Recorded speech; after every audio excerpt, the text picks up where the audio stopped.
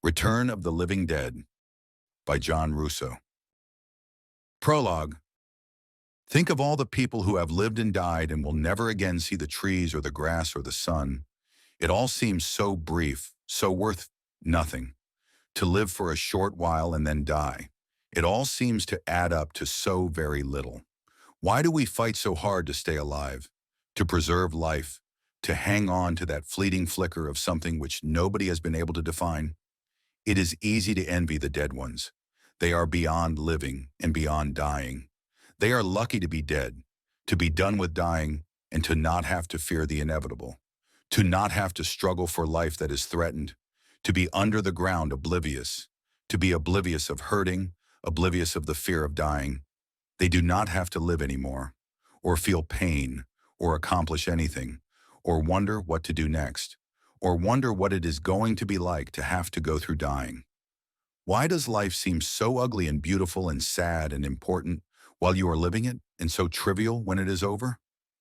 The fire of life smolders a while and then is extinguished, and the graves wait patiently to be filled. The end of all life is death, and the new life sings happily in the breeze, and neither knows nor cares anything about the old life, and then it in turn also dies. Life is a constant, endless creation of graves. Things live and then die, and sometimes they live well, and sometimes poorly, but they always die, and death is the common denominator of all things living, the one thing that sends all things to oblivion. What is it that makes people afraid of dying? Not pain, not always. Death can be instantaneous and almost painless. Death itself is an end to pain. Death can be like falling asleep. Then why are people afraid to die? And which of us, once dead, would wish to forsake the peace of death to return to life again? Chapter 1.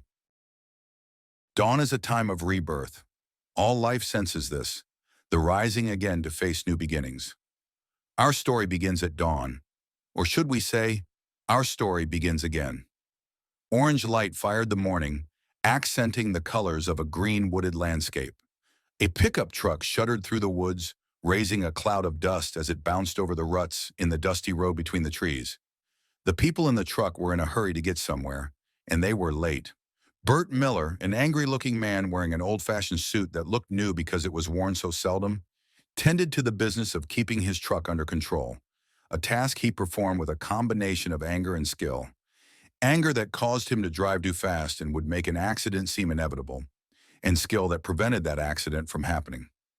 Bert was about 40 years old, with the weathered face and calloused hands of a farmer. He had a shock of straight black hair that refused to stay down, no matter how it had been wetted and parted and combed, although Bert did not wet and comb it too often. A farmer is what he was, and he wanted to be nothing else, even if his farm was not a rich one, and he had to work excessively hard every day of his life to scratch out a meager living for himself and his 3 daughters. His wife was dead. She had died giving birth to their youngest daughter, Karen, who was pregnant herself and was sitting with Bert on the seat of the pickup truck. Karen was very tense and scared, clutching her armrest, hoping her father would not see her, being frightened, and use it as an excuse to yell at her while he continued to drive as fast as possible, negotiating tight, twisting curves and sharp upgrades by what seemed to Karen to be a combination of luck and bullheadedness. In the back of the truck, bouncing and sliding, were Karen's 2 sisters, Anne and Sue Ellen. They were more scared than Karen, and had reason to be. Their seat in the back of the careening truck was a low wooden bench on which they had to sit to keep their dresses clean. Sitting in the bed of the truck would doubtless have been safer, for the bench was unanchored and bounced and vibrated terribly with each lurch of the truck. They had known what sort of ride they were in for, and were not at all surprised by it, considering how angry their father was that morning after the argument at home. It was Karen's fault that they were late. In her 8th month of pregnancy, she had gotten up that morning complaining of nausea and weakness. That had been enough to set Bert to yelling. He accused Karen of faking morning sickness to get out of doing her Christian duty with the rest of the family, and had gone on shouting that it wasn't enough she had to disgrace him by giving birth to a child without being married. But she also didn't have any respect for anybody dead or living, and had lost her religion, and it was enough to cause her poor dead mother to turn over in her grave. Bert had insisted Karen get dressed and come along with the rest of the family, ignoring her protests that she was sick. But in deference to her pregnancy, he had made her climb into the front seat of the truck, while his other two daughters sat in the back. Then, because they were going to be late, and because Bert needed very little provocation to bring his anger over Karen's illegitimate pregnancy bursting to the surface, Bert had gunned the truck out, grinding gears and spewing gravel, and they had lurched toward their destination. "It's going to be our funeral if he doesn't slow down," Sue Ellen said, as she and Anne hung onto the sides of the bench as if it would offer them any stability and protection during the bone-shaking ride. Anne did not reply. Even though the noise of the truck on the dirt and gravel road was deafening, she was afraid her father would hear them talking. "He can't hear from up there," Sue Ellen said, reading her sister's thoughts. But still Anne said nothing. The dirt road straightened out a bit and became smoother for a stretch of about half a mile that was relatively safe to take at high speed, as long as there wasn't any oncoming traffic. But at least the wooden bench stopped bouncing, and the two girls relaxed ever so slightly. There was only one more set of curves and another straightaway, where they would come up on the Dorsey farmhouse. Bert Miller gunned the truck a little, braked it for the curves, scaring his daughters, and slowed when he got into the straightaway and saw it lined, as expected, with all the cars and trucks of the farmers who lived in the valley. Some people had been able to park in a field near the side of the Dorsey house, and when the field had filled up, the rest had just squeezed their vehicles over to one side, as far off the narrow dirt road as possible. Bert Miller did the same, slamming his pickup truck to a halt and getting out and banging the door shut without so much as a glance over his shoulder at any of his daughters. He would have treated them that way even if he had not been angry. He expected them to fend for themselves. Anne and Sue Ellen climbed down from the bed of the truck, being careful not to soil their clean print dresses, and came around to help Karen get down from the cab. Bert Miller had already advanced 20 or 30 paces toward the Dorsey farmhouse. Nobody was standing on the porch, and he assumed that meant the services were in progress. Bert pulled at the knot of his tie and made an attempt to flatten a stubborn cowlick with the palm of his hand as he continued walking. Karen stepped tentatively and awkwardly off the running board, helped by her two sisters, then straightened up and tugged her maternity blouse down over her belly. She felt embarrassed and undignified, and was aware that all the people inside the Dorsey house would know she was pregnant without being married. "I didn't want to come," she said. "They're all going to gossip." "You're going to have to face it sooner or later," Anne said. "If not now, after the babies—" She cut herself off, having seen their father staring at them angrily, waiting for them to come along. He was on the porch, having halted there so they could enter together as a family. As they approached the house, the girls could hear people crying inside. Bert Miller opened the screen door and entered, with his daughters behind him. The living room was jammed with people, some filling all the sofas and chairs, the rest standing. The coffin was against a wall on the far side of the room, resting on what looked like a low table or some sawhorses and boards which had been draped with a white sheet and then surmounted with flowers. In the coffin was the body of a child, a 9-year-old girl, the youngest Dorsey daughter. She had died of rheumatic fever. There was a stirring among the congregation as the Miller family entered the room, a self-conscious stirring because a prayer had been about to begin, and nobody knew whether to interrupt the prayer to greet the latecomers. Also, there was the sight of Karen's obvious pregnancy. Over by the coffin, Reverend Michaels continued to thumb through his prayer book, seemingly unaware of any interruption. The parents of the dead child were standing next to the Reverend, staring into the small coffin with faces full of helpless, dumb-stricken grief. Having found the appropriate prayer, Reverend Michaels turned toward his congregation and saw that Bert Miller and his 3 daughters had arrived. "Please be seated or stand quietly," the Reverend admonished them. "The service is about to begin." He stared at Bert Miller, letting the man know that his tardiness was noticed, then allowed his disapproving eyes to fasten on Karen and linger there, staring into her eyes until she averted them by bowing her head in shame and embarrassment. Mr. and Mrs. Dorsey continued to stare at the coffin all the while, not sure how to act or what to say, and almost beyond caring about the formalities of the service in their anguish over the death of their young daughter. "I ask each and all of you to join me in prayer," Reverend Michaels said, And after a short pause, he began the funeral prayer that each member of the congregation was expected to know by heart. May the soul rest in peace. May the soul leave her body. May the body remain. May the body turn to dust as the Lord has spoken. May the body never rise again. Release the soul unto heaven, and all else turn to dust. During the prayer, several of the mourners readjusted their seating to make room for Karen, while her father and sisters remained standing in the rear of the room. The prayer finished, Reverend Michaels closed his prayer book. The congregation remained very still and silent, not shuffling and stirring as often happens at the conclusion of group prayer. There was no sound in the room except for quiet weeping. Reverend Michaels looked toward the rear of the room, as if expecting something for which he did not have to ask. The service was clearly not over. The parents of the dead child, the mother sobbing quietly, the father silently showing the strain of his grief in his eyes, continued to stand arm in arm by the open casket. The grief and sadness in the room was suddenly accompanied by an undercurrent of tension. The Reverend continued to look to the back of the room. Pairs of eyes previously focused on the faces of the distraught parents began to turn in the direction of the door. After a few moments, the mother too stopped sobbing and looked up, joining her husband's gaze as he looked over the heads of the congregants. Now all weeping had ceased, and no one seemed to be breathing.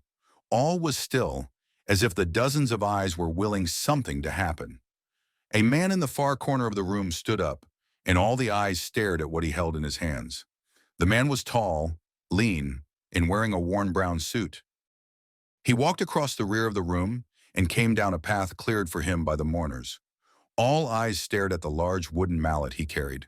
He walked slowly through the room, looking hard at the father of the dead child. He approached the coffin and gave the mallet to Mr. Dorsey, at the same time placing his left hand sympathetically on the grieved father's shoulder. Reverend Michaels produced in his right hand a large metal spike similar to the kind that are used in the construction of railroads. The Reverend handed the spike to Mr. Dorsey. The faces of the assembled mourners were tense and expectant as they all looked in the direction of the coffin.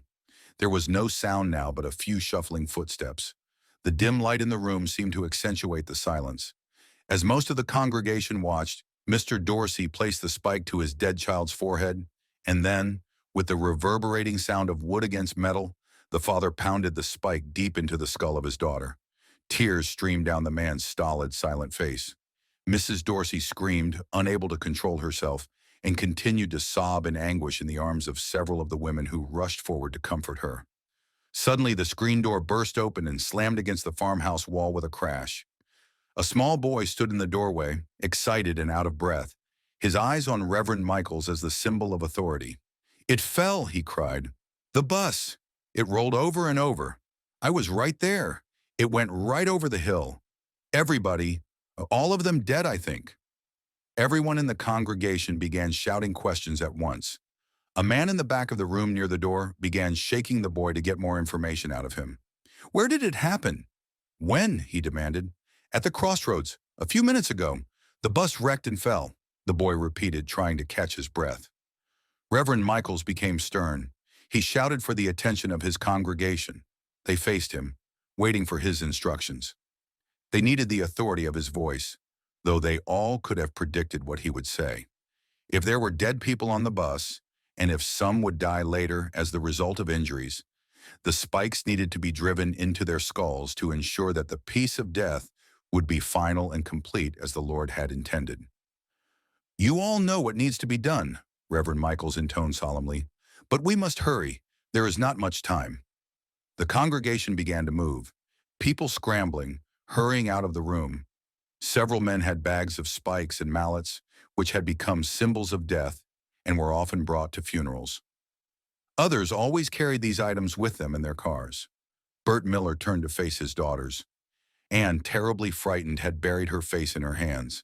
She backed against the wall as her father moved toward her. "I don't want to go," she yelled desperately, cringing from her father. Bert seized Anne by the wrists and shook her to bring her face up so he could stare into her eyes. "You're going, and so's Sue Ellen. The only one who ain't going is Karen, because she's pregnant. She can stay here and wait for us till we get back." The rest of the people had already piled out of the room as Anne and Sue Ellen were shoved out ahead of their father. Karen watched, scared and shaking. Chapter 2. Excerpt from a civil defense broadcast made during the emergency which beset the eastern half of the United States 10 years ago. Up-to-the-minute reports inform us that the siege first documented 24 hours ago has indeed spread over most of the eastern United States.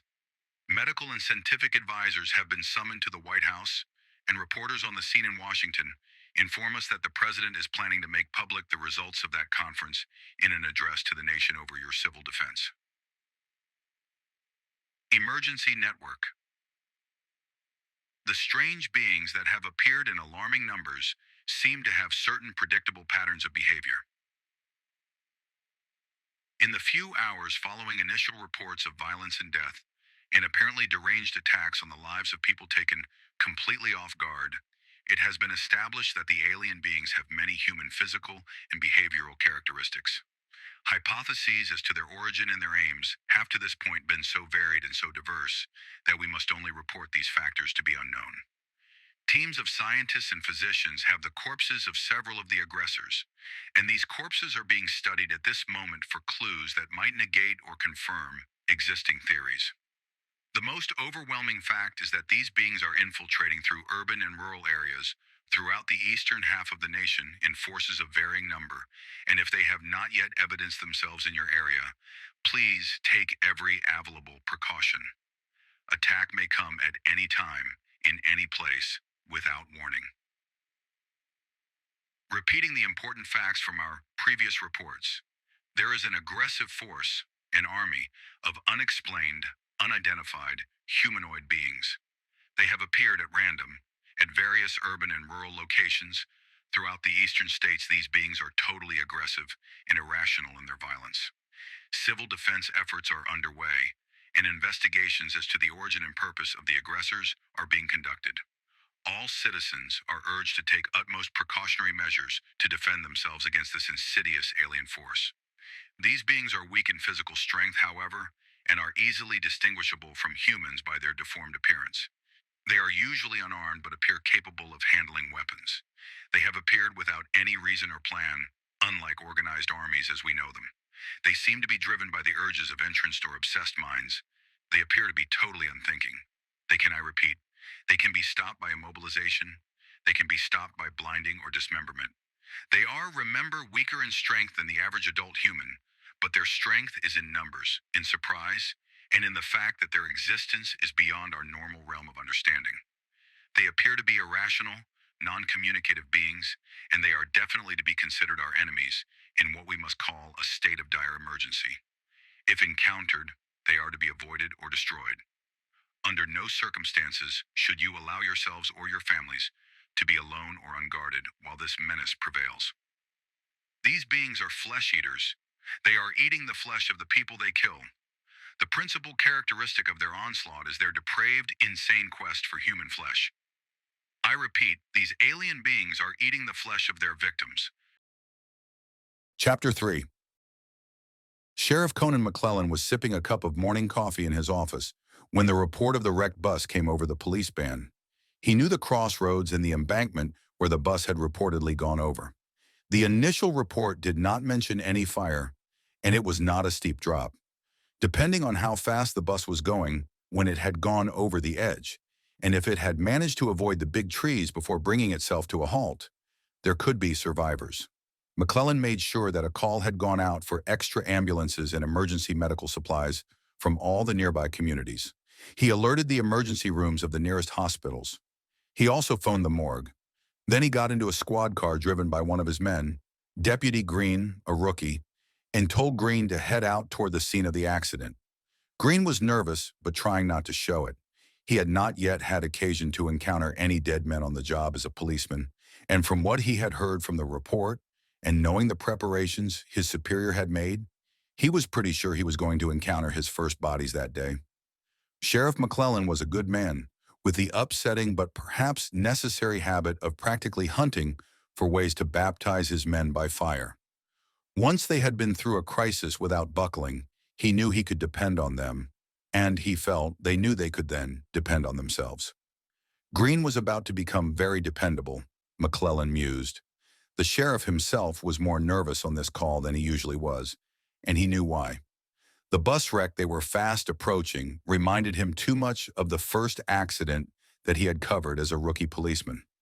A bus carrying grade school children had been struck head-on by a truck overloaded with steel reinforcement rods, the kind that are used to reinforce concrete.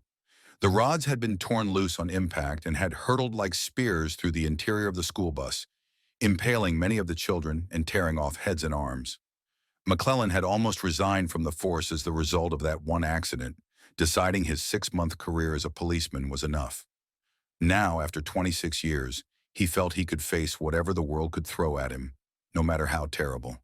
He never showed his emotions, but he never forgot anything, or anyone, that touched him deeply. His men respected him, but thought he was a bit too thick-skinned to be human. McClellan knew it was the only way to survive his job. Deputy Green knew what he was headed for. He was thinking about the reports he'd heard on the car radio. If he had been alone, he might have driven more slowly, in hopes of getting there after some of the disaster had been cleaned up. But with Sheriff McClellan sitting in the front seat, he could not dawdle. If he wished McClellan had picked someone else to drive him to the scene of the accident, he had the wisdom not to mention it. With the light flashing and the siren screaming, they were rapidly approaching the scene and would be there in about 10 minutes from the time they had departed police headquarters. The bus had gone over the embankment after negotiating a steep climb in the highway and starting down the other side. A police barricade had been put up along the side of the road, and a patrolman was directing the emergency vehicles to the crash scene while directing other traffic to continue ahead. Luckily, there was rarely much traffic on this rural road, and if there were any survivors, they could be transferred quickly to a hospital. The patrolman waved McClellan's car on, and Green eased it up over the hill slowly to where they could see the bent and twisted guardrail about 200 yards above the crossroads formed by a bridge over the river and the junction of 3 highways. There was no evidence of why the bus had gone out of control. Possibly it had been forced over by a car or truck, which had kept going after the bus went over. Green pulled the car over, leaving the lights flashing, and he and the sheriff got out. Far from being late on the scene, they seemed to be among the first to arrive, which did not give Green any comfort. There was one other patrol car, parked to one side, as much on the shoulder as possible, its lights still flashing. McClellan figured that the patrolman directing traffic had come from that car. McClellan looked down along the path of the wrecked bus, but saw nobody moving toward it. In the distance, the bus was not clearly discernible. Its fatal path had taken it into a thick growth of trees, which now concealed the extent of the catastrophe. McClellan motioned to Green and told him to come along as he began to work his way down toward the wrecked bus. They could see smoke rising out of the trees, but it was certainly not enough smoke for a big fire. Still, this did not give McClellan cause to expect large numbers of survivors. If there had been any, he reasoned, their first impulse would have been to go for help by climbing out of the woods and onto the road. Since nobody was climbing up, there was probably nobody able to climb, but he noticed that the weeds were tramped down and there were muddy footprints in places, as though, for some reason, a considerable number of people had made their way down toward the wreckage. McClellan did not understand that.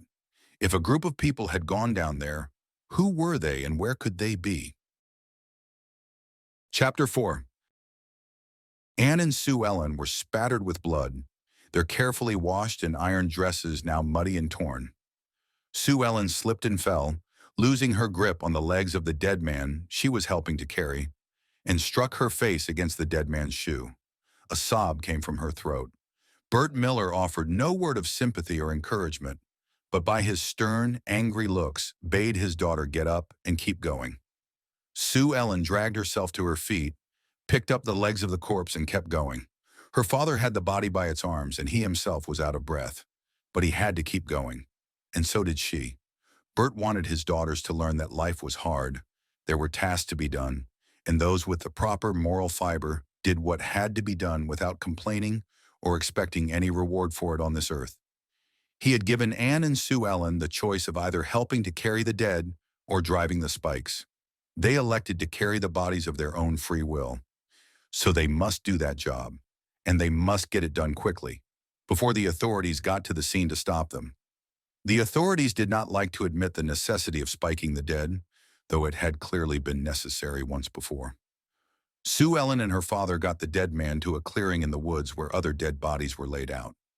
They dropped the man down, and the girl turned away as his head lolled crazily to one side, exposing the gash that had almost severed the head from its neck. Sue Ellen covered her eyes with her hands, then remembered too late that her hands were bloody. She pulled them away, but left a fresh smear of blood on each cheek. She began to cry. She could hear her father's hoarse breathing as he rested for a moment and watched as Anne struggled while dragging the body of a 3-year-old child through the weeds and into the clearing. A large wooden splinter, part of a sheared-off tree branch, was stuck in the child's chest. The child's mouth was open, and its teeth were caked with blood. Bert Miller had made Anne drag the child's body alone, while he and Sue Ellen carried the dead man, a much heavier burden. The man and the child were the last of the bodies to be carried from the wreckage of the bus. Others in the clearing had already begun to drive the spikes. Anne and Sue Ellen collapsed on the ground, panting, near shock, not looking at each other, because each reminded the other of the horrible experience they had both been through. Each felt alone, frightened beyond comprehension, wanting to run and hide out of sight of the activity in the clearing, which filled them with such revulsion that they both shut their eyes against it. But they could hear it, the cacophony of wood against metal, the splitting of dead skulls accompanied by the hoarse breathing and cries and comments of those who were using the spikes and mallets. The bus wreck had left no survivors. Reverend Michaels strode among the dead bodies, most of them horribly mangled, and over each one he stopped and hurriedly said the prayer designed to help ensure the eternal peace of death. Now and then, in his feverish work, he took time to encourage his parishioners and to praise them for having the strength to carry out God's work. "Hurry, hurry," Michael shouted. "We must spike as many as possible before the police come." When they heard the sound of police sirens, the people became afraid and knew they must leave at once, even if they had not finished their work. 13 corpses had been spiked out of a total of 34 dead. Reverend Michael shook his head, hoping his prayers would be sufficient for the unspiked bodies. Then he led his congregation out of the clearing and away from the woods, toward the valley from which they had come. They went quietly and furtively by a back way, by which they would encounter no police or other intruders who might disapprove of what they had done, of how the dead had been treated. The Reverend prayed as he made his way through the woods, asking the Lord's help for the 21 corpses that had not been spiked, asking him to grant them eternal peace. He knew that they were easy prey to forces unbelievable in their horror. At about the time that the last several bodies were being spiked, Sheriff McClellan and Deputy Green were working their way down to where the bus lay broken and shattered. In the distance, they heard the rhythmical sounds of wood striking against metal and wondered what they were. They searched the weeds with their eyes as they walked, half expecting to find broken bodies thrown clear of the wreckage. But they saw nothing, and there was no evidence of survivors. When they reached the bus, it was empty. There were some thin plumes of smoke rising from the body of the bus, but there seemed to be no danger of explosion. The inside appeared to be a bloody mess. There was evidence of carnage on a dreadful scale, but no dead or wounded remained. All the passengers, dead or living, had disappeared. Amid the twisted metal and shards of broken glass, Green's eyes fell on a bloody severed hand, and it made him gag. He gulped and pointed, showing it to McClellan, who looked but said nothing. He himself had noticed what looked like a finger, or a piece of a finger, lying partially under a brand new powder blue lady's suitcase. But he did not feel it necessary to tell Green. If they had wanted to sift through the debris, they would doubtless have found more bits and pieces of human bodies, along with broken teeth and eyeglasses. But at this point, they were far more interested in what happened to the people who survived, or did not survive, this disaster. McClellan knew then that the tramped down weeds leading from the road to the clearing must have been caused by a large group of people going to the site of the wrecked bus. They had carried off the dead bodies, or the survivors if there were any. But why?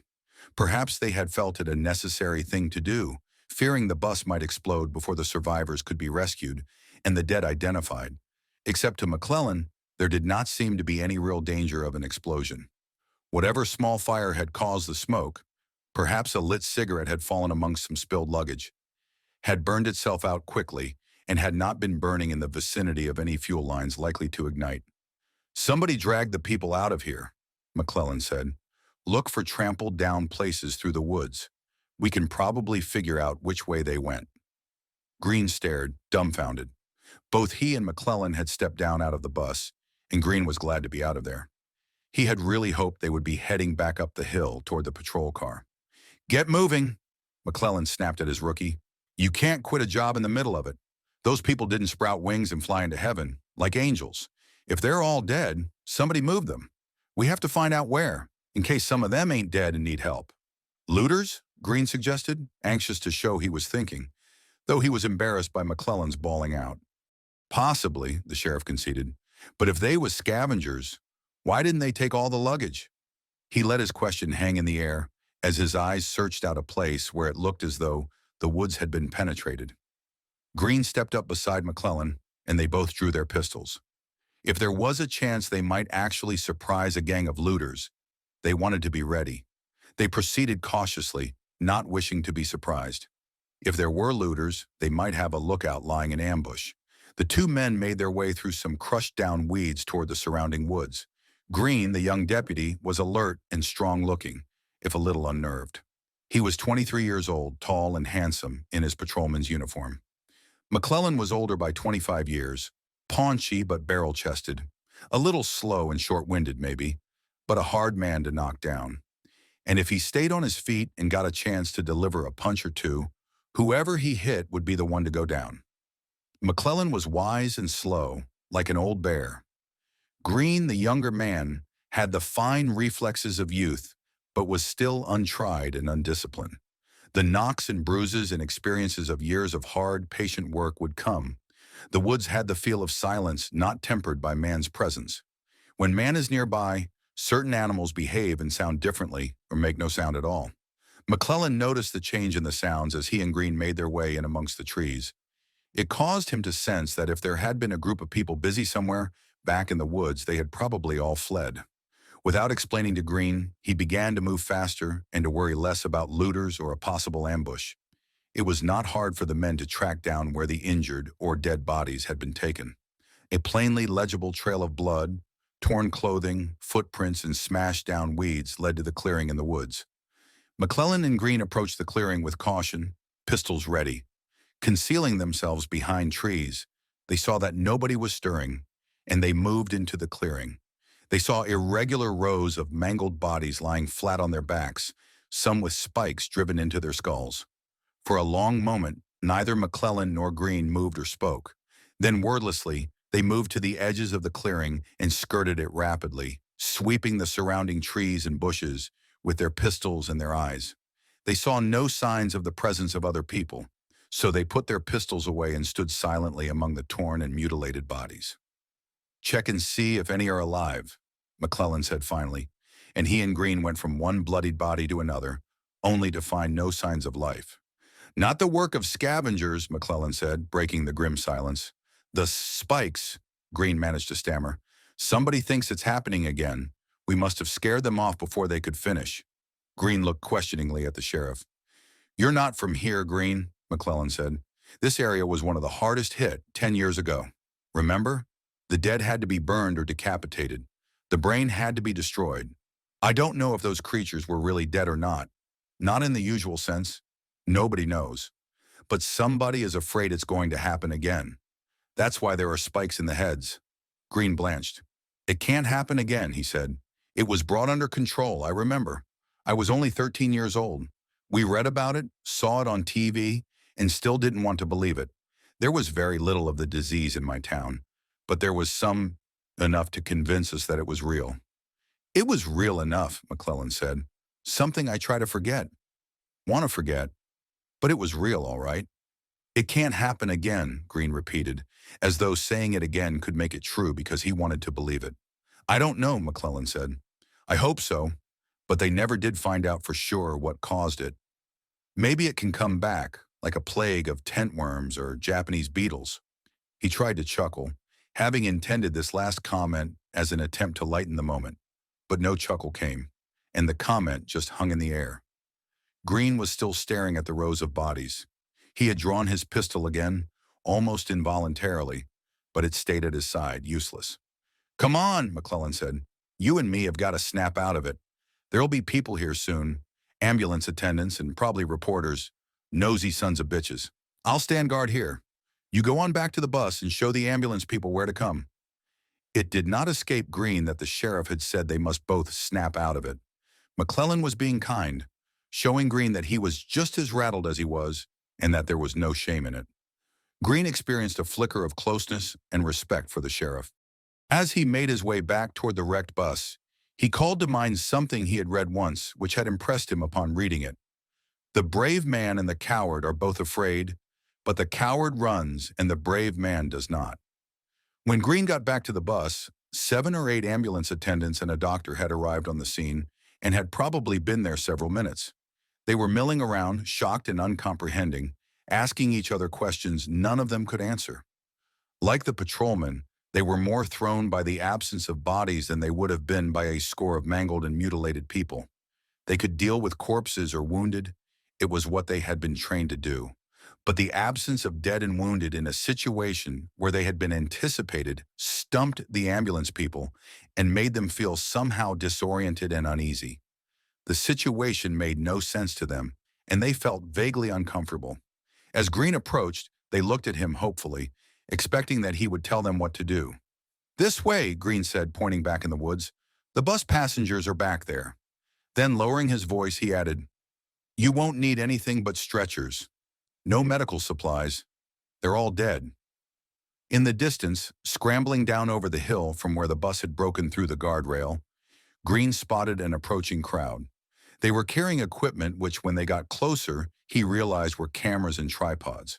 News reporters, television and newspaper people were suddenly everywhere, and Green debated for an instant whether or not he should remain by the bus to try to keep the reporters and cameramen corralled there. But he knew they wouldn't listen. When they found the bus empty, they would follow the ambulance people into the woods.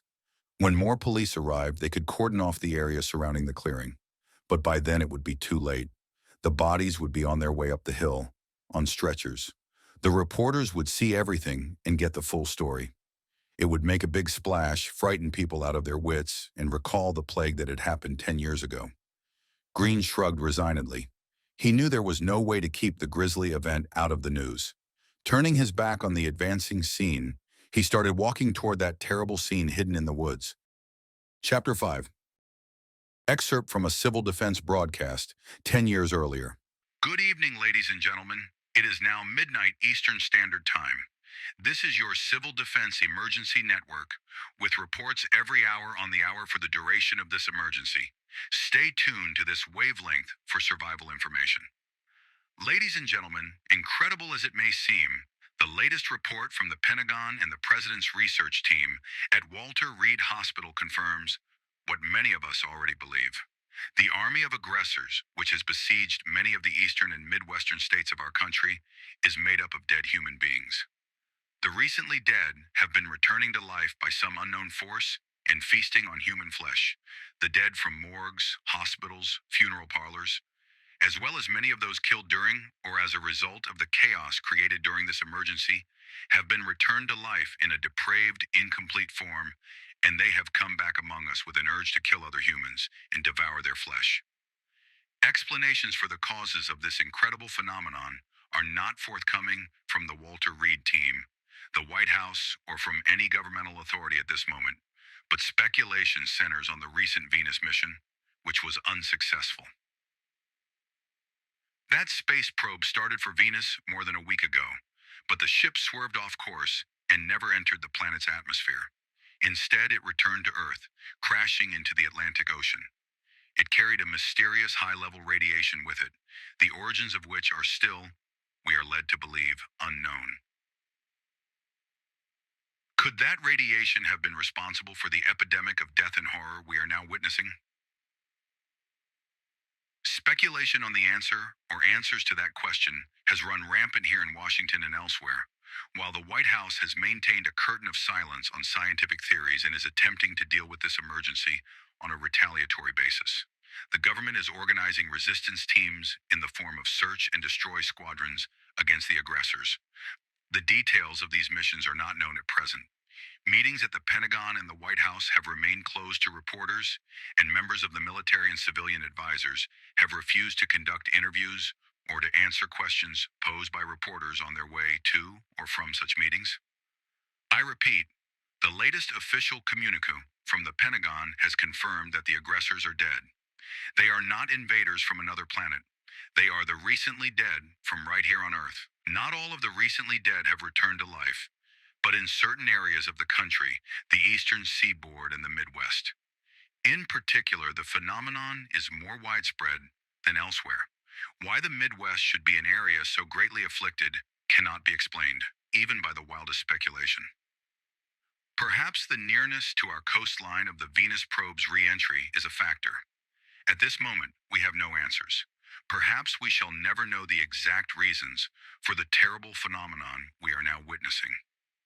There is some hope, however, that the menace will be brought under control, perhaps in a matter of several days or weeks. It has been discovered that the aggressors can be killed, or is it killed again, by a gunshot or a heavy blow to the head.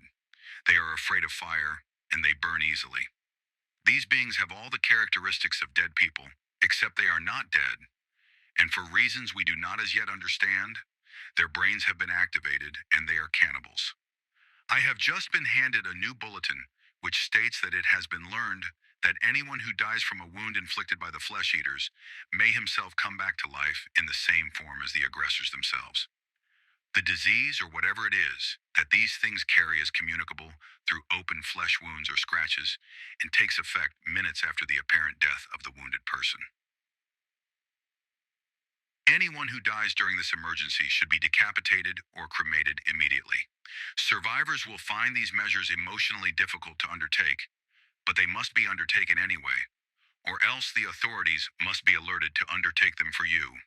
Those who die during this emergency are not corpses in the usual sense. They are dead flesh, but highly dangerous and a threat to all life on our planet. I repeat, bodies of those who died during this emergency must be burned or decapitated. Chapter 6. On the screen of the television above the bar, there was coverage of the bus wreck and of the bizarre events which followed. The commentary had been long and sensational, the news cameras dwelling unnecessarily, McClellan thought, on the mangled bodies being transported on stretchers from the bloody clearing in the woods. Most of the stretchers were covered, and the condition of the corpses could not be seen clearly, but the commentator's voice filled in the gory details the video was mercifully lacking. McClellan purposely averted his eyes from the screen. He and Green had stopped off for a drink to try and blur some of the day's images. Both men were completely drained, both physically and emotionally, and needed a quiet place to sit and try and sort out what they had seen. They had chosen this particular place because it was seldom crowded, and when they entered the bar room, it was empty of customers as they had hoped. The sheriff had ordered a shot and a beer, and Green had followed suit. They downed their shots without a word, neither of them feeling like talking, though they were glad for each other's company, and had just picked up their beers when the door to the place banged open and a man entered the dim room. He staggered a little, sizing up the place and its potential for suitable diversion, then walked over to the bar and sat down on the stool next to McClellan. McClellan tried not to look directly at the man. He did not know him and did not wish to make his acquaintance. He particularly did not wish to be drawn into an inane conversation with a drunk after all he had recently been through, and having the day's events played back on the television put him even more on edge. The man was dressed in blue coveralls and was carrying a metal lunch bucket, which he slammed down onto the bar while yelling at the bartender to serve him a double header of Seagram's 7 and a bottle of Budweiser. Once served, the man quickly downed his whiskey and ordered another, then turned his bloodshot eyes to the flickering screen above the bar. While the newscast was in progress, he would belch or snort at passages he found wryly amusing, or would look directly at McClellan as if he expected the sheriff to belch or snort in agreement. When the belches and snorts got no response, the drunk began to mutter, and when the muttering got still no response, he began to throw in loud comments. The two policemen were sitting in silence. McClellan tried to keep his head turned toward Green in hopes that the drunk would take the hint and keep quiet, but the sheriff's eyes darted toward the screen when he heard his own voice, recorded earlier that day during an interview at the scene of the bus accident. You tell him, Sheriff, the drunk said, spinning around in time to catch McClellan's eyes as he glanced at the TV. Yeah, McClellan sighed under his breath. Green looked over and smiled at his partner in an attempt to be sympathetic. He knew the last thing McClellan wanted to do was talk about the afternoon's events. The drunk went on talking, slurring his words. Sheriff, I think them people are right. Let 'em pound the goddamn nails in. Just to make sure, know what I mean? McClellan slid off his stool, pulled out his wallet, and slapped some bills down on the bar. Green, let's get out of here. The bartender came over and counted the money, the drunk shouting after the two lawmen as they went out the door. It happened before. It can happen again. You've seen it, Sheriff. You've seen it with your own eyes. McClellan and Green stepped out into the night air and kept walking, both wishing to put some distance between themselves and the saloon. The night air seemed very clear, the black sky illuminated by countless stars. A sparse but steady stream of automobile traffic moved along the street where the two lawmen were walking, the street forming one of the outer boundaries of a small park. Let's get out of here, said McClellan, walking swiftly. Will you drop me off at home? My wife has the car. They picked their way through traffic and headed toward their patrol car, parked on the outer edge of the park. As they approached the car, Green suddenly stopped and flung out his arm to stop McClellan. You hear that? He asked, staring toward a clump of trees 25 yards away. His voice was barely above a whisper. They both stood perfectly still, listening. They heard rustling leaves and what sounded like a scuffle, then a muffled female scream. Pulling out their service revolvers, they began to run. They raced into the darkened park and saw three struggling figures, two of which were silhouetted against the star-studded sky as, noticing the men running toward them, they got up to flee. Two men had been grappling with a woman. The interruption had enabled her to get to her feet, but one of the men knocked her down as he tried to make his escape. Halt! Police! Green yelled. McClellan fired a warning shot into the air. Green, looking down and trying not to trip over the ivy ground cover as they ran deeper into the park, did not see one of the shadowy figures dive into a clump of bushes just as McClellan fired his gun. Green blinked his eyes, trying to get used to the darkness. He continued to move forward, his revolver drawn. The woman, still down on the ground, hurt and exhausted, had managed to grab the ankle of her assailant as he tried to escape from the scene. And, with the energy that often comes to those during an emergency, she was doggedly holding on. The man was balancing himself on one leg, shaking and kicking his other leg, hoping he could get the woman to loosen her grip. He finally lashed out with a solid kick, his heavy boot heel smashing into the woman's jaw. And, with a loud snapping sound, she went limp, her neck broken. Green reached the man at just that moment, leaped at him with a flying tackle, and they both went down heavily, rolling on the ground. The man untangled himself from Green's hold and got to his feet, with Green after him. Suddenly a shot exploded from the bush, and Green reeled, staggered momentarily, and fell. McClellan immediately fired and hit the man behind the bush, a square shot right in the chest, slamming the man over backwards like a duck in a shooting gallery. The other assailant was still on the run, going out of the park toward the street. McClellan turned his body slowly, following the running man with the barrel of his revolver, patiently timing his shot. The man began running and dodging through a burst of traffic, brakes squealing as startled drivers tried to avoid the zigzagging figure. McClellan squeezed his trigger, and the running man received the blast, jerking, lunging forward, and slamming headfirst across the hood of a parked car on the far side of the street. McClellan stepped over to Green, knelt, felt Green's chest, and came away with a bloody hand. He put 2 fingers on Green's wrist, but there was no pulse. Green was dead. McClellan wiped his hand in the grass. He checked the woman. She was dead too. Her neck was broken, her head angled grotesquely off to one side. Her clothes were partially torn, her face, shoulders, and thighs bruised. Rape sickened him. What had probably started as a mugging had ended like this. McClellan had seen it too many times. His gun ready, the sheriff approached the parked car, where the man he had shot lay sprawled across the hood. His headlong dive had been stopped by the windshield, his head cracking against the glass and shattering it into a pattern like a spider's web. McClellan opened the door of the car, left foolishly unlocked by its owner, he noticed, and looked at the wide-open eyes of the dead man through the cracked windshield. Was a wallet or some sex worth dying this stupid way? And the deaths of the two men could not make up for the loss of Green. 4 more dead in a day of death, thought McClellan. There was nothing to do but notify Green's family and phone the morgue. The sheriff stayed on hand, directing traffic and keeping curious onlookers away until the patrol cars and the morgue's ambulance arrived. Then he went home to bed, tired, but knowing beforehand that he would be unable to sleep. Chapter 7. Several hours past midnight, 2 bodies were delivered to the county morgue. Unloaded from an ambulance, they rested on wheeled stretchers, wrapped in green clinical shrouds. 2 men from the coroner's office stood by while the morgue attendant and his assistant prepared the delivery papers for signature. "These the 2 from the park?" the morgue attendant asked. He already knew the answer to his question, but was making conversation. The attendant appreciated any company during the night shift. "That's them," one of the men from the coroner's office replied, more tersely than the morgue attendant would have liked. "How about Deputy Green and the woman?" the attendant continued, trying to prolong the conversation. "They're at O'Neill's funeral parlor." The morgue attendant, about to sign the delivery papers, lifted his pen from the form and looked up. "You know, it's a real shame about that Green fellow." "Yeah," one of the coroner's men said impatiently. The morgue attendant finally completed the signing of the papers. He scratched his head, looking at the shrouded bodies. "We hardly have any room, what with that busload from this afternoon," he complained. "I'm sure you'll manage," one of the coroner's men said, as he and his partner wearily climbed into their ambulance and drove away. The morgue attendant and his assistant watched the ambulance go, then turned toward the shrouded forms on the stretchers. "Let's give 'em a free ride," the assistant said humorlessly.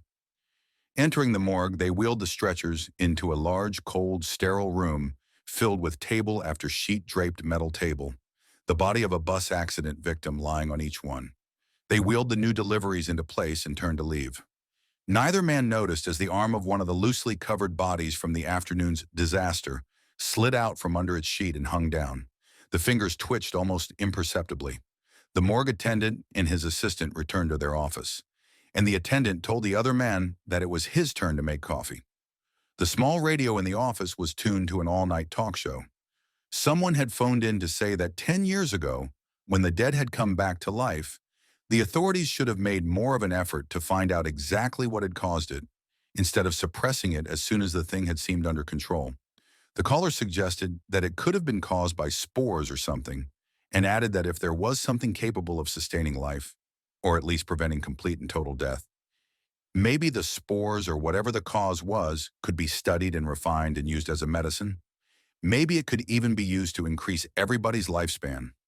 The talk show host chuckled nervously and said the spores or radiation or whatever had caused the terror 10 years ago had been thought to have come from Venus, and scientists believed now that there was no life on Venus. If there was no life there, he continued, how could the planet possess a substance or force that could give eternal life? The man who had phoned in said that he didn't know, but it certainly ought to be studied. The morgue attendant got up and spun the dial of the radio, hunting for music. At O'Neill's funeral parlor, Mr. O'Neill wheeled a casket into place in the chapel room. O'Neill was a neat, slender, conservatively dressed, cheerful-looking man in his mid-50s, and most people seeing him away from his place of business would have guessed him to be a bank teller or an accountant. Having maneuvered the casket to where he wanted it, he lifted the lid to reveal the embalmed body of Deputy Green, dressed in a crisp black suit with a red carnation in the lapel. O'Neill stepped back from the casket, satisfying himself that his work was all it should be, and stooped to move a flower stand into place to the left of the coffin. He decided to bring up the kneeler and the rest of the paraphernalia later. He wanted to do a particularly good job for Green, as he had been acquainted with the family for some time. He had worked quickly and efficiently throughout the night to get Green ready, so the family would not have to endure a long, agonizing wake before the man could be buried. Dawn was still a few hours away. O'Neill bent over the flower stand and could not see the slight tremor in Green's face, a quivering of the jaw muscles accompanied by just a hint of flutter in the eyelids.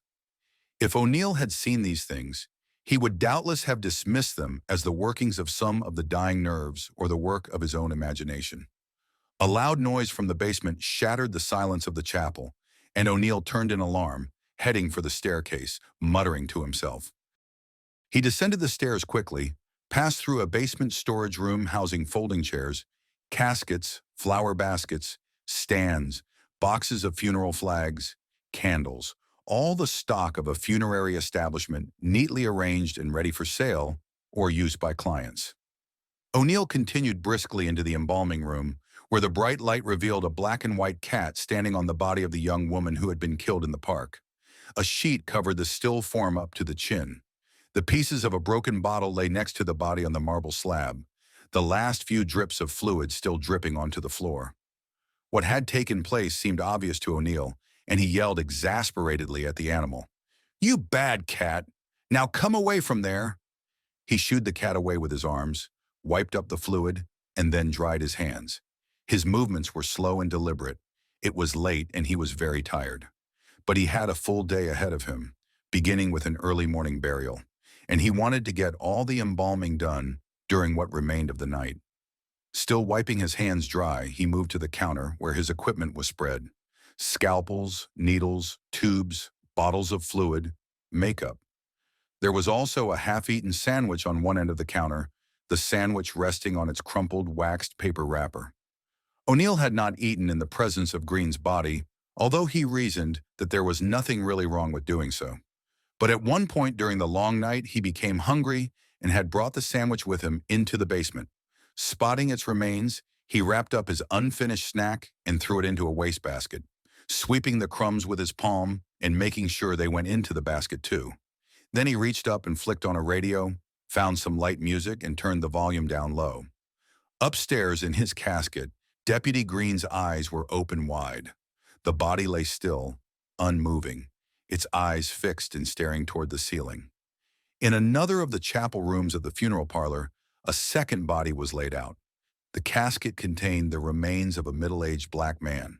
Its eyes were open also. O'Neill stood at his work table, his back to the sheet-covered body, mixing liquids with a steady hand, the soft music soothing his tiredness. He was humming quietly with the melodies. Flask in hand, he turned around to walk to the slab on which the corpse rested. The still basement vibrated with the loudness of the man's horrified scream. He backed up into the counter, his elbows knocking bottles and tools to the floor, the beaker in his hand crashing in a fountain of glass. The dead woman had raised her shoulders off the slab, her back arching, the sheet sliding down over her breasts as she sat up further. Her head began to rise, her hair lifting from the cold marble surface, her eyes open wide. Finally, she was sitting upright, and turning her head, she spied O'Neill.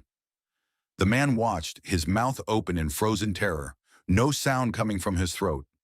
Sluggishly, almost looking like a woman sleepily getting out of bed, she pushed herself from the table, put her bare feet on the floor, and began walking toward O'Neill. Upstairs, Deputy Green moved a finger, then a hand, gradually sitting up stiffly in his coffin. He blinked once or twice, moving his head slowly from side to side and up and down, as if examining his surroundings. At one point, he cocked his head to one side as if he heard the scream from downstairs in the embalming laboratory. The black man sat up in his coffin. He leaned heavily to one side, and he and the casket fell off the platform at the front of the chapel, knocking over and smashing the stands of flowers. The black man's body lay for a while amid the broken vases and mangled gladiolas, unmoving, as if it could not get up. Then slowly, almost as if in pain, he pulled himself to his feet. He stood up and walked through the chapel door with his eyes straight ahead of him, then turned and continued down the corridor to the chapel, where the body of Deputy Green was still sitting in his coffin. Bent backward over his work table, O'Neill screamed from the deepest reaches of his soul. The body of the dead woman leaned over him, her hands clawing at his throat and at his face, her eyes staring wildly and insanely and hungrily at him. Then, awkwardly grabbing a handful of sharp instruments, she began stabbing at O'Neill, over and over. His agonized screams echoed and reverberated in the embalming room. Again and again, she drove the scalpels into his face and chest. Finally, the screams stopped. O'Neill's eyes bulged and blood gushed from what had been his face, as the creature over him continued to stab and stab long after the stabbing had accomplished its terrible purpose. The strange, unworldly sounds of teeth tearing and chewing newly dead flesh mingled with the sounds of low, sweet music in the embalming room. The dead woman continued to sink her teeth into O'Neill's flesh, gnawing at his face and neck until her own face was covered with warm blood. Upstairs, Green's body had slowly crawled out of his coffin and was staggering about, following the figure of the black man who had headed for the front door and was pounding against the glass with the ornate metal flower stand that he had taken from next to Green's casket. The glass broke, the heavy metal dropping from the black man's hands. The door opened, and the body of what had been Deputy Green followed the striding form of the black man out into the dark street. The two dead men moved as though they were conscious of each other's presence, but indifferent to each other. They were both pulled by the same force, had the same wants. Indeed, they both did crave the same thing, and what they craved was living human flesh. The sky over the county morgue was beginning to lighten. The corridors of the building were quiet except for the faint strains of an all-night country music program coming from the office of the morgue attendant and his assistant. The cold holding rooms were silent, the tables still covered with the sheet-covered bodies, 13 covered bodies of those who had died so violently that afternoon. The 13 who had had spikes driven into their skulls that afternoon. 23 tables lay empty. The office of the morgue employees was not quite empty. It was filled with the chewed, bloody pieces of what had once been two men.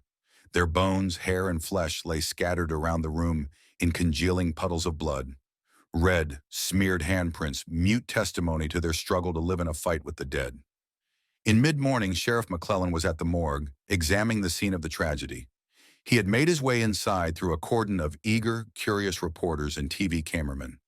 The police had the entire building roped off and were not allowing any reporters inside the morgue. Still, the reporters knew what had happened. They had talked to patrolmen, medical examiners, and other officials on their way in and out of the building. It was no secret that only 13 corpses remained in the morgue, not counting the remains of the attendant and his assistant. And the 13 corpses that remained were the bus accident victims, which had had spikes driven into their skulls immediately after the accident by persons who had thus far not been identified or apprehended by the police. When McClellan left the morgue building, he had to face the reporters and the news cameras once again. As a path was cleared to his patrol car, he was barraged with shouts and questions. He knew complete silence on his part would only fire speculation and inspire panic, possibly leading to mass hysteria. So he stopped to answer some of the reporters' questions. Microphones were jammed into the sheriff's face, and the shouting of questions rose to an incomprehensible babble, making it impossible for him to distinguish any particular question. McClellan shouted for quiet and order, then stood still and refused to say anything until the din subsided and the reporters calmed down. When the shouting stopped, McClellan announced that he had decided not to answer any specific questions, but that he would make a statement if they were willing to listen quietly. On hearing that, the voices of the reporters rose to a clamor again, briefly, but subsided in favor of hearing what the sheriff had to say, rather than not hearing anything at all. The sheriff's speech was intended to have a calming effect, but it did not entirely succeed. He recited the events of the preceding day, toning them down, and refusing to connect them with the murder of the undertaker, O'Neill. He admitted not having a clue as to who would want to perpetrate the sort of thing that had been done at the morgue. In the face of a further barrage of questions after his statement, which had concluded without giving the reporters any real satisfaction, McClellan stuck to his guns, refusing to say that the phenomenon of 10 years ago was definitely repeating itself, and insisting that bodies had disappeared and had been stolen. Certainly a bizarre and unsettling state of affairs, but one which could be explained rationally. He added that an investigation was already underway. McClellan did not believe the things he was saying. He knew he was backpedaling, trying to gain time, not wanting mounting alarm to build to a frenzy too quickly, a state of affairs that was unavoidable if the phenomena continued. The sheriff had one fact in mind that gave him some consolation. They had brought this plague under control once before. If it was happening again, they would know how to deal with it. Unless maybe this time it was going to be a whole lot worse. Chapter 8. Burt Miller had his eyes riveted to the television. He had watched the interview with Sheriff McClellan and had scoffed at it.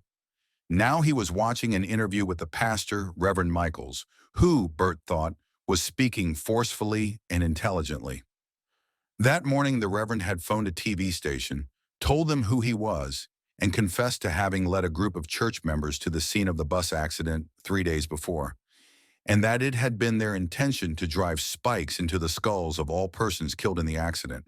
He admitted that they had succeeded in spiking only 13 of the dead before being frightened away by the arrival of police and ambulances. And it was clear, the Reverend pointed out, that those 13 corpses must have been the ones that did not rise with the others who had risen and killed the morgue attendants.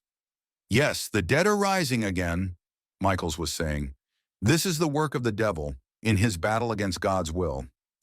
We live in a pagan society. We worship witchcraft and astrology and other forms of Satanism. Now we must call on the Lord to help us change our evil ways. No one wants to admit that what happened 10 years ago is happening again. We try to hide the horrible events from our memory, finding them too terrible to accept, but we cannot hide from the devil. Now he's forcing us to face reality again. The dead must be spiked. The body must be permitted to return to dust as the Lord intended. Only then can we rise when the Lord calls us on the last day. Only the soul is sacred. Sue Ellen jumped up from her chair and turned off the television. Angrily, Bert reached for the knobs, yelling, "Now stay away from it!" Sue Ellen stood in front of the set and confronted her father. "No, please, please leave it off. I can't stand all that talk anymore. It's all crazy. What you made us do, carrying all those dead bodies, I can't stand it." Bert rushed toward his daughter, grabbed her by the shoulders and shook her. "Didn't you hear what the Reverend said?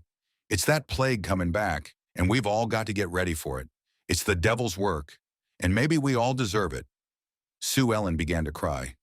Annoyed, Bert looked around the living room, where some of the windows had been boarded up. He had been sawing and hammering and pounding all morning, while his daughters stayed in their rooms, too scared to come downstairs. Bert resented their not coming down and helping. In a weak and hopeless voice, Sue Ellen pleaded with her father, "Daddy, please. I can't stand all this. Why can't we just leave the dead people alone?" "Because they won't leave us alone," he bellowed. "That's why. You didn't see it 10 years ago. I sent you away and you were lucky. But we're not running from the devil this time. We're going to stay and do our Christian duty." Still crying, Sue Ellen ran toward the kitchen as her two sisters entered the room and caught her in their arms. She squirmed free and ran up the stairs. "Spoiled brat!" Bert yelled after her. Anne shot a look at her father, begging him with her eyes to calm down. In response, Bert pointed an angry finger toward Karen. "Look at your sister, knocked up by nobody knows who. If she knows, she sure ain't telling. Probably some drug-crazy punk. Sometimes I'm glad your mother didn't live to see it." Turning, trying to hide the tears in her eyes, Karen hung her head and moved toward the stairs. She was 17 years old, with a plain, sad face that became almost pretty when it lit up with a smile. But there was very little to smile about these days. It was obvious that her child was due very shortly. Anne, the eldest, was the most level-headed and the prettiest of Bert Miller's daughters. Her hair was long and blonde, carefully brushed and parted in the middle. She had deep blue eyes, a wide mouth, and regular features. Many of the town's young men were attracted to her, but she did not have a regular boyfriend because her father had succeeded in frightening away any that she liked. They rarely, if ever, asked her for a second date. Despite this, she loved her father, knew that in his strange way he loved his girls, and tried to understand him. But she knew that she would move away from him as soon as she was able. She went over to her father and touched his arm lightly. "Daddy, please. It's bad enough for Karen," she said quietly. Bert looked at Anne, not knowing what to say to her. Of all his daughters, she had always been the one most successful at getting him to do what she wanted. Rather than answering her, he let out his breath, picked up his claw hammer from where he had left it on the seat of a chair, and went over to a barricaded window and began pounding. He drove 2 more nails into a heavy piece of lumber that had already been nailed to the window frame. Then he stooped to select another piece of wood, walked to another window, and began to board it up. "Do you really believe it'll happen again?" Anne asked him. The whole thing still seemed unbelievable to her. As a child, when the thing happened 10 years ago, the aunt the 3 girls had stayed with had sheltered them from all the news about it. They had not been permitted to go outdoors or to listen to radio or TV broadcasts. Afterward, there had been laws prohibiting the rehashing of the crisis. The excuses for this, whether proper or not, were that it would be morally and emotionally damaging to subject the populace to a repetition of the experience, that it was best to try to forget it, and that it was not likely to occur again. "It's happening all right," Bert said, momentary eye stopping his hammering. "It was on the television just now before your crazy sister turned it off." "It's hard to believe," Anne said. "Maybe it's hard," Bert admitted ironically, "but you'll believe it by and by. If we don't get this house boarded up, the dead'll be in after us. And if there's enough of them, they'll get in, boarded up or not." Bert turned back to the window and began pounding nails. Anne ran upstairs to comfort her sisters. She found Karen in Sue Ellen's room, watching as Sue Ellen threw clothes into an open suitcase. Karen, sitting on the bed next to the suitcase, lifted up a tear-streaked face as Anne entered. Sue Ellen did not look up but continued packing with fierce concentration. "Sue?" Anne said tentatively. "I'm getting out," Sue Ellen blurted. She pushed her hair back from her eyes, red and puffy from crying. She was not crying now, but was on the verge of starting again. She came over to Anne and hugged her, and the tears came. "Where will you go?" Anne said, holding her tightly and softly running her hand down her sister's hair. Sue Ellen stepped back and blotted her contorted face with a handkerchief. "I don't know," she sobbed.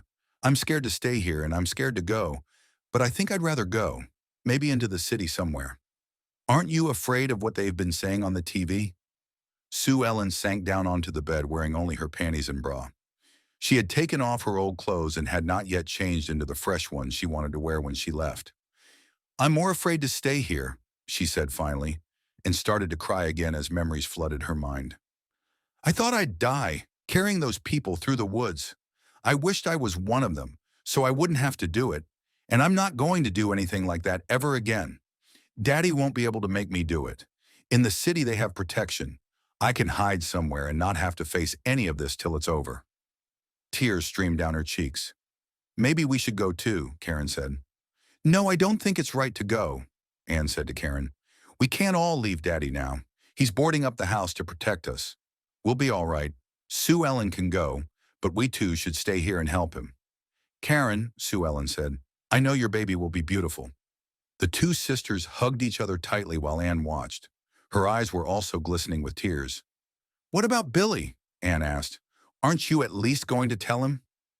Billy was Sue Ellen's boyfriend, a fellow she had dated a few times against her father's wishes, but with his grudging approval. Things were not serious between her and Billy. They had known each other too short a time.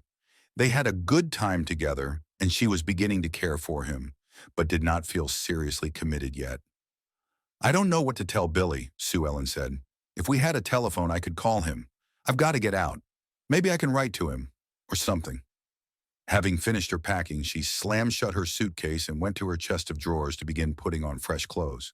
Her sisters watched Sue Ellen get ready. They did not like to lose her, but both felt it would only be temporary and might even work out for the best. Chapter 9. Excerpt from a civil defense broadcast. Authorities advise utmost caution until the menace can be brought under absolute control. Eyewitness accounts have been investigated and documented. Corpses of vanquished aggressors are presently being examined by medical pathologists, but autopsy efforts have been hampered by the mutilated condition of the bodies. Security measures instituted in metropolitan areas include enforced curfews and safety patrols by armed personnel. Citizens are urged to remain in their homes. Those who ignore this warning expose themselves to intense danger, both from the aggressors themselves and from armed citizenry, whose impulse may be to shoot first and ask questions later. Rural or otherwise isolated dwellings have most frequently been the objective of frenzied, concerted attack. Isolated families are in extreme danger. Evacuation attempts should be made in heavily armed groups and by motorized vehicles if possible. Appraise your situation carefully before deciding upon an escape tactic. Fire is an effective weapon. These beings are highly flammable. Evacuees should strike out for the nearest urban community. Manned defense outposts have been established on major arteries leading into all communities. These outposts are equipped to defend refugees and to offer food and medical assistance. Police and vigilante patrols are in the process of combing remote areas in search and destroy missions against all aggressors. These patrols are attempting to evacuate isolated families, but rescue efforts are proceeding slowly due to the increased danger at night and the sheer enormity of the task. Rescue for those in the isolated areas is extremely difficult. If evacuation is impossible, however, stay in your home and wait for a rescue team. Do not go out alone. If you are few against many, you will almost certainly be overcome. The aggressors are irrational and demented. Their sole urge is their quest for human flesh. The ranks of the aggressors are constantly being swelled by fresh victims of the aggressors themselves and by those who have died during this emergency, with its catastrophic rate of mortality due to chaos, accident, and the turning of people against each other out of fear. The current rampage of lawlessness is increasing the numbers of the aggressors and hampering the efforts of law enforcement personnel who are trying to bring the menace under control. Chapter 10. After a final, tearful goodbye to Karen and Anne, Sue Ellen, in stocking feet, tiptoed downstairs with her suitcase and stopped, peeking around the landing. Bert Miller sat dozing in an armchair, his hammer, saw, and tin of nails beside him on the floor. The living room windows, all four of them, were boarded solid and the front door was bolted shut. Bert had further secured the door by means of heavy iron brackets and wooden bars, top, bottom, and center. The iron brackets were screwed into the door frame very solidly, and the wooden bars, twice as big as 2x4s, were slotted into the brackets so they would prevent any but the most insistent force from battering down the door, but could be removed easily to permit the occupants of the house to enter or exit.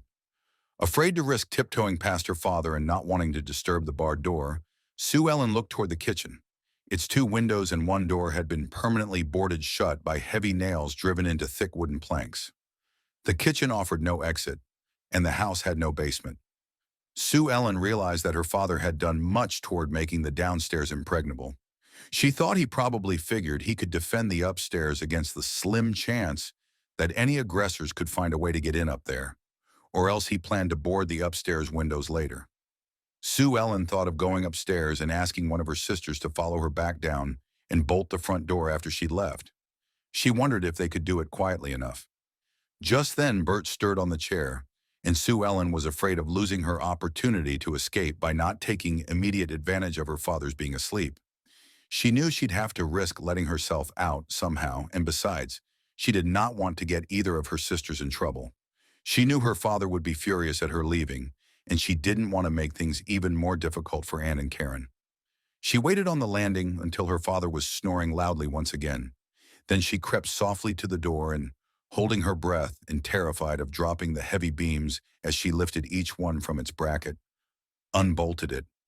She considered it a miracle that her father did not awaken, and quickly stepped onto the porch. She pulled the door shut carefully, pulling slowly and praying with all her heart that it wouldn't creak. Finally, the metal tongue clicked into its slot and she let out her breath in relief. Still afraid that the click had awakened him, she ran down the front stairs, took her shoes from her bag, slipped them on, and ran across the front yard to the dirt road. Her father seemed to be sleeping very soundly, and she hoped she would have a good head start before he woke and noticed the beams stacked on the floor next to the door, if the girls hadn't replaced them. Panting, she kept running until she rounded a bend in the road and could no longer see the house. It was near dusk. In less than an hour, it would probably be dark. Pitch dark, Sue figured, because the sky was overcast and the air smelled damp. She tried to remember what she had heard about the expected weather.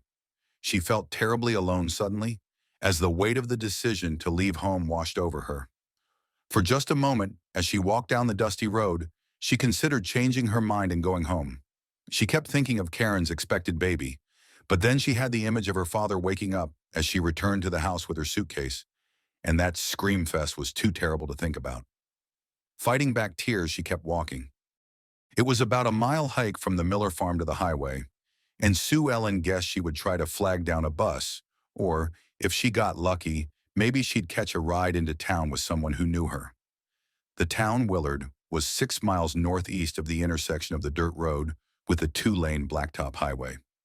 Now that Sue Ellen considered it, her chances of getting a ride into Willard did not seem good, especially with the rapid approach of darkness. The thought of walking the 6 miles on the highway by herself panicked her, though she had done it several times in the daylight with her sisters. Once again, she considered going back and could not keep her thoughts from the farmhouse. But she kept going. Stretching down the long valley away from the house was a 6-acre field where Bert Miller had planted corn. Trampling and breaking the young corn stalks in their awkwardness and single-mindedness, 3 humanoid forms made their way toward the house, attracted by the faint slashes of light from the boarded-up windows and, perhaps, the smell of live flesh emanating from within.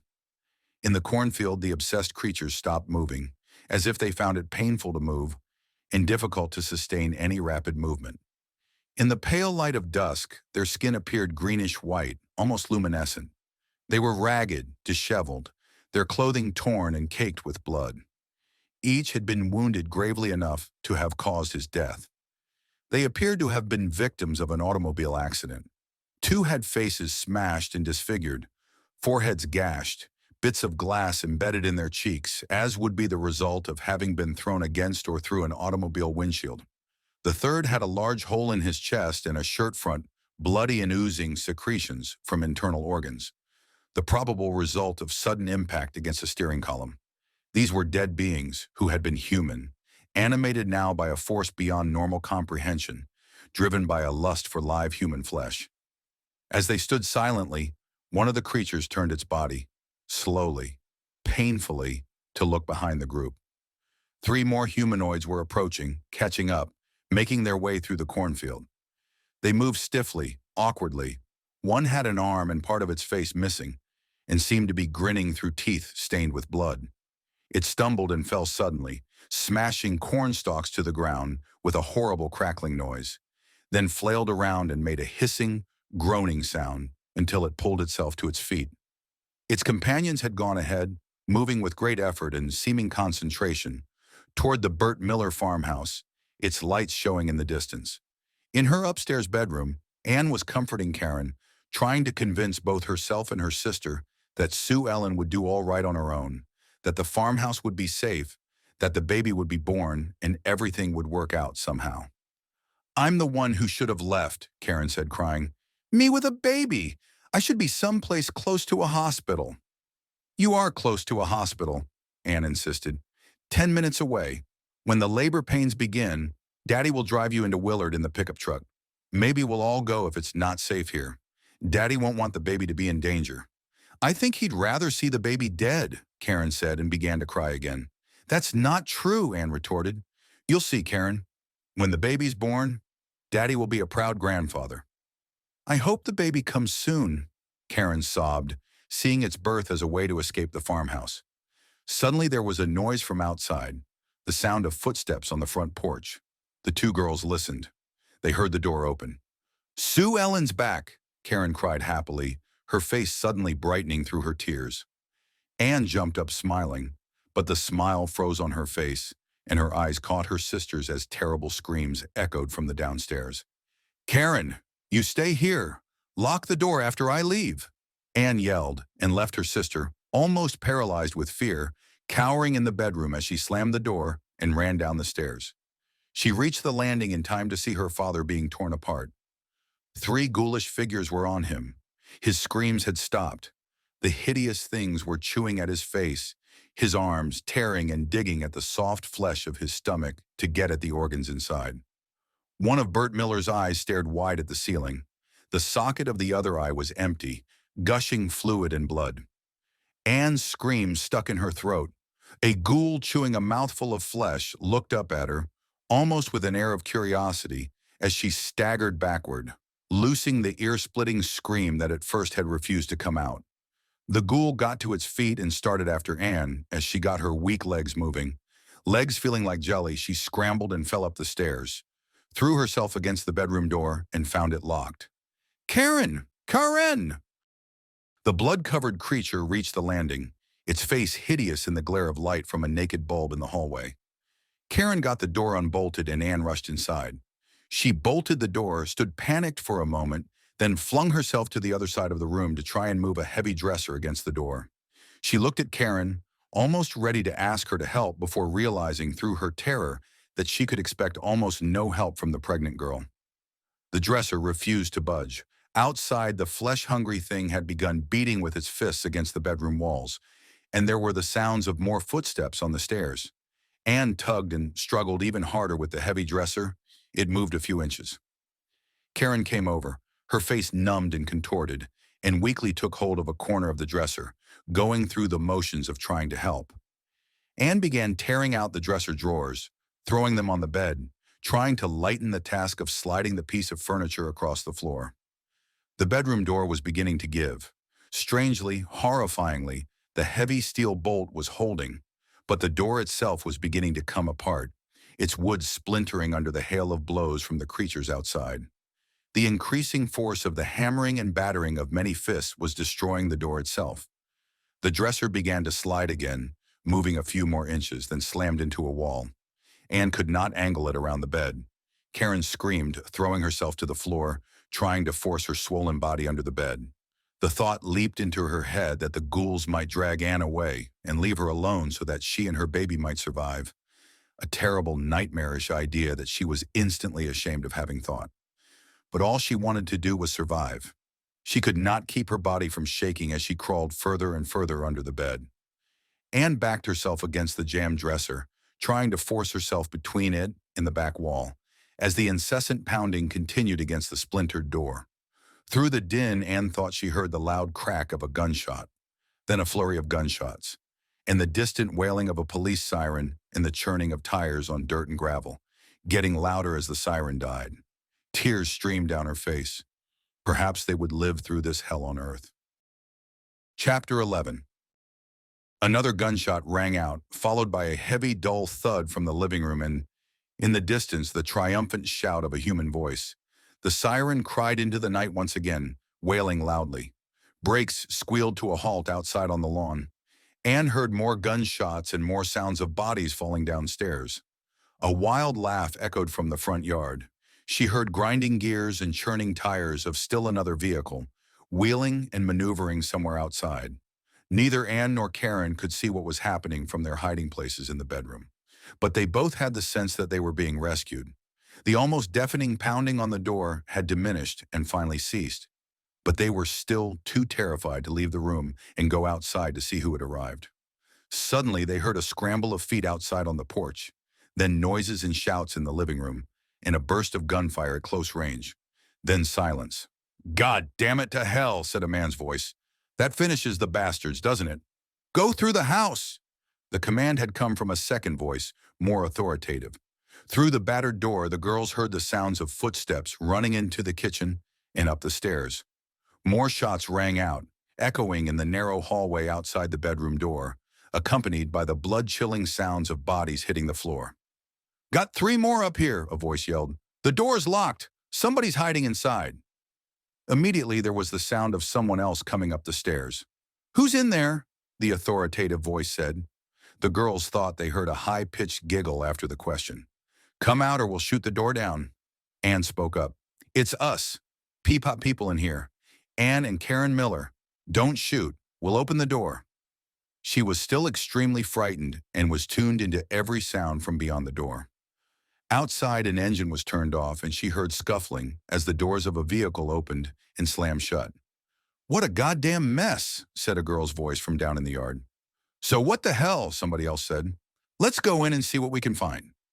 Anne slid back the bolt on the battered bedroom door and stepped back as the door opened inward on her. The first thing she saw was the gun, its muzzle pointed at her chest. She jumped back and saw that the gun was being held by a policeman, a state trooper. The trooper looked at Anne wordlessly for a moment, then said, "Who else is inside?" "Just my sister," Anne stammered. "She's pregnant." The second man, whom Anne could not see, giggled again. "Tell her she can come out," the state trooper said. He was a tall, well-built young man in his early 30s and not bad-looking. Karen crawled out from under the bed and came forward timidly, and the state trooper took Anne by the arm and led both her and her sister out of the room. The second man looked at them, smiling. He did not have a uniform but was wearing a plaid shirt and jeans. He had a revolver tucked under his belt and a rifle in his hands. "You don't have to be afraid of us. We rescued you for Christ's sake," the man in the plaid shirt said. Without waiting for an answer, he pivoted, stepped over the body of one of the beings that had been gunned down in the hall, and disappeared down the stairs. Karen and Anne did not look at the dead bodies. Keeping their eyes straight ahead of them, they followed the policeman down the stairs and into the living room. They reached the landing in time to see their father's remains being dragged out of the living room and across the front porch. Karen gasped, threw herself against Anne, and began to cry. Anne cried softly also. Moments later, they heard the loud report of a single bullet fired from somewhere at the edge of the lawn. The state trooper looked at Anne apologetically. "I'm sorry," he said in a low voice. "No way around it. If we didn't do that, he'd try to get up again. They all do, lest the brain's destroyed. You might think you'd want him to be alive again, but you wouldn't, believe me. You wouldn't want him that way." "I know," Anne managed to say in a strangled voice. "It's all right. We understand. It's hard to accept is all, but we'd like to bury him." "Of course," so the trooper said. The man in the plaid shirt stared at Anne from the doorway. He had been the one who fired the shot out in the yard. He holstered his revolver, more slowly than necessary, and picked up his rifle, which he had left leaning against the wall. He had a gleam in his eye, and a grin which seemed perpetual but not necessarily friendly. That permanent smile gave a strange look to his face, which was not remarkable otherwise. His features were regular and his hair sandy and unkempt. He seemed to be in his early 20s. His physique was hard and wiry. "Flack is my deputy," the trooper explained. "Mr. Flack, please see if you can see what happened to Wade and Angel." "Right, boss," Flack said with a smirk. "I have a hunch they're making things comfortable for our friends in the back of the truck. Want me to bring the friends in too? And how about the girl in the car?" "Bring them all in," the trooper said. At the mention of the girl in the car, Anne's heart jumped. "We found a girl in trouble down the road," he explained. "Rescued her. She seemed right out of her head. My name's Trooper Carter, by the way. John Carter. You can call me Mister." Carter Ann led Karen over to a couch and they both sat down, not knowing what to say. John Carter sat in a chair, keeping his eyes on the girls, carefully scrutinizing them, then unholstered his service revolver, flicked open the cylinder and began reloading, placing the empty cartridges in an ashtray and inserting new bullets from his belt. The girls turned to look as Flack re-entered the living room, backing through the doorway carrying the legs and feet of a man who had been tied and gagged while another state trooper had the man by the arms and shoulders. The man was dead weight, and Flack and the trooper struggled with their burden, bringing the tied and gagged man to the center of the living room, where they let him drop heavily to the floor. Anne thought they handled him roughly, like a sack of corn. "Heavy son of a bitch," the trooper remarked to no one in particular. "Let's go get the other one." "That's Wade," Mr. Carter explained, gesturing with the hand that had been inserting bullets into the cylinder of his revolver. "My partner, Trooper Wade Connolly." Wade stood up, drew himself tall when he saw the two girls on the couch, and made a movement to tip his hat before he and Flack went out the door again. "Wade's a good man," Carter said. "All these people working with me are good people." Just then there were footsteps on the porch and a girl came in the house, pushing Sue Ellen ahead of her. She was helping Sue Ellen, supporting her with an arm around her waist. Anne jumped up. Sue Ellen looked stunned and disheveled. Her cheek was bruised and her lip was cut and bloody. "I guess you know her. That's Angel, by the way," Carter said, seeing Anne rush to the girl, followed by Karen. They hugged her, half laughing, half crying. "She's our sister," Karen gasped.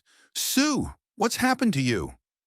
"She was unconscious," Angel began, but was interrupted by Flack and Wade, dragging in another trussed and gagged prisoner, whom they proceeded to dump in the center of the living room next to the first one. Both tied and gagged men were in civilian clothes, in their late 20s or early 30s, and looked as though they had been roughed up.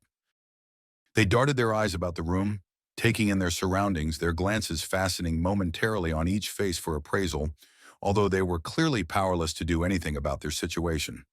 "Tough customers," Carter remarked, and Flack nudged one of the bound men with his foot and let out that strange giggle. Karen and Anne had stretched Sue Ellen on the couch, with Angel helping them. As soon as she hit the couch, Sue Ellen lost consciousness and began to mumble deliriously. Neither Anne nor Karen could understand or make any sense out of what she might be muttering.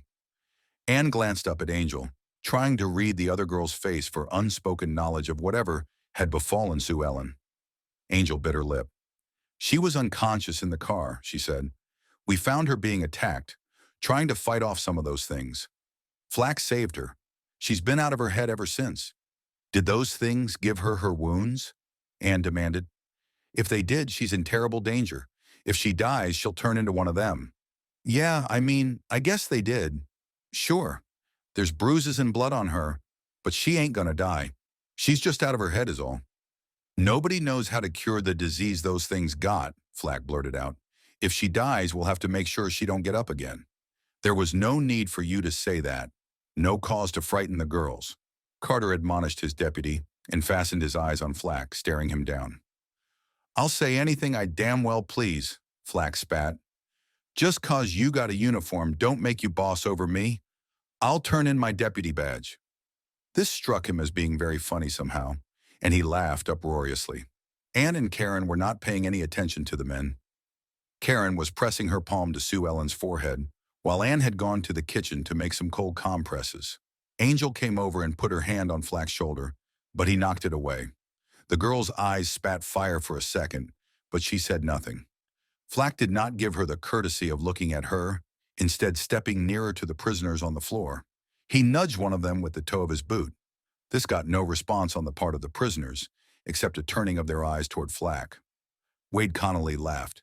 Tough customers, he remarked, as Carter had done earlier. He looked to Carter for approval, but Carter refrained from responding.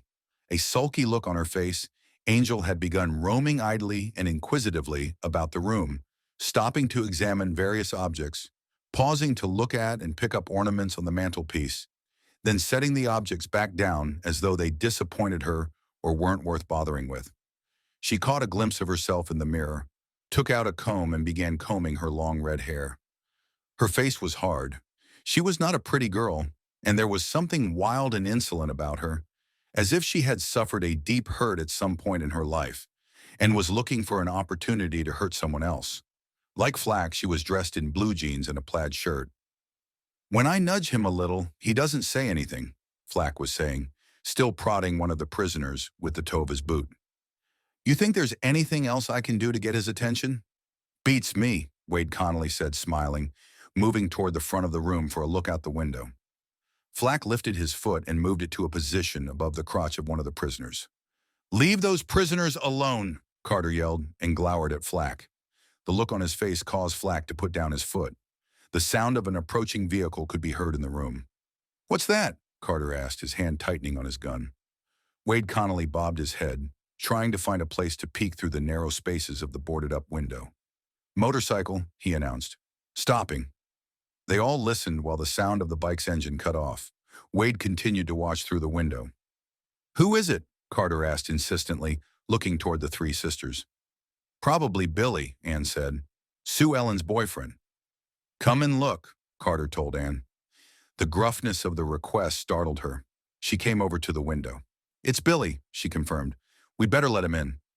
She didn't move to do it, however, because she had looked behind her to see Flack and Wade Connolly with drawn pistols. Put your guns away, gentlemen, Trooper Carter said. The young lady will let the young man in. I presume he's young, he added, ushering Anne to the door. Anne opened the door and Billy barged into the room and stopped short when he saw all the strangers. Anne, what's going on? Billy, Sue Ellen's hurt. Billy's eyes darted quickly from one face to another before he spotted Sue Ellen stretched out on the couch and went directly over to her. He crouched, felt Sue Ellen's forehead, and got no response. What's the matter with her, Karen? What happened to her? The panic in Billy's voice was obvious. He removed his motorcycle helmet and his youthfulness became more apparent. He looked not more than 17 years old.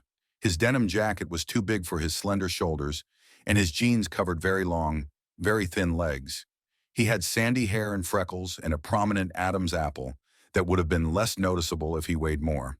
Karen answered Billy's questions about Sue Ellen. We don't know what happened to her, Billy. She tried to leave home this evening, walking by herself. She got attacked by the things, and these men saved her. Billy looked over at the three strange men. Flack wore his usual smirk. Wade Connolly had his eyes fastened on Billy, openly, almost brazenly sizing the youth up. Carter, as if intentionally trying to convey an impression of disinterest in the boy, whistled a short burst of a tune and stopped, his eyes staring all the while into the cold fireplace. When Billy's eyes came back to Flack, the smirk was still there, hard and insolent. On impulse, Billy blurted, "Are you sure they saved her, or did they help do this to her?" Flack came over and glared at Billy. Now that wasn't a nice thing to say. "Shut up!" It was Carter's voice. He had jumped to his feet, staring everybody down. Having gotten everybody's attention, he altered his voice, making it calm and serene. The girl, Sue Ellen, is that her name, was being attacked by those things and we saved her. We saved the other girls too. Their father we couldn't do anything for. He was dead when we got here. Ask the girls if you don't believe us. But I think you'll find you owe us a debt of gratitude." "I'm sorry," Billy said. "That's better," Carter said, ending the discussion. Anne came over to Billy timidly and touched him on the elbow. "Billy, maybe you can help me move Sue Ellen. Carry her upstairs. I think we should put her to bed and get some covers over her." Billy followed Anne to the couch and the two of them looked down at Sue Ellen, trying to figure out the best way to try to move her. "I'll make some hot tea for her," Karen said. "I think we all can use some."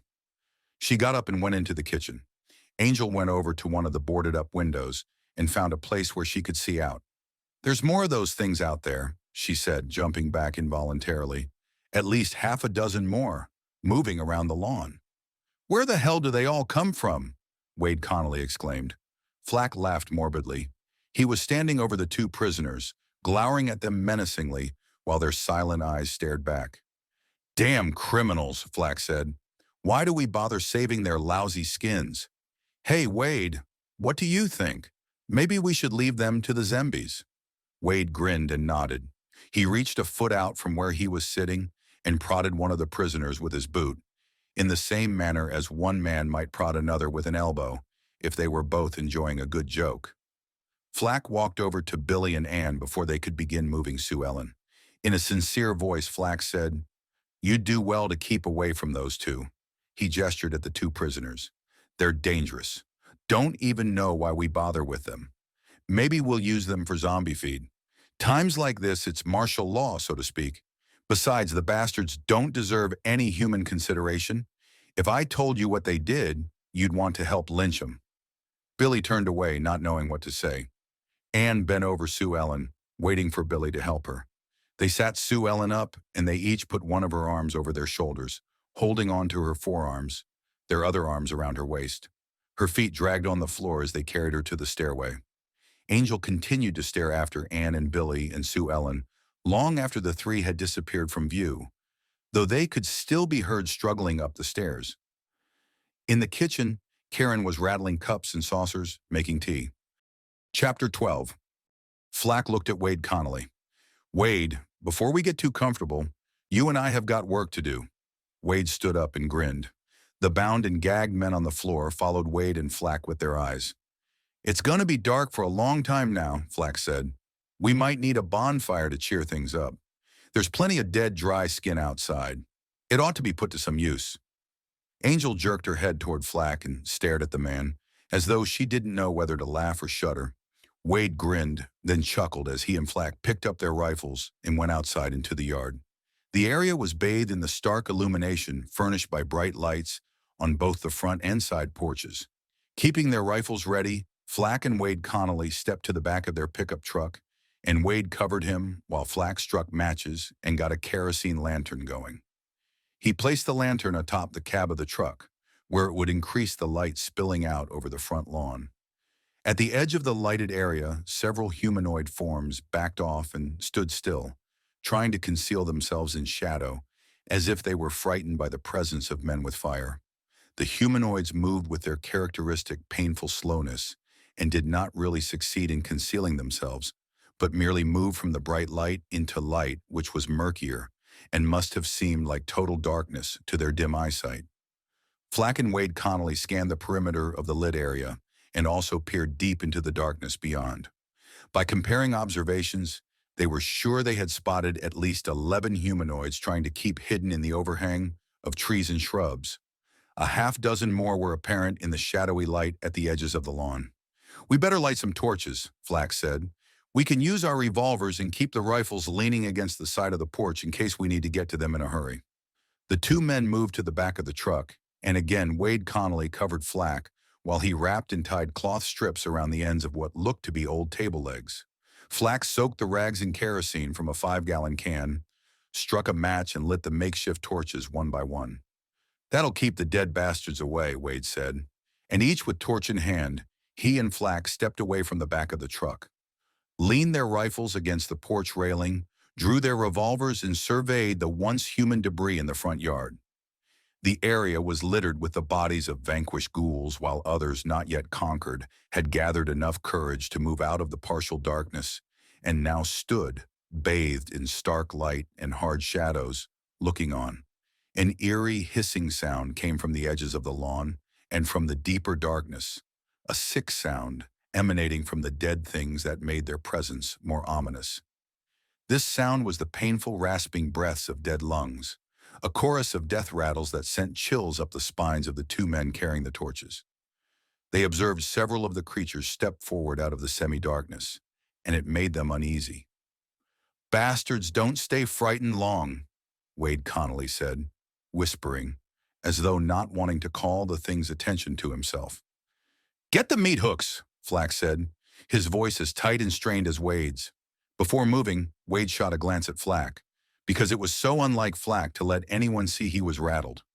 It made Wade feel better to know tough old Flack was as nervous as he was. Flack stared with horrified fascination into the faces of the dead things. Their complexions, so bloodless and white, emphasized the black, swollen bruises they must have sustained prior to death. He wondered if the black-caked, dried blood was from their own wounds or from wounds of recent victims of their quest for human flesh. One of the creatures took a step forward, and Flack gritted his teeth. A loud report belched forth when Flack squeezed his trigger, and the dead thing was flung backward by the force of the bullet exploding inside its brain, blasting out the back of its skull, crumpling the thing onto the grass in a stinking heap of soiled clothing and rotting flesh and dead bones. The rest of the creatures did not back off. They seemed uninterested in the death of one of their own kind. They did not attack and cannibalize the newly fallen one. They craved instead freshly slaughtered human flesh, warm and bleeding, still with the taste of life. Warm human flesh was the only kind that could nourish the living dead. Wade Connolly looked up, startled, when Flack's gun went off. He watched the shot humanoid reel and tumble to the earth and shuddered when its companions exhibited no reaction, no wariness or fear of a similar fate. You could not frighten these things off by killing them. The only thing they seemed to fear instinctively was fire, their dry, dead skin being exceedingly flammable. "Give me a meat hook. Hurry up," Flack shouted, the bark of his voice setting Wade moving again, rummaging in the back of the truck. Wade pulled out 2 pairs of gloves, tossed one pair over toward Flack, and put the other pair on. With every move the two men made, they had to juggle torches and revolvers from one hand to another. "Only one meat hook," Flack said. "I'll do the work. You keep me covered." Figuring to rely on his flaming torch for protection, Flack holstered his revolver and took the meat hook Wade handed him. Wade Connolly covered while Flack moved over to the body of one of the vanquished humanoids and, swinging the meat hook hard, thrust it into the soft abdominal flesh of the solar plexus, where the bones of the rib cage would furnish a solid anchor for the hook, so it could be used to drag the dead body over the ground. One by one, Flack moved each corpse in this way, dragging them to a chosen spot in the center of the lawn and piling them like firewood.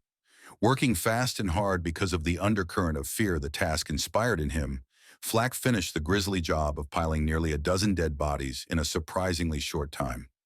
The stench of the rotting flesh was overpowering, making the two men breathe in short gasps when they could no longer hold their breaths. Flack was exhausted. He needed more air than this method of breathing provided, and he finally forced himself to breathe normally, fighting against gagging and the urge to vomit. When the corpses were stacked in a pile, Flack poured kerosene over them, sloshing the fluid out of the can in great quantities, splashing it sloppily in his hurry to get finished. Wade Connolly watched, his finger tightening on the trigger when he considered shooting a few more of the things, for the peace of mind he thought he might get from blasting a few more. "Save your ammunition," Flack said, noticing Wade's anxiety. "You shot one," Wade replied. Flack capped the can of kerosene. The ghouls were doused, ready to be burned. The two men did not intend to immediately ignite the dead bodies, but wanted to do it later should it become necessary to make a break from the house to the vehicles. Hopefully, the bonfire of dead flesh would cause any attacking humanoids to back away. With a backup of supporting gunfire and handheld torches, an escape path could be cleared. The two men took off their gloves and tossed them into the back of the truck along with the meat hook. They backed into the house carrying their rifles and torches. Wade made another trip outside for the lantern and the can of kerosene. When he entered the living room again, he barred the door and bolted it. Chapter 13. Angel was dozing on the couch. John Carter was sitting in the easy chair by the cold fireplace, his eyes straying now and then, the trussed-up prisoners lying flat on their backs in the center of the floor. Beside Carter, an empty teacup rested on the arm of the chair. Flack and Wade went into the kitchen to wash their hands, found cups on the kitchen table, and a steaming pot of tea on the stove. "I want more than tea, for Christ's sake," Flack said. "I'm hungry," and opened the refrigerator to look for something to eat. Upstairs, Billy and Ann got Sue Ellen into bed and were watching over her, hoping she would regain consciousness. Karen walked slowly to the top of the stairs, having left the kitchen upon hearing Wade and Flack enter the living room. She averted her eyes and held back tears when she passed her father's bedroom on her way down the hall. The door to that bedroom was half closed, a pale beam of light from the hall throwing murky shadows into the room. Most of the room hid in darkness. Deep in the room, seeking the blackest spot, a hulking humanoid form stood silent. This dead being had feasted on Bert Miller's flesh. Its bestial craving temporarily sated, it was content to remain motionless, biding its time, for now unmotivated and devoid of purpose. Karen entered the room where Sue Ellen was, half expecting to see her sister awake and doing better.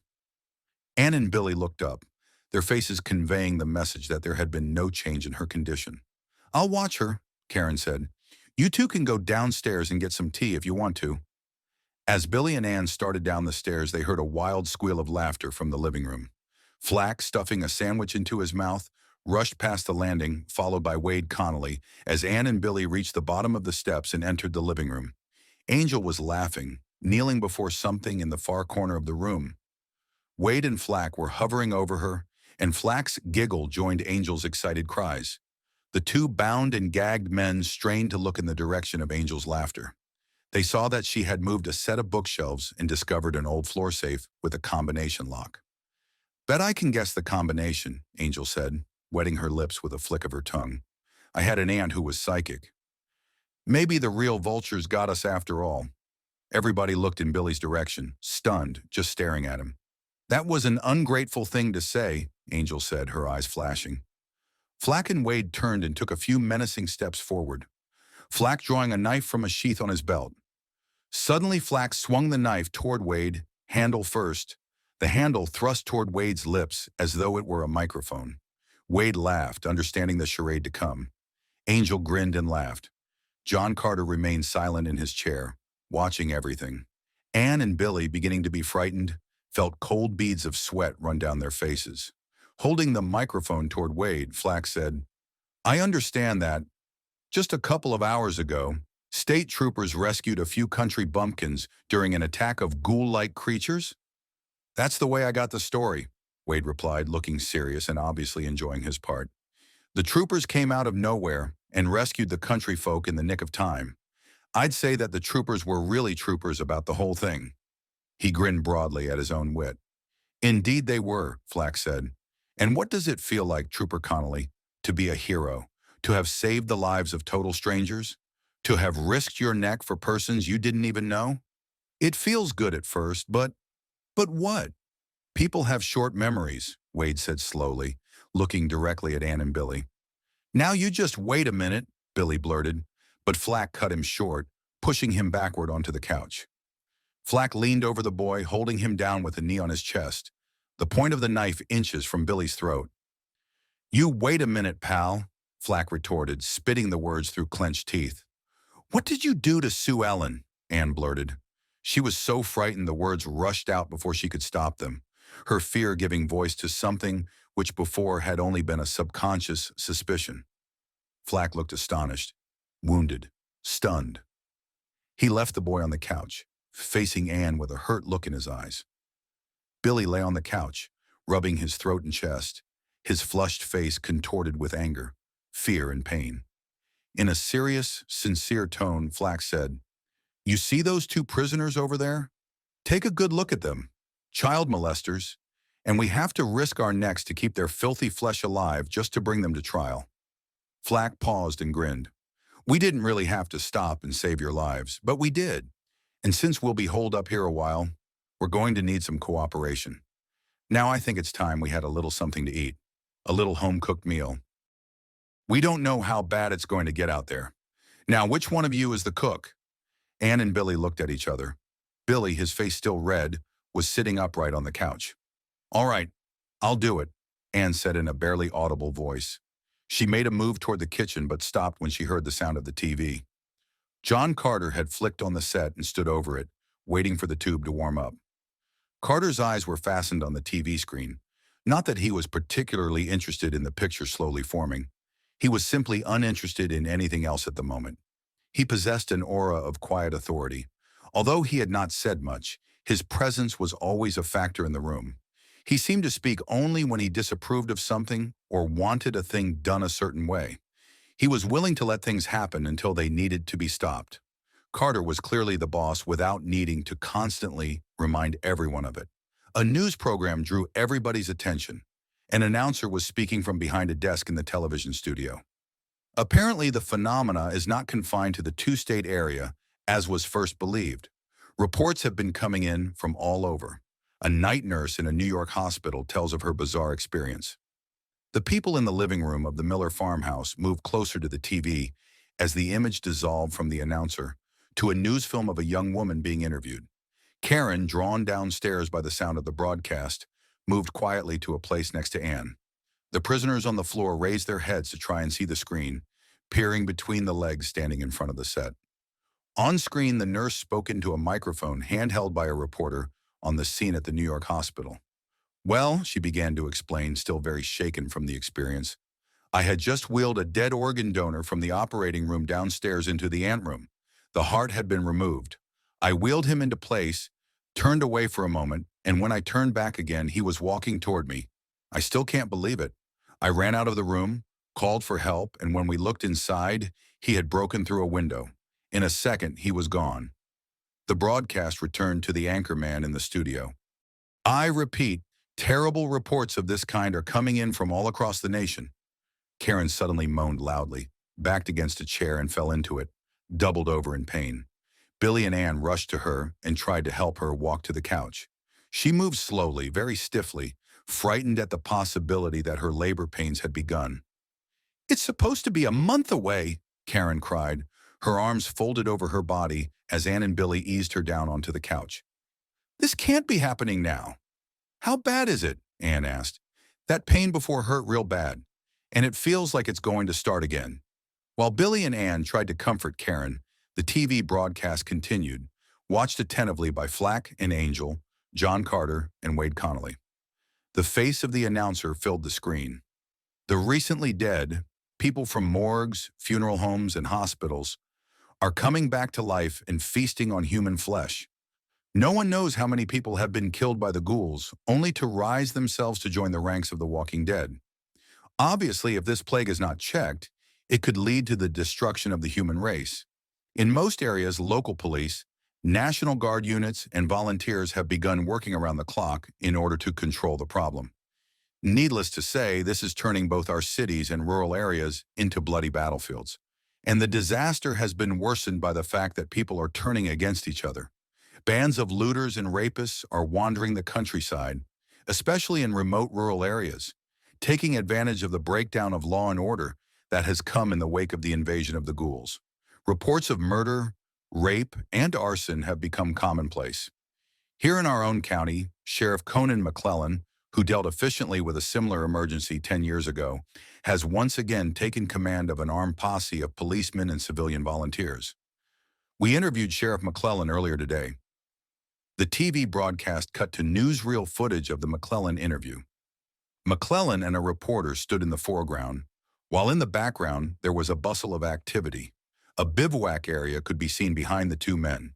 Tents were going up, and men with dogs, guns, campfires, jeeps, and emergency vehicles were everywhere. The sheriff had on civilian clothes. The trousers of his dark suit were tucked into scuffed hiking boots, and his tie was loosened. He looked very tired. He carried a high-powered rifle with a scope and a belt of ammunition over his shoulder. "Sheriff, how does the present emergency compare with what happened 10 years ago?" asked the reporter, holding up a microphone.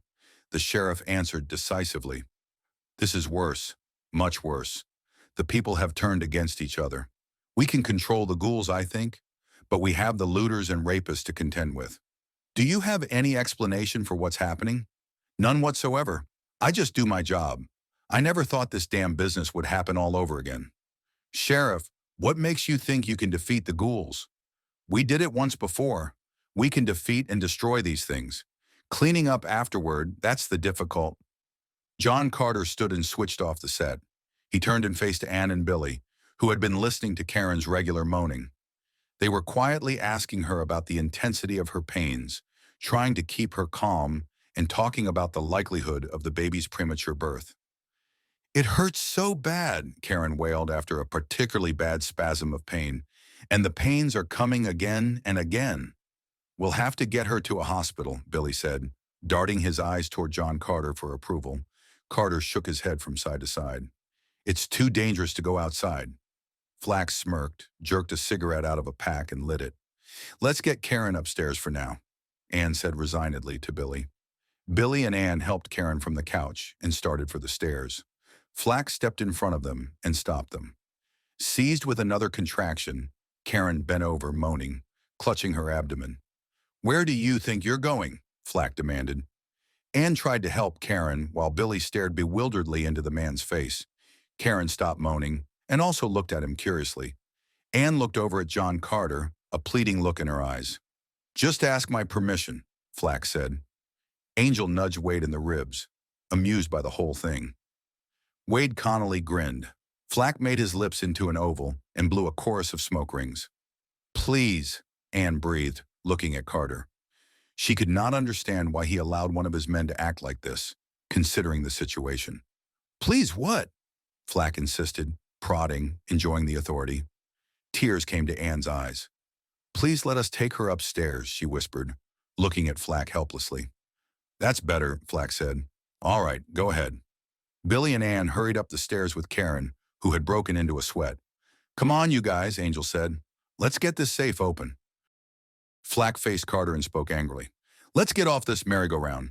Let's figure what we're going to do with these people and do it." "Relax," Carter said. "The games are just beginning." Wade Connolly chuckled and winked at Angel, who was kneeling on the floor and spinning the combination of the safe, her ear to the mechanism. "Screw the games," Flack said. "We're wasting time here. If we don't crack the Kingsley place, somebody else will." At the mention of the Kingsley place, the two men on the floor eyed each other. "Damn it, you guys," Angel yelled.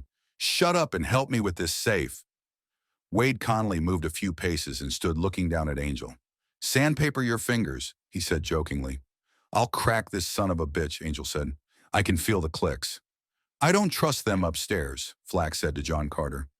Carter glanced toward the stairs, then to Flack, considering that idea. "Maybe you're right." "How many of those things are outside?" Flack asked suddenly. Wade moved to a boarded-up window and looked out. "Christ, the front yard is full of them." He hurried from one window to another, sizing up the situation and not liking it. "We're surrounded on all sides. There must be 30 or more zombies out there." "So what?" Carter asked calmly. "We can burn our way through them like we did before." Wade Connolly stared skeptically. Flack nudged one of the prisoners with the toe of his boot. "Zombie feed," he said quietly. Chapter 14. Upstairs, a single humanoid still lurked silently in the dark recesses of Bert Miller's bedroom. The three young people had stumbled past the half-open door, Ann and Billy helping Karen down the hall to her own room. The humanoid had moved slightly, stirred by the awareness of nearby human flesh. Billy left Ann tending to Karen while he peeked in on Sue Ellen. To his surprise, Sue Ellen was awake, though she lay very still and quiet in the soft glow of light from a lamp near the side of the bed. She looked up at Billy as he entered the room. She appeared dazed and weak. Coming over to the bed, Billy said, "Sue, are you all right?" Sue Ellen began crying softly, as though she did not have the strength to cry harder. Billy sat on the bed, not knowing what to say or do. "That man," Sue Ellen blurted through her tears. "I heard his voice downstairs. He raped me." The girl buried her face in her hands and sobs jerked through her body. Standing by the door, Anne had heard everything and came over and flung her arms around her younger sister, hugging her while she continued to cry. Billy's eyes turned toward the door and widened suddenly. Flack stood in the doorway. "Okay, so now you know," Flack said, brandishing his revolver. "Everybody downstairs." "You bastard!" Billy yelled, and started across the room toward Flack, but Anne grabbed his arm and stopped him. "Billy!" Anne screamed. "He'll kill you." "You learn fast," Flack said. "Everybody downstairs to join the party." "My sister is going to have a baby," Anne said, hoping that somewhere in this man were some human feelings. "She doesn't have to come down," Flack said. "She can stay here and have it." This struck him as very funny, and he let out one of his giggles. "Please, you don't mean it, Flack," Anne pleaded, out of desperation. She couldn't believe the man's cruelty. "He means it," Sue Ellen said bitterly. She shuddered when she looked at the man and turned her tearful face to the wall. "God damn it, get your asses downstairs," Flack said, menacingly pointing his revolver. Karen's moans echoed down the hall. Billy and Anne helped Sue Ellen out of bed, and the three preceded Flack down the stairs, his gun pointing at their backs. Angel looked up, smiling evilly. "What are we going to do with them?" Wade Connolly grinned. "They ought to satisfy more than a few of those things outside." "Zombie feed," Flack said, keeping his gun trained on Anne, Billy, and Sue Ellen. He liked that expression. "Where's the other one?" John Carter demanded suddenly. "She's still having a baby," Flack said with a snicker. "I don't care if she's taking a crap. Angel, go get her. I want us all together down here." Angel obediently started for the stairs. Suddenly, a clattering noise came from outside the house. John Carter gestured for Wade to take a look. Wade hurried to the window. "Two of them are near the porch," Wade said. "The bastards must be getting hungry again." "Tell them it ain't supper time," Flack said. "Yet," he added for emphasis. Wade poked his rifle between two pieces of wood, broke a pane of glass, and fired 2 shots, each carefully aimed. Outside, near the truck, 2 ghouls went down, each hit between the eyes.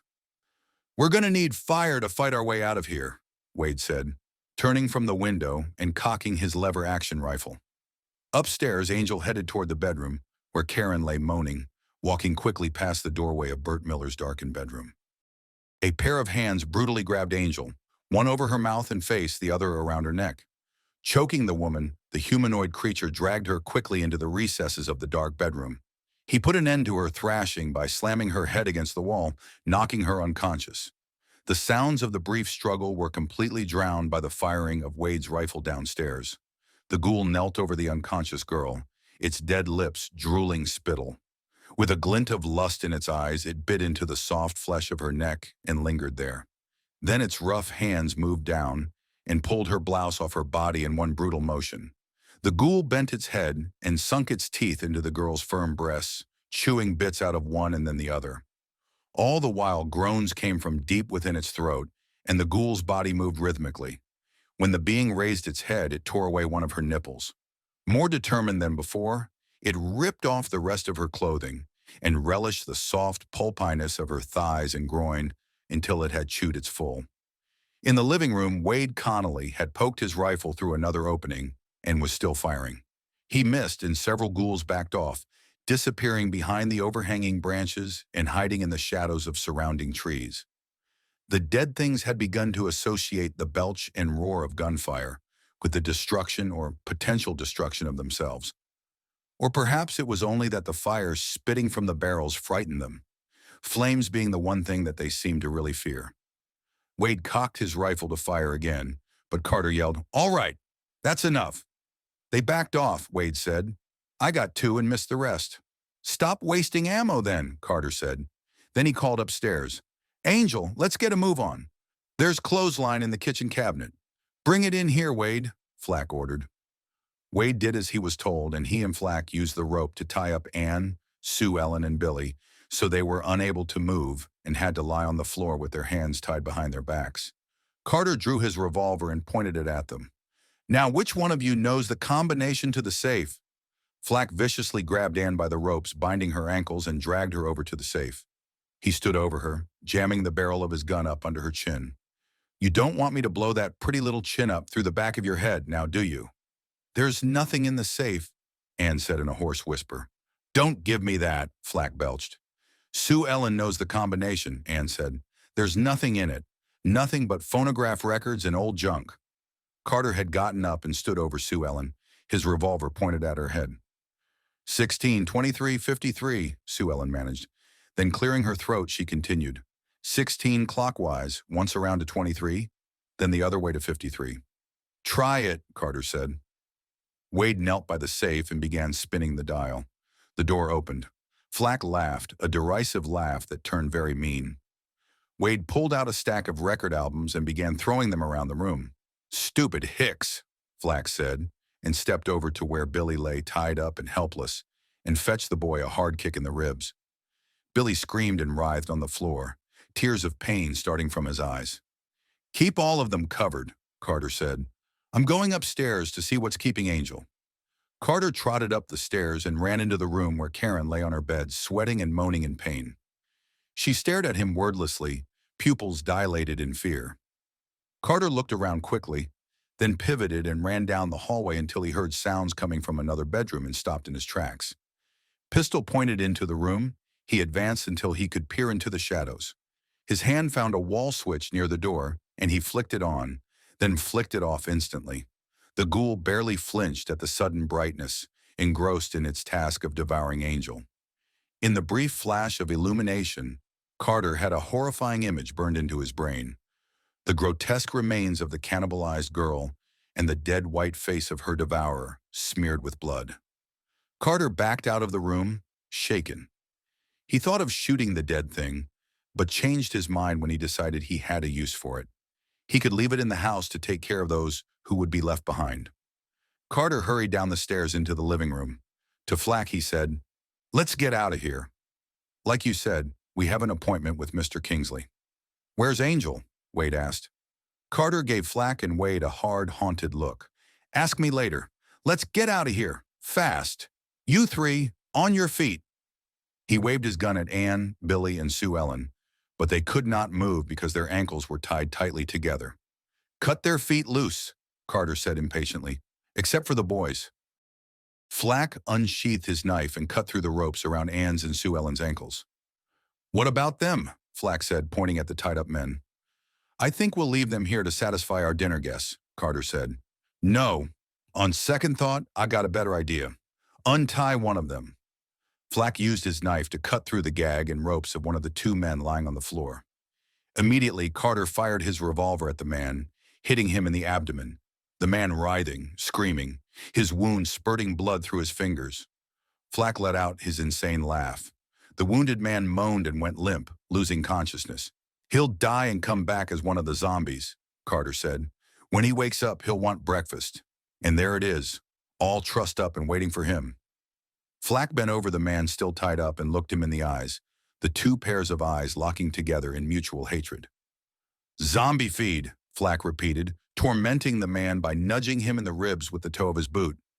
Let's get moving, Carter said, and waited while Flack lighted two torches made of old table legs and handed one to him. Wade, you drive the cop car, Carter said. The two girls will ride in back. Me and Flack will ride in the truck. Wade marched the girls to the door, holding his gun on them.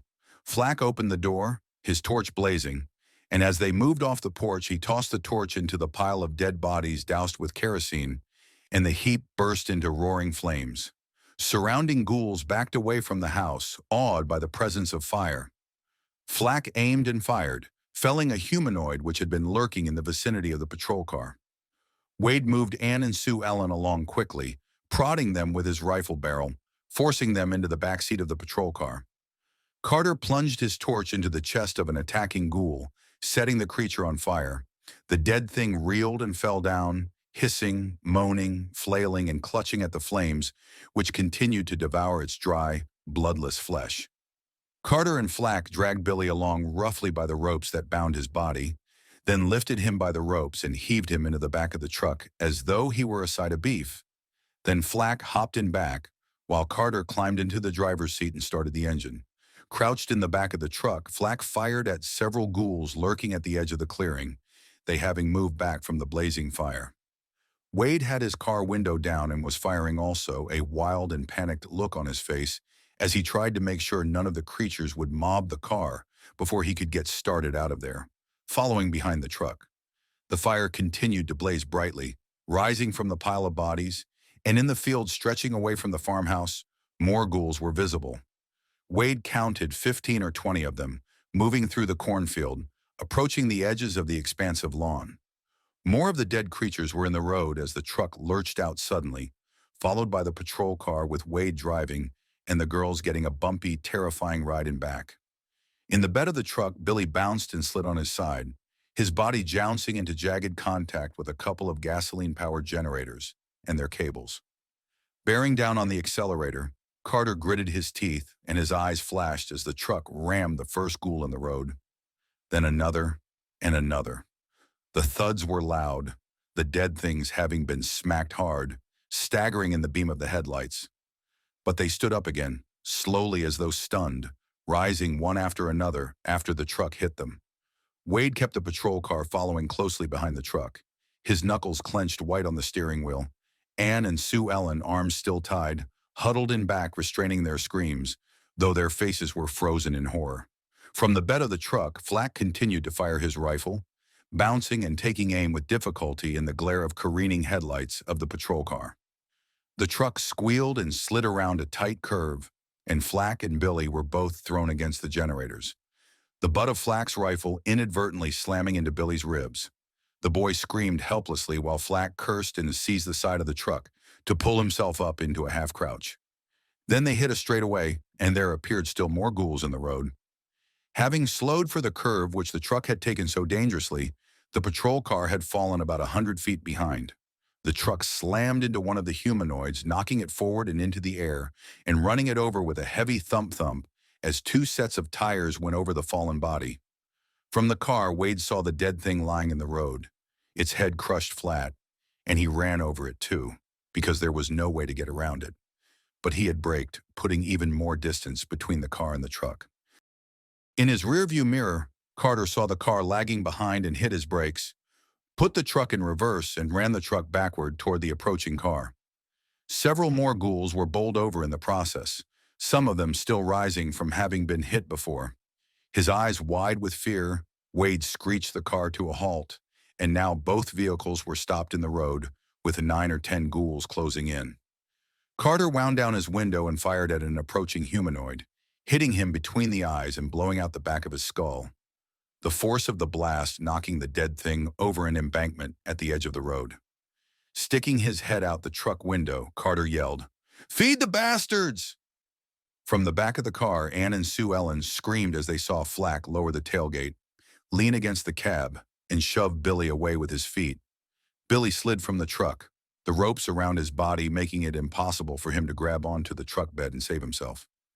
His foot managed to hook itself around the corner of one of the generators, and for a split second, it seemed that he wouldn't go over. Flack saw what happened and gave Billy another kick. The girls saw the generator go over the bed of the truck along with Billy's trussed-up body.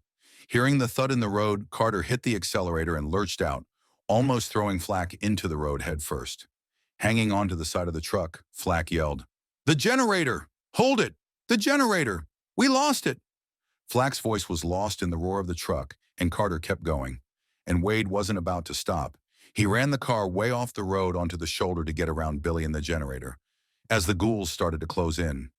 5 or 6 humanoids converged upon Billy's limp form as he lay unconscious in the dirt road.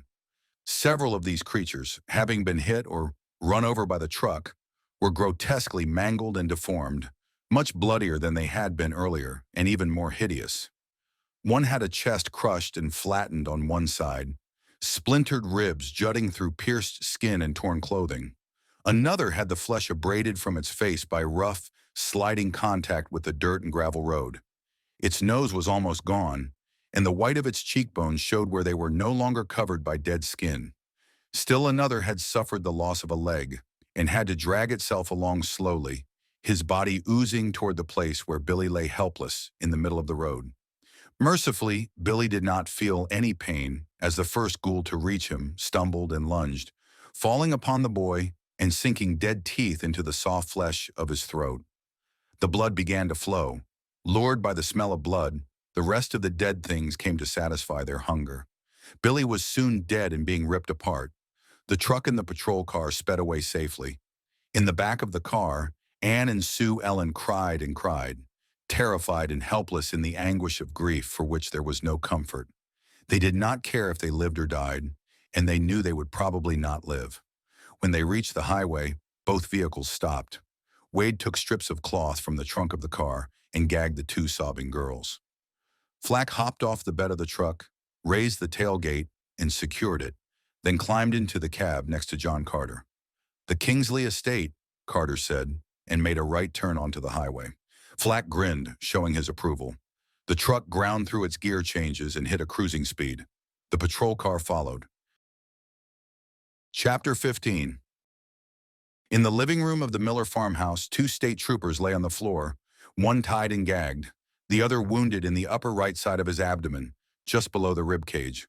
The wounded one lay very still, as blood continued to trickle from the hole in his side. Officers Carl Martinelli and Dave Benton had been overpowered and captured by John Carter and his gang of looters after being lured to an ambush by the girl Angel. She had put on a good act, pretending that her brother had been attacked and badly wounded by several of the humanoid creatures. Fearing that the brother would die and the girl would need assistance in disposing of the body, Troopers Benton and Martinelli had driven with Angel in their patrol car to an isolated farmhouse where Carter, Flack, and Wade Connolly took them by surprise and captured them. They were forced to exchange clothes with Connolly and Carter, and were tied and gagged while two of the outlaws disguised themselves as state troopers. The gang had killed the occupants of the farmhouse and robbed whatever was of value. Without taking his eyes off his partner's inert body, Dave Benton was struggling to free himself. His efforts took the form of trying to stretch and loosen the ropes which bound his wrists, in hopes that he could slip his hands through, but the ropes were so tight that his wrists hurt, and trying to free himself in that way seemed impossible. He ceased his struggles abruptly, and forcing himself to be calm and rational, moved his eyes appraisingly about the room in search of something which could be of help. The living room door was shut, but not barred. John Carter had wanted the door closed in hopes of delaying the creatures outside and saving the victims inside for a more ironic fate. Through cracks between the planks of the boarded-up windows, Dave Benton could see that fire still blazed in the front yard. He supposed that because of the fire, the flesh-eaters had so far not mounted a concerted attack against the house. Dave knew the attack would come. It was merely a matter of time. Time for the dead things to get hungry enough, for the fire to die down, for the things to lose their fear. Dave did not know that some of the creatures had temporarily satisfied themselves on the flesh of the boy, Billy, who had been tossed from the bed of the truck to appease the ghouls while Carter's gang made good their escape. Dave had to free himself somehow so he could replace the beams and the brackets on the door and tend to his partner's wound before the worst happened. He had hope that his partner would not die. He'd had experience with gunshot wounds and the loss of blood did not seem too great, and he knew if no vital organs were damaged, first aid could accomplish a lot, and Carl could be gotten to a hospital. A shudder went through Dave when he thought of what would happen if he could not get free, and Carl did die and came back as one of the flesh-hungry ghouls. Dave did not know of the danger upstairs in what had been Bert Miller's bedroom. He knew something had happened to Angel, but he didn't know what. There did not seem to be anything in the living room sharp enough to cut rope. There was a mirror over the fireplace, and Dave tried to think of a way to break it. Maybe he could get to his feet and manage to hit the mirror with something heavy. No, this did not seem workable. The mirror was too high, and Dave's movements were very limited because of the way he was tied.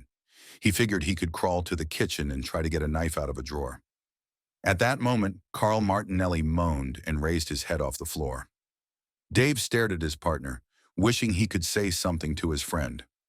Carl moaned again, clutched at his wound, and allowed his head to fall back onto the floor. Dave was very relieved that his partner was still alive and had regained consciousness. Carl's eyes were open, and he was breathing heavily, obviously in pain. Dave could do nothing but watch. He could not talk because his gag was too tight. But he knew that if Carl did not die yet, and if he kept his wits about him, there was hope. After lying still for a few seconds, Carl pulled his hand away from his wound and looked at the hand stained with blood, staring as if it could somehow tell him how bad his wound was.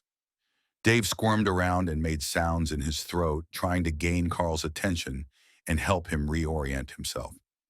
Carl got an elbow under himself and sat up painfully, staring with glazed eyes at Dave as he rolled around on the floor. Dave jerked his head a couple of times and made still more sounds, indicating the unboarded door. Carl looked, understood, and struggled to his feet. He took a few tentative steps, found he could move without keeling over, and slowly went to the door, and after what seemed to be an eternity to Dave, boarded it. Dave watched, assessing his partner's movements and feeling a large measure of relief. Carl turned from the door and felt his wound, unbuttoning his shirt to look. Dave made his deep, throaty sounds again, and Carl realized he had to get his partner untied. The wounded man felt as if he were working in slow motion. "Slug's still rattling around inside there," Carl said. "Hurts like hell. I think it nicked a rib." His voice sounded weak and unsure at first, but got better as he knelt carefully and began to untie Dave and kept on talking. "My head hurts. I fell pretty hard, I guess. I think I'll be okay." His talking seemed to reassure him that he really was alive. Carl got Dave's hands untied and waited while Dave unfastened his own gag and untied his ankles. Dave stood up and rubbed his numbed wrists. "Sit down," Dave said. "Lie down on the couch. We've got to find something to get you bandaged up. Boy, am I glad you're here." Carl did as he was told, with Dave helping him to lie down. Carl moaned, his forehead beaded with sweat. "Rotten bastard," he said. "Heavier slugs would have finished me for sure. I'll get the sons of bitches if it's the last thing I do."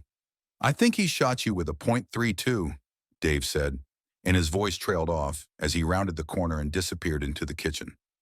He was uneasy about the upper floor, and his idea was to arm himself before going upstairs.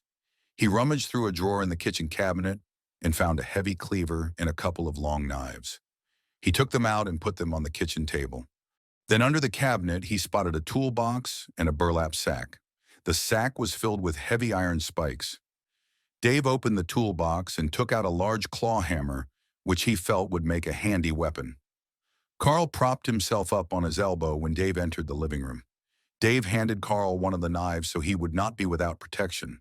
Then, holding the cleaver in one hand and the claw hammer in the other, Dave started for the upstairs.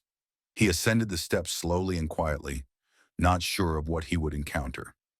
At the top of the stairs, standing in the glare of a naked light bulb, Dave paused. The door to a darkened bedroom was half open. Dave pushed open the door further with his foot, his weapons ready as light from the hallway spilled into the room. Dave's heart jumped to his throat. He caught a glimpse of Angel's remains as the dead thing which had devoured her turned, its face smeared with blood, and started for the door. Dave held his ground, swung as hard as he could with his claw hammer, hitting the ghoul in the forehead and knocking it back. Dave came at the thing, swinging at it with the hammer and slashing with the cleaver too. The cleaver opened a gash in the dead thing's throat.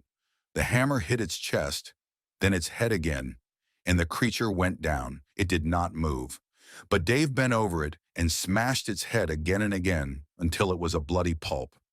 Dave flicked the light on in the room and ran downstairs for the bag of spikes. Once back in the room, he drove a spike into the ghoul's shattered skull. Then he looked at Angel, wondering if there was enough left of her to rise again. Not daring to take a chance, he bent over her and hammered a spike into her skull. Then he backed out of the room, turned the light off, and shut the door. In the hallway, he shuddered, leaning against the wall. From downstairs came Carl Martinelli's voice, pain but surprisingly strong. "Dave! Dave! What's going on up there?" Shaken and breathing heavily, Dave walked to the top of the stairs to reply. "It's okay," he yelled. "One of those things was up here. I finished it off. He lowered his voice. It's what got Angel. Carl heard. He stared speechlessly at the stairway, sitting up on the couch. The horror of what their fate could have been swept over him. He clenched his knife, finding that his hand was strong enough to hold it and make it useful for defense. He had not lost so much blood that he was helpless. He could defend himself and survive. Upstairs, Dave had heard the steady moaning of the girl, Karen. He entered her bedroom, which was at the end of the hall. Bathed in perspiration, she was lying flat on her back on the drenched sheets. She seemed delirious, but she looked at Dave. He saw the tears running down her cheeks. The pains are coming every few minutes, she said. My baby is going to be born. Help me, please, whoever you are, please. Her voice had a weak, futile sound. Dave let his breath out slowly, pitying her, despairing of his ability to handle the situation. All he knew about the delivery of babies had been learned in a handful of brief childbirth classes he and his wife had attended in preparation for the birth of their son. The son was now 2 years old. David had a few years to forget the little that he had ever known. I'm a policeman, a real one. Don't worry, I'll help you, he said, trying to sound reassuring. Can you help too? Karen nodded her head and looked at Dave hopefully before he ran down the stairs. In the kitchen, he rummaged in a closet where he found clean white towels and washcloths and a stack of clean sheets. He also found a bottle of antiseptic solution and a revolver and a box of ammunition. Excitedly, he snatched the gun into his hand, checked to see that it was loaded, found that it was, and tucked it under his belt. He spotted a denim jacket hanging on a hook, tried it on and found that it fit, kept it on and spilled the ammunition into the jacket pockets. Then he began tearing one of the bed sheets into strips for bandages. This done, he brought the cloth strips and the bottle of antiseptic solution into the living room and looked at Carl Martinelli, who struggled to sit up and began removing his torn and bloody shirt. I'm going to get you cleaned up and bandaged, Dave said. Then you're going to help me deliver a baby. You're kidding, Carl said, wincing as Dave poured the antiseptic onto his wound. No, I'm not. The girl's in labor up there, and her baby's going to be born. Outside, the flames rising from the pile of dead bodies were beginning to die down. Chapter 16. The once human bodies continued to burn in front of the farmhouse. In the eerie firelit darkness, the ghouls began to converge on the house, approaching by way of the side porch. The humanoids tried to stay as far as possible from the bonfire and concentrated their assault on the boarded-up door and window on that side of the kitchen. Every so often, one of the creatures squinted at the light from the upstairs bedroom. Karen's screams floated out over the lawn above the grotesque faces of the living dead. Some of the ghouls had rocks and held pieces of tree branches, which they used awkwardly as clubs. Very quickly, the porch light was bashed out and the window pane was shattered. Dead hands reached through shards of glass, beating and pounding on the wooden barricades which had been nailed in place by Bert Miller. When the glass cut into the dead flesh of the attackers, they did not bleed and did not seem to mind their new wounds, though nerves and blood vessels were slashed and severed. Under the onslaught, the barricades were beginning to give. As frightened as the girl, Carl and Dave worked feverishly trying to assist in a totally unfamiliar task. They mopped her face with cool claws, let her dig her fingers into their arms as hard as she wanted to in her agony, and sincerely hoped Mother Nature wouldn't throw them any curves and that it would happen just the way it was supposed to happen. Every few moments, the men's eyes would leave her face, and they would look at each other, both hearing the sounds of the kitchen being ripped apart, yet not daring to leave the bedroom. When it seemed as though the writhing body could stand the pain no longer, Karen gave one mighty cry, and her son entered a world of nightmares. Dave, in a trance, it seemed to Carl, cut the umbilical cord, wiped the tiny crying boy with a clean towel, and the men wrapped the baby gently in another. From what they could tell, the child was healthy. But when they looked over at the bed to attend to Karen, who had been breathing heavily but steadily after the delivery, her eyes stared at the ceiling, her mouth slightly open as if surprised. Placing the baby on the foot of the bed, Dave passed his palm over her face, and her expression became one of sleep. Poor kid, I really thought she was going to make it, he whispered. We did our best, Carl said. Now what are we going to do? He looked at the baby and looked at Karen. She seemed rather peaceful in death, as though the giving of life made the passing sweeter. The pounding of the ghouls at the kitchen door downstairs seemed more frenzied and more frightening. The moans and hammering of the creatures could be heard throughout the house. "We've got to get out of here," Dave said. "Those things are breaking in." Carl looked at Karen. "Don't we have to take care of her?" Dave handed Carl the baby. "I'll do it," he said, "but take the baby downstairs." Carl left the room and Dave stood over the dead mother with a hammer and a spike. Resignedly, he lifted the hammer. Then, his face tight with emotion, he heavily swung the hammer. The sounds of metal striking metal filled the room. The spike cracked its way into Karen's skull and was hammered in deeper. The hammer dropped from Dave's hand and he sagged against the wall, sickened and weak-kneed. When he gathered himself together, he ran from the room. He half stumbled down the stairs, caught himself, and turned the corner at the landing. He stopped in his tracks. With a splintering sound, the kitchen door broke down and ghouls stepped into the house. Dave fired once, twice with the revolver. Loud reports echoed in the room. One ghoul went down. The second one reeled, hit in the chest, then stumbled and fell over the first one's body. The acrid smell of gunpowder mingled with the foul smell of rotting flesh as the wounded ghoul thrashed and struggled to get up. Dave dived for the toolbox and came up with a flashlight. Carl had unboarded the living room door and was poised there with a cleaver and the baby. Dave took the baby and handed Carl the flashlight. "Can you make it?" Dave asked as the two men steeled themselves to make a break from the besieged house, despite the burden of the newborn baby and the uncertain condition of Carl's wound. Carl gritted his teeth and nodded his head to show Dave he was ready to give it a good try. They opened the door cautiously and saw that the front yard was relatively clear. Dave and Carl burst through the doorway and out onto the lawn. Shining the flashlight, they crossed the lawn with its debris of burned and fallen bodies and reached the dirt road. They chose a direction and kept running, finding the road clear for the moment since the ghouls had massed themselves for the attack on the house. Carl moved the beam of the flashlight in the road and spotted a tangle of machinery and wires. He ran, flashing his light on his discovery, then halted in his tracks, breathing heavily and painfully because of his wound. "The generator!" Dave yelled. "It must have fallen from the truck."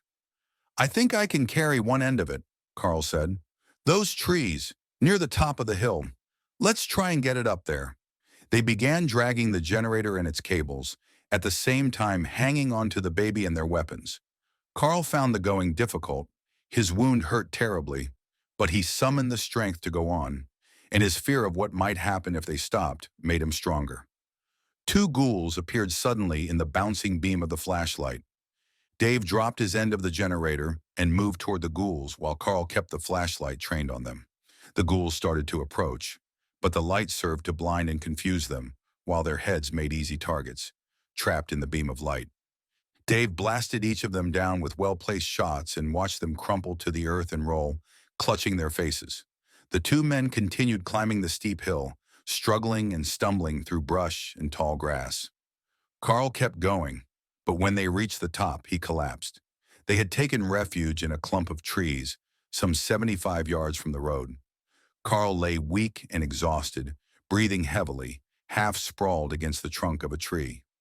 Dave laid the baby on some soft grass next to Carl and handed Carl the revolver. With Carl aiming the beam from the flashlight, Dave set to work. He began to stretch and hang the generator wires through the low branches of trees so that the wires would encircle an area of about 100 square feet. When the generator was running, the wires would be electrically charged, and within the encircled area, Carl, Dave, and the baby would be relatively safe. While Dave continued to work frantically, Carl got his breath back, stopped hurting so much, and picked up the baby and rocked it, making sure it was warm and protected inside the folds of its makeshift blanket.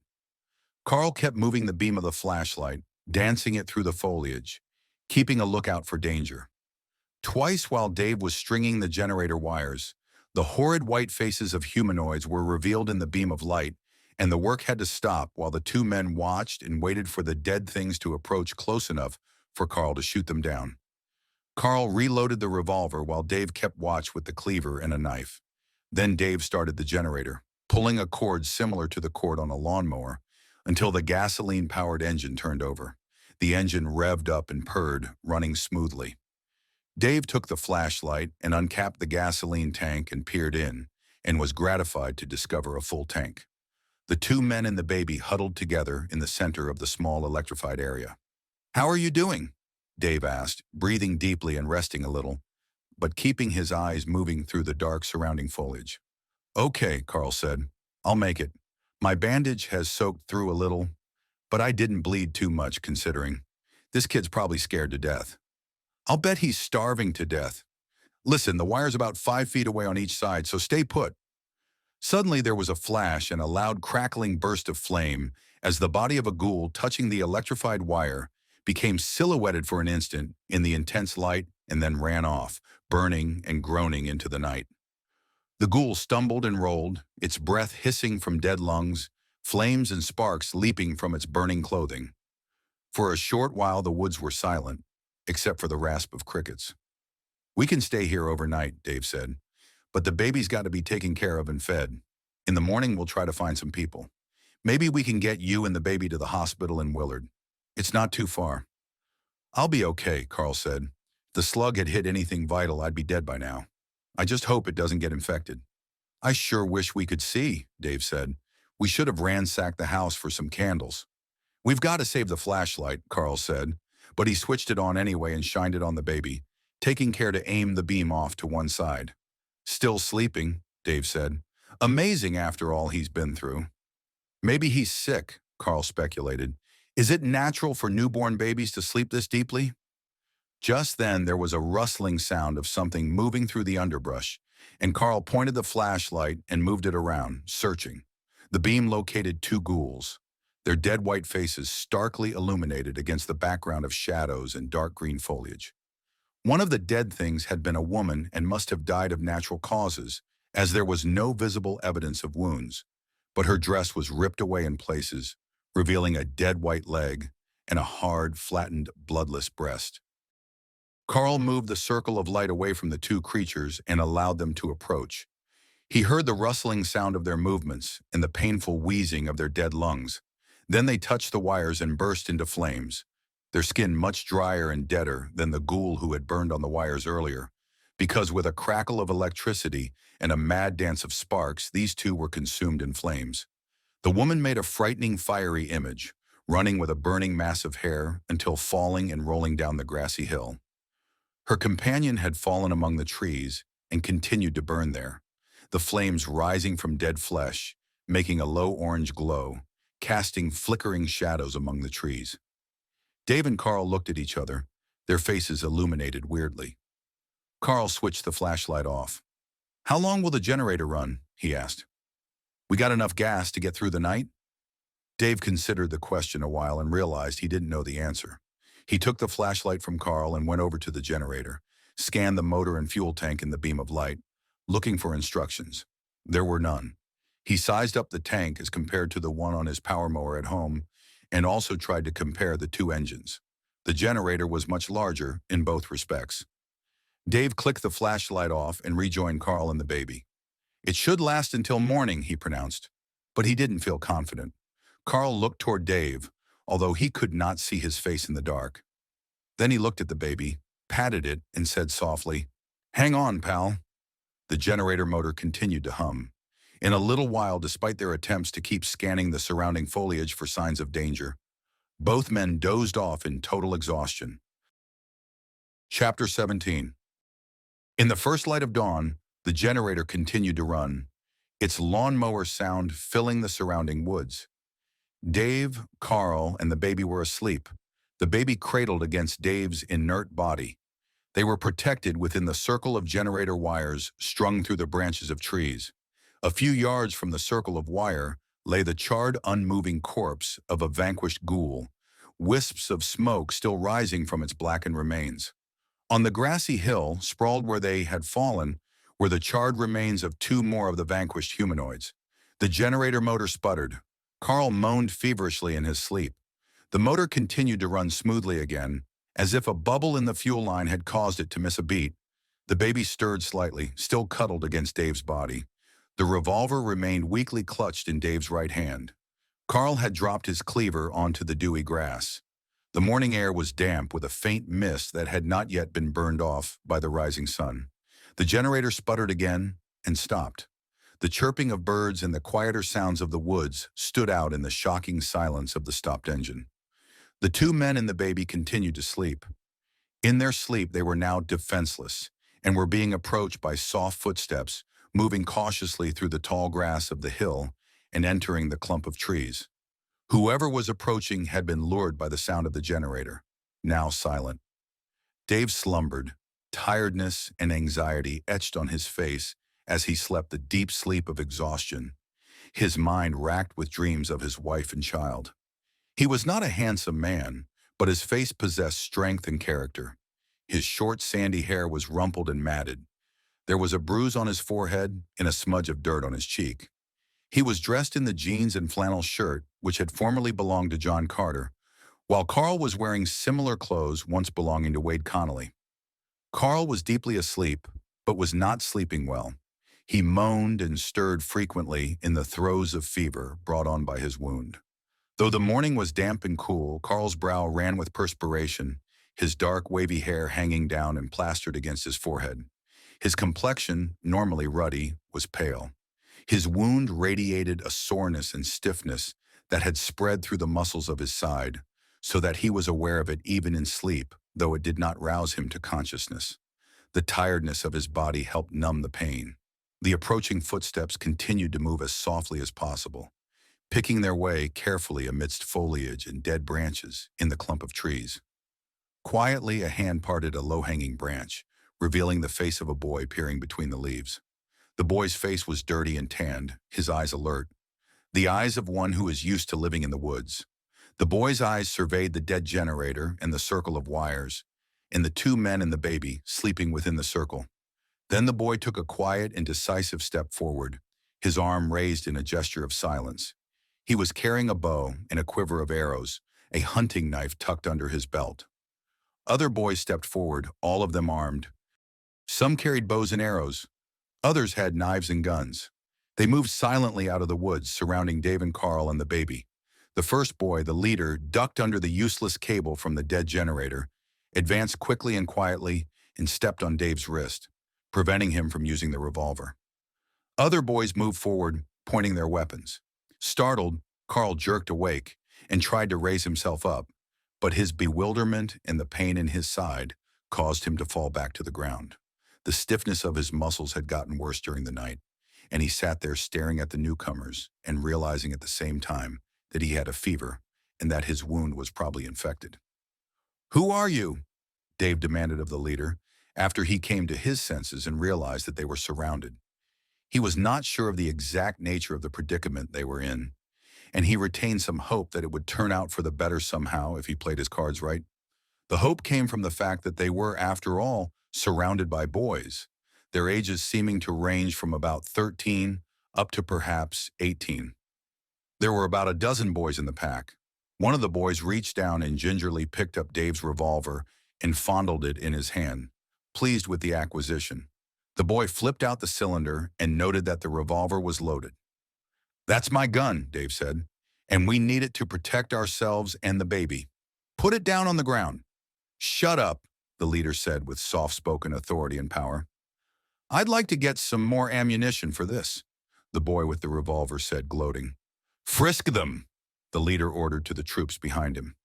Carl stood up painfully, not wanting to be rolled around on the ground. Obligingly, he raised his hands over his head and stood with his legs apart. The boys frisked him quickly and professionally, taking from him one long knife and the heavy cleaver which had been next to him on the ground. He did not have any wallet, watch, or money. Anything of value had already been taken the previous day by John Carter's gang. Dave laid the baby on the ground gently and rose to his feet also. He raised his hands over his head and allowed his pockets to be turned inside out. From him, the boys got only the flashlight and the revolver, and the ammunition for the revolver which was inside his jacket pockets. Dave stooped and picked up the baby, and the baby woke up and started crying. The tribe of boys began grumbling, disappointed not to have found any money. "We don't have anything," Carl said, speaking with effort. "We've already been plucked clean." He debated the advisability of telling the boys they were state troopers, finally deciding the revelation would not improve their chances. He was certain it would most probably have the reverse effect if the boys had committed any crimes during these lawless days. The baby continued to cry. Dave held it tightly and rocked it and looked to the boy's leader, hoping the gang's hostility was based on fear and that there might be a chance to get out of this together, helping each other. "The baby's hungry," Dave said at last, seeing nothing but hatred in the boy's eyes. "Shut up," the leader said again, as though it was his response to everything. "We've got to get this baby to a doctor," Dave said. "His mother is dead, and my partner is wounded." "We're state troopers," Carl said, taking a chance. "Yeah, I'm the mayor," the boy with the revolver said. He seemed to be the second in command. "Where did you come from?" the leader asked. "The Miller farmhouse up the road," Dave said, pointing down the hill, then patted the baby and tried to comfort it while it continued to cry terribly. "Everybody else was killed. The baby's mother died. Why don't you go down there and see?" One of the boys snickered. "Sure, and get torn apart by all those monsters down there." Dave had decided the boys weren't going to give him and Carl any help, so it was best to channel their energy somewhere before they got more dangerous. Maybe he and Carl and the baby would be lucky enough to escape with their weapons. His mind formulated an argument. "You can see we don't have any money or anything valuable. Why don't you just give us back our gun so we can protect ourselves and try to find some food for this baby?" He looked to the leader for an answer. "Good try," the leader said, "but we're keeping the gun. We need it too. It's dog eat dog now. You should know that." He laughed cruelly. "Now get moving." He raised his bow, an arrow pointed at Dave's chest. Dave and Carl hesitated. The other boys also pointed their weapons. The boy with the revolver squeezed the trigger so that the hammer moved back. A further squeeze and a round would fire. "I said move!" the leader shouted. The force behind his voice made the threatening arrow quiver slightly. The boy with the revolver squeezed the trigger so that the hammer moved back. A further squeeze and a round would fire. "I said move!" the leader shouted. The force behind his voice made the threatening arrow quiver slightly. Reluctantly, Dave and Carl began to walk down the grassy hill toward the dirt road, the baby still crying. The leader called after them, using his right arm, the arm that still held the bow, to point up the road, away from the Miller house. "There's another farm about 3 miles up that way. You might be able to get some help there." "To hell with them. Let them fend for themselves," the second in command said, fondling the revolver. "Especially if they're state troopers. They could put in a call and get someone on our ass." "Phone lines are dead," the leader said. "Besides, we'll be long gone before they can do us any damage. What say we try that farmhouse, like they said? If they're all dead, it should be easy pickings." The leader gave the command to move forward, and whooping and yelling, the tribe of boys began to run down the hill toward the scene of desolation and death. Chapter 18. It took Dave and Carl the better part of an hour to cover the 3 miles to the next farm. During the trek, which was exceedingly painful for Carl, the baby cried itself to exhaustion and fell asleep, weak from hunger.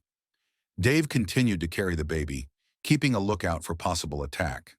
The two men had to move slowly, keeping to the cover of foliage at the side of the road wherever possible. The surrounding terrain, above and below the road, was so hilly and thick with undergrowth that it would have been impossible to travel through it, especially for Carl in his condition. Carl's fever was much worse, his shirt soaked with perspiration, his body becoming weaker with each step. For the last mile or so, he moved in a dogged half-stumble, refusing to give up, fighting a lapse into delirium or unconsciousness. They were terrified to stop, but they did anyway a couple of times to give Carl a chance to rest. The rest periods did not seem to help. He seemed to do better when he could keep moving, and for the last half mile, Dave tried to support his partner and help carry him along. If they could get to the farmhouse, he reasoned, there was a good chance they could obtain some kind of help. If there was a farmhouse, if the boys had not lied. They rounded a bend in the road and spotted a small shed through the trees. At the same time, they came upon a dead chicken in the road. They kept moving, not commenting, and when they had advanced a few more yards, past the clump of trees which obscured the chicken shed, they saw a white-frame farmhouse about 40 yards back from the road. Instinctively, both men stepped behind the protection of a huge tree. They peeked out, looking toward the house across its yards of tree-dotted lawn. There were dead, inert forms on the lawn, the remains of dead animals and some humanoid forms, ghouls which had obviously been conquered. The windows of the house had been boarded up. The place had evidently withstood an assault. Looking at each other and making a wordless decision, Carl and Dave stepped from behind their tree. A shot rang out and Carl was blasted back and fell dead. For an instant, Dave did not move, seeing the frozen expression on Carl's face and the blood soaking through the front of his shirt. Then a flurry of shots rang out and Dave dived and rolled for cover, ending up in a gully behind some low shrubs. In his rolling, he had tried to protect the baby with his body and had apparently succeeded. The infant was badly shaken up but unhurt. He was crying violently, the tiny body racked with sobs that seemed too terrible for it to sustain. Dave was afraid the baby was going to die.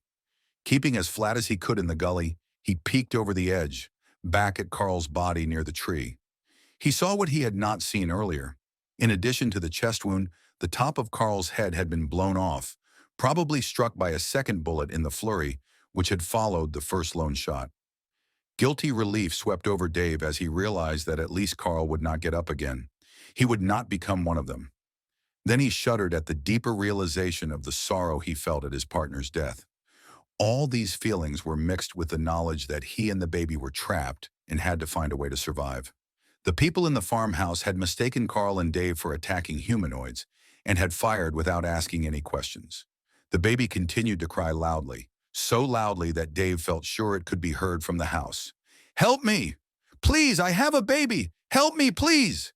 he shouted across the lawn. Another shot rang out, disturbing leaves. Then came a moment of silence. Dave tried again, cupping his hand around his mouth. "I've got a newborn infant with me who's starving. Please, you don't need to help me, but take the baby." He waited. There was only silence. He waited for a long time. A voice came, muffled behind the barricades of the boarded-up house. "You out there, show yourself." Dave hesitated. The voice came again. "Show yourself, by God! We've got to be sure you're not one of those things." Anger grew inside Dave. He wanted to inform whoever it was that they had already killed his partner because of their itchy trigger fingers, but he figured he had better keep quiet about that for the moment. If they knew they had killed a man, they might decide not to leave any witnesses. Dave cupped his hand and yelled as loud as he could, "I'm going to get to my feet! Don't shoot, for God's sake! I'm a man, and I have a baby." Unaccountably, the baby suddenly stopped crying. Dave looked at it, ascertaining that it was still alive, and realizing that even if it were not, he would still use it to gain admittance to the farmhouse. He got up, holding the baby in plain view above his head. Then he scrambled awkwardly up out of the gully and stepped from the shelter of an overhanging tree so that anybody in the house could clearly see what he was. Walking slowly, holding the baby carefully, he approached the house. He saw the glint of gun barrels in the boarded-up windows, and he tried to be ready to dive for cover in case a shot rang out. A dead goat lay in the yard close to the house, some of its bones picked as clean as if buzzards had feasted on it. Dave saw that the goat had been shot almost exactly in the right eye. The socket of that eye was caked with blood, while the partially visible pupil stared out. 20 feet from the front porch of the farmhouse, Dave stopped, still holding the baby above his head. He spoke in the direction of a window with a cracked glass and protruding rifle barrel. "This baby was born last night. The mother died. Her name was Karen Miller. She was your neighbor up the road. The baby hasn't had anything to eat. Would you be kind enough to give it a little milk?" Dave lowered the baby, hugged it to his chest, feeling its weak breathing against his ribs. He figured if the people inside didn't know he was human by now and needed help, they would never figure it out. A man's voice came from behind the cracked pane. "We have no milk. Our goat is dead. Can't you see?" Before Dave could reply, the man's voice boomed again. "How do we know you ain't one of the looters or rapists that have been loose around here? We knew Karen, knew her whole family. They came to our daughter's funeral. Maybe you robbed them and did them in." "My name is Dave Benton, and I'm a state trooper," Dave said. He jiggled the baby, and it began to cry as if on cue, and Dave hoped it would win him some sympathy. It did. A woman's voice came from behind the cracked pane of glass. "Henry!" The baby. "For goodness sakes, let the man in." The protruding rifle barrel withdrew through the broken place in the window, and shortly after it was gone, Dave heard the sounds of the door being undone. He listened as 3 bolts were unlatched. The door opened and Dave stared apprehensively, the baby continuing to cry. Two middle-aged people stood in the doorway, a man and a woman. The man continued to point his rifle at Dave and to look him over very suspiciously. The woman seemed more kindly. She had gray hair done up in a bun and wore a faded print dress. The man wore overalls and a flannel shirt, his face creased and hard, his complexion sunburned, and his head bald. The couple were Mr. and Mrs. Dorsey, parents of the dead child to whose funeral Bert Miller had come with his 3 daughters. Mrs. Dorsey brightened when she saw the baby, eyed her husband and pushed the barrel of his rifle aside so it was not pointing at Dave or the baby any longer. "Well, hurry up inside now," she said, noticing Dave's hesitancy and stepping back to allow him to enter. Dave followed the retreating farm couple inside and watched while Henry Dorsey secured the door. Mrs. Dorsey took the baby and held it up, looking at it with love and concern. "We've got to get milk or the baby will starve to death," Dave said. "He hasn't eaten since he was born." Mr. Dorsey spun from the door. "Can't help you there, I told you. Our goat's dead." He jerked a thumb in the direction of a big, hulking young man, whom Dave had not noticed, sitting in a rocking chair in a dark corner of the room. "My son shot the goat. Thought it was one of them dead things. When it comes to brains, my boy didn't quite get his share. He don't take after his old man no ways. Trouble is," he caught himself. "You say you're a state trooper?" "That's right. My partner and I were captured by a gang of looters. They took our uniforms. Now he's dead." When Dave stopped talking, the only sound in the room was the pat-pat of Mrs. Dorsey's hand as she patted the baby, hugging it to her. Nobody knew what to say. The baby had stopped crying. Mr. Dorsey gave a long stare in the direction of his feeble-minded son, who let his head hang and cringed in his chair as it stopped rocking. Dave got the idea that it was the son whose thoughtless bullet had killed Carl, with the old man joining in the shooting spree afterward. "We'll see to it he has a decent burial if we can," Mrs. Dorsey said. "It's not much, but it's the best we can do." Her words hung in the air and did not comfort anybody. The idiot's son wrung his hands and sulked in a scared sort of way, and began rocking back and forth involuntarily, the chair squeaking. "Don't you have some powdered milk? Canned evaporated milk?" Dave asked. Mrs. Dorsey shook her head. "We've been living off canned stuff I put up last fall," she explained, her eyes downcast. "But if we stay holed up here much longer, it's going to run out." "Is there anywhere else around here where we can find milk?" Dave looked from husband to wife and back again. Mr. Dorsey spoke, his voice harsh and grating without his meaning it to be. "Ain't no other homes around for miles except the Kingsley estate and the Miller farm." "Kingsley?" Dave brightened at the recognition of the name. "Kingsley Country Club's 5 miles north on the highway, over the hill. Least that's where the golf course begins. 3 miles further's the club, and then the mansion's a mile or so beyond that. Kingsley owns practically the whole area, but I'd say your best bet'd be the gas station." "Gas station?" "Log cabin gas station, 7 miles south down to the main road. They sell bread and milk. Least they used to." Dave mulled the information over in his mind. If he could get some form of transportation and a rifle, he could try to make it to the gas station for milk and food.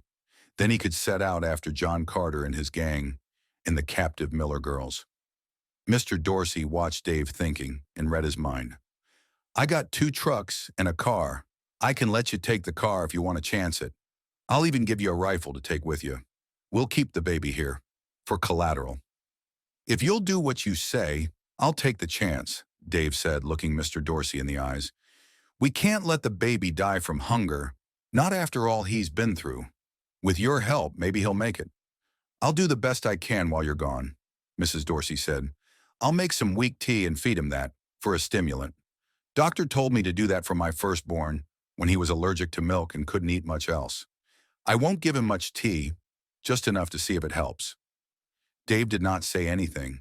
He found it impossible to thank the couple, considering either the man or his son had killed Carl. But they were trying to be kind now, perhaps as an atonement. Dave was not unappreciative, but nothing could bring Carl back. The feeble-minded son kept rocking back and forth in his squeaking chair. Chapter 19. Overcome by mental and physical exhaustion, Anne and Sue Ellen fell asleep in the patrol car, driven by Wade Connolly. He was still following behind the truck. Both truck and car were traveling at about 50 miles an hour, with less than 3 car lengths separating the two vehicles. Wade wanted to stay close. He felt the truck could knock anything out of its way without going out of control, but he didn't trust the car to do the same. If one of the dead creatures appeared in the road, Wade wanted the truck to hit it first. John Carter glanced in his rearview mirror and didn't like the way he was being tailgated. He made a move for his blinker lights to warn Wade off. Flack yelled, "Look out!" and ducked, covering his eyes, and Carter saw 3 humanoid creatures standing in the beam of his headlights in the middle of the road. Carter hit his brakes, which was a bad move. The truck squealed and swerved, hitting 2 of the dead things and knocking them aside. Wade had to hit his brakes hard to avoid crashing into the truck, and with a loud screech of burning rubber, the car careened to one side of the truck to get more braking distance and hit the 3rd humanoid, upending it, causing its flailing body to flip up over the hood of the patrol car and through the windshield. Wade screamed and the car went out of control. It crashed through a guardrail and smashed into a tree.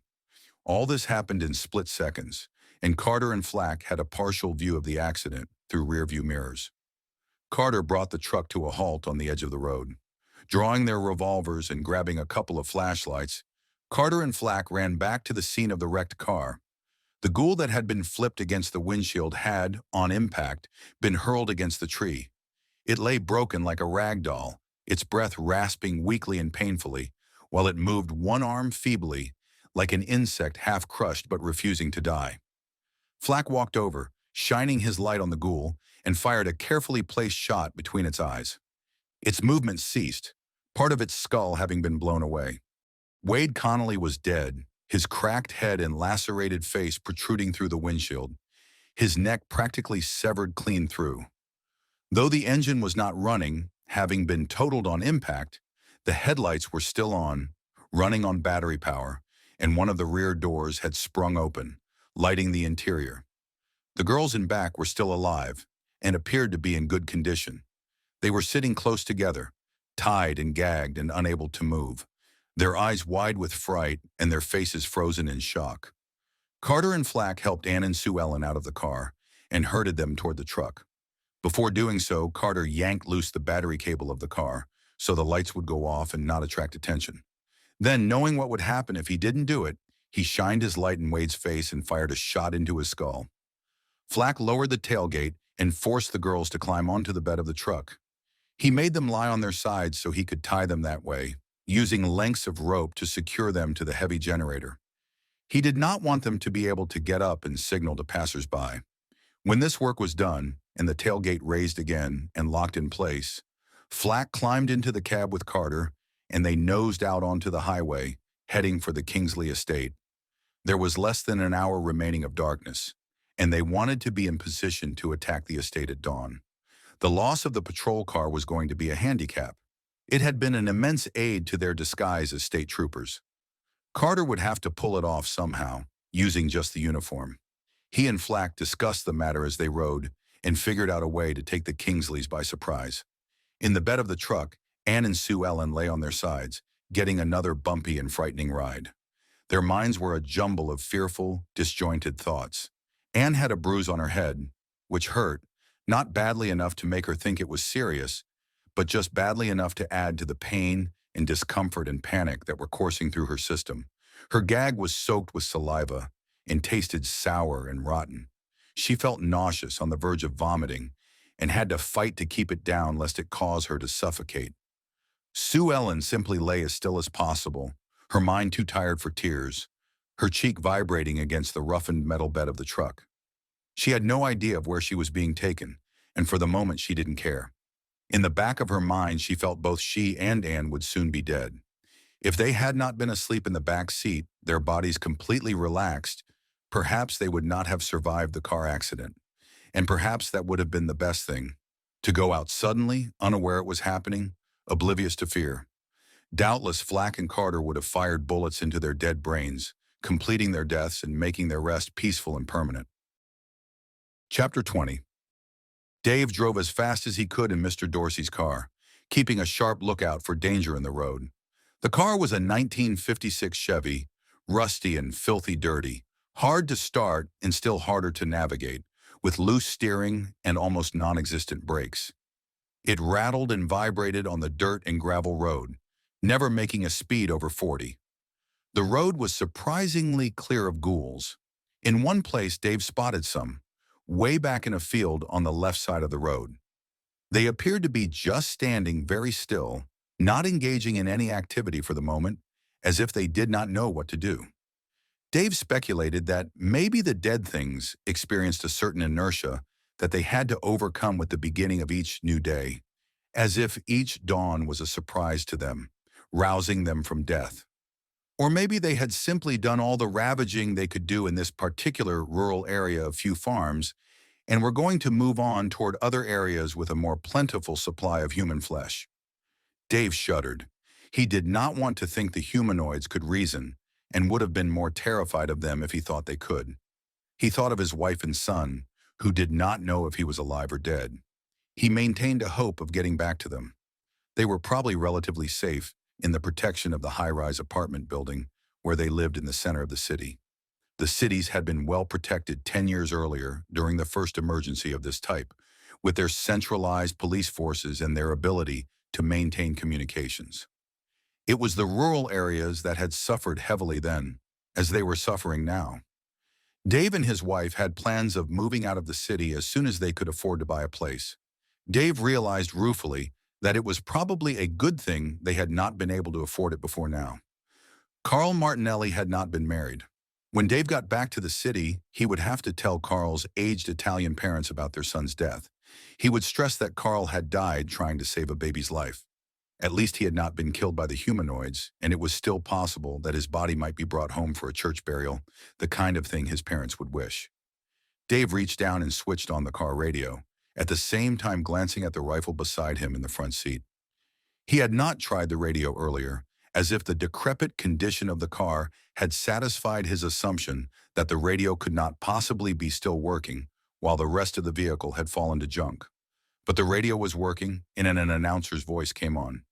Return to life and become carnal monsters, creatures that crave the flesh of the living in order to survive. Scientists have been examining the bodies of the living dead that have been immobilized by brain destruction. One theory at the moment seems to be this, and I quote, "The dead cells of recent corpses seem to have been revitalized by some unknown type of malignancy. In other words, an unknown cancer, perhaps a virus, brings dead cells back to life. This is not a normal life, but a malignant life form that turns the human into a creature that is dead in most usual respects. Most scientists do claim it is something in the air, a virus born of pollution, an odd mixture of carcinogenic chemicals which attack cells that have recently died, causing them to be activated, bringing the dead back to a living death where nothing remains but an activated corpse driven by a craving for living flesh. It is as if cancer itself were destroying the species in the process. It has been discovered that death, or let's say immobilization, of the corpses can be achieved by destroying the brain. Once the brain has stopped functioning, all glandular and circulatory functions cease. At least the creature can be rendered immobile. Dave pulled the car into the gravel lot of the log cabin gas station, braked the car to a halt, and turned the ignition off. The place had been looted. Locks were broken off 2 of the pumps, windows were smashed, the front entrance door was hanging open.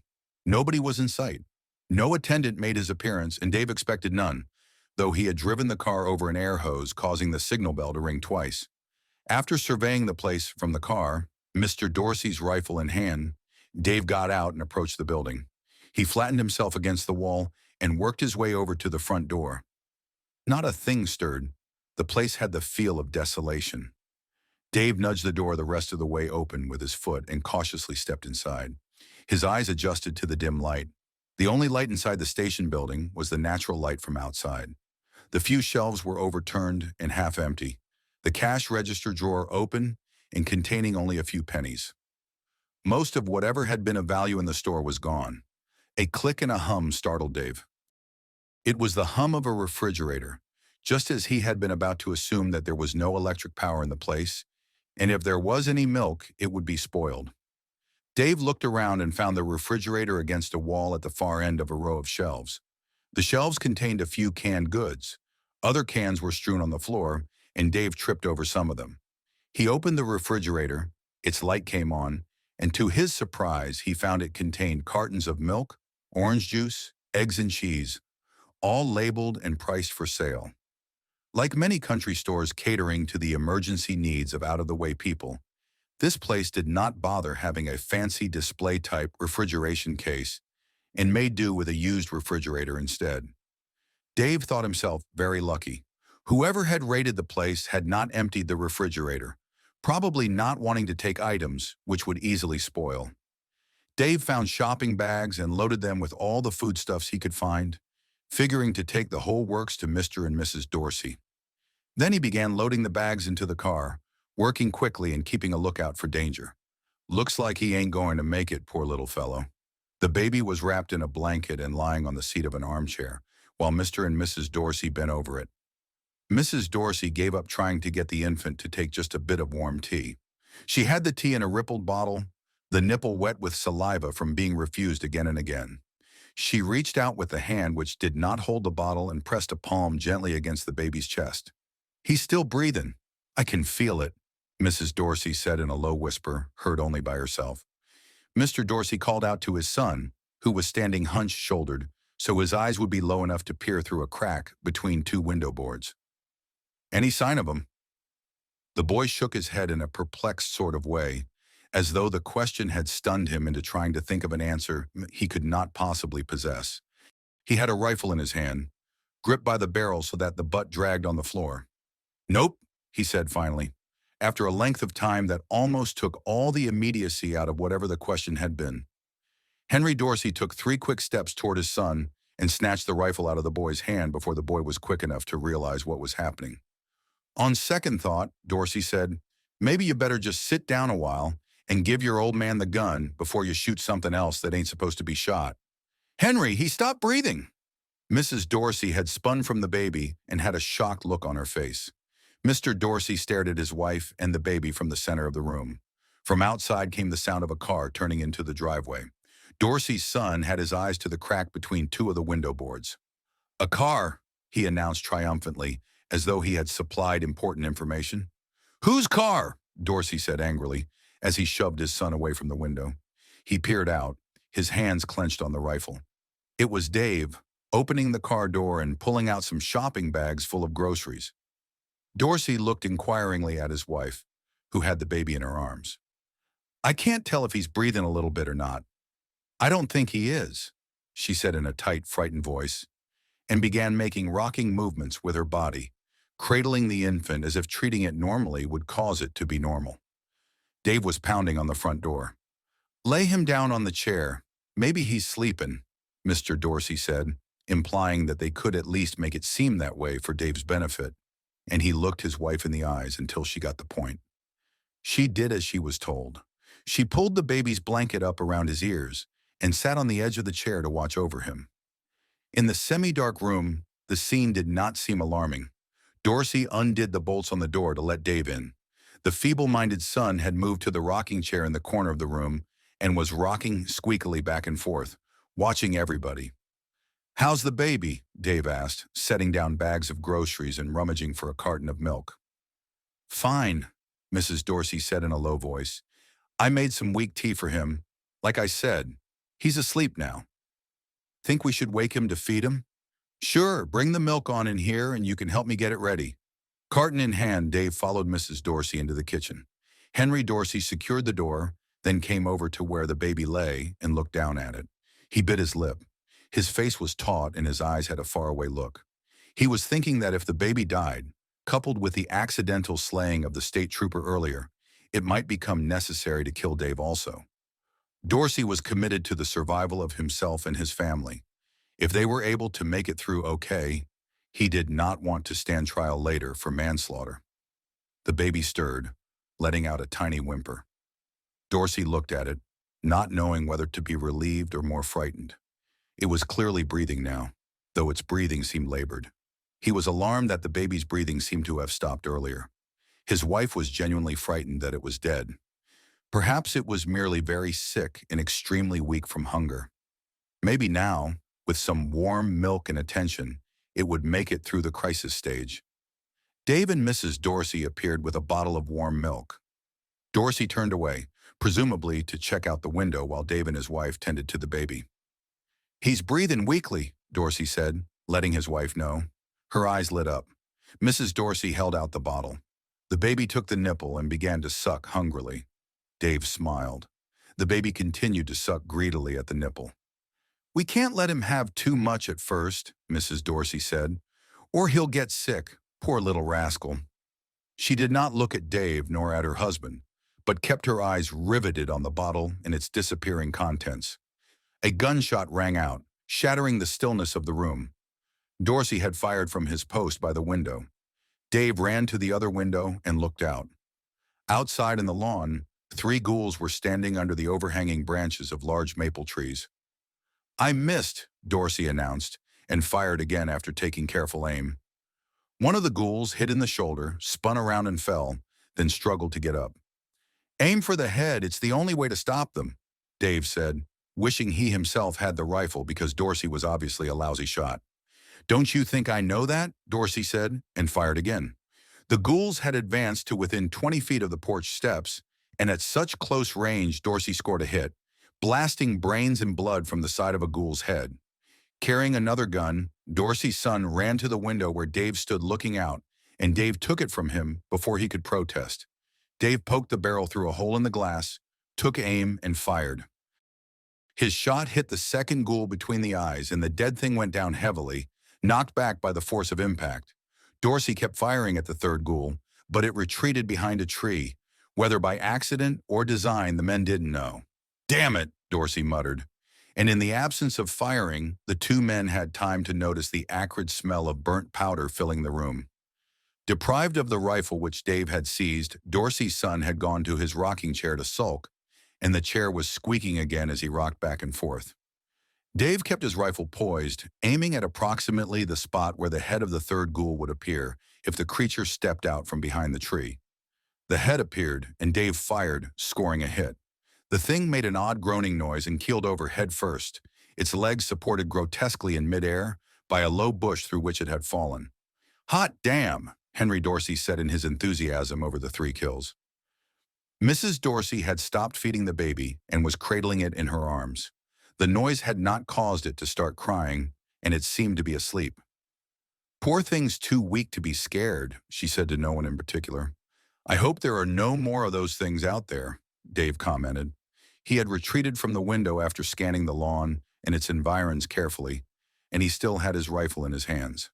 "We got 'em all," Mr. Dorsey said, showing more exuberance than Dave felt the occasion called for, and Dave settled his eyes on the man in an attempt to calm him down.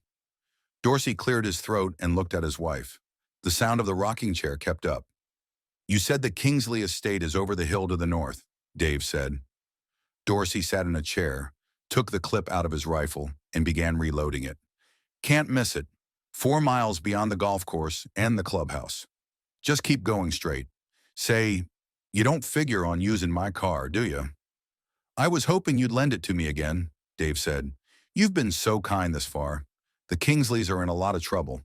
The gang of looters I mentioned is headed there, and they've got the 2 Miller girls with them. And Billy, Sue Ellen's boyfriend." Mrs. Dorsey gasped. Henry let his breath out in a long, thoughtful sigh. "I guess I can let you take the car," he said. "But give me the rifle back. I only got 2 rifles, one for me and one for my son. I'll let you have an axe and a knife." Dave could not help thinking that Dorsey would do better not to ever let his son get his hands on a gun, but he figured he had best keep his mouth shut and accept whatever help the Dorseys were willing to give. He leaned the rifle against the wall by the door, not wanting to take personal responsibility for placing the weapon in the son's hands. Whatever Dorsey did with it was his own business. "You can leave the baby here," Mrs. Dorsey volunteered. "Reckon I can take care of it till you get back." His rifle loaded, Mr. Dorsey hit the clip with the heel of his hand to make sure it was firmly seated. Then he chambered around and clicked on the safety. "Like I said, I'll let you have an axe and a knife and the car. You leave the baby with us. We'll take care of it best we can." He was thinking that if Dave did not come back, nobody would ever find out about the trooper his son had killed, and it would be an easy matter to find some way of disposing of the baby. Chapter 21. Under a fusillade of gunfire, the remaining glass in the windows of the Miller farmhouse was being shattered to bits. The barrage continued, the house surrounded by armed men firing away, concealed behind trees and shrubs. The men were members of Sheriff McClellan's posse. They had come up on the house in their search of the area, not knowing what they'd find, had heard noises and issued challenges. In reply, they had received a burst of gunfire and had run for cover. One man had been hit in the arm and was being attended to by a medic. From behind a tree, Sheriff McClellan cupped his hands around his mouth and yelled, "Come on out of there or we'll burn you out." To emphasize the sheriff's words, a few more shots rang out, peppering the house. The posse had it surrounded on all sides. The sheriff yelled again, "Hold your fire, men! Give them a chance to make their minds up!" He peeked around the side of his tree, aiming his own rifle at the front door of the house. For a long moment, all was still. Then from inside the house, a voice called, "Hold your fire! Don't shoot! Step on out with your hands high," the sheriff called. He waited. There was the noise of the front door being unboarded. Then the door swung open with a creaking sound, and the leader of the gang of boys with bows and arrows stepped out, his bow slung over his shoulder and his hands held high above his head. Other boys followed, their hands held high also, having left their weapons inside the house.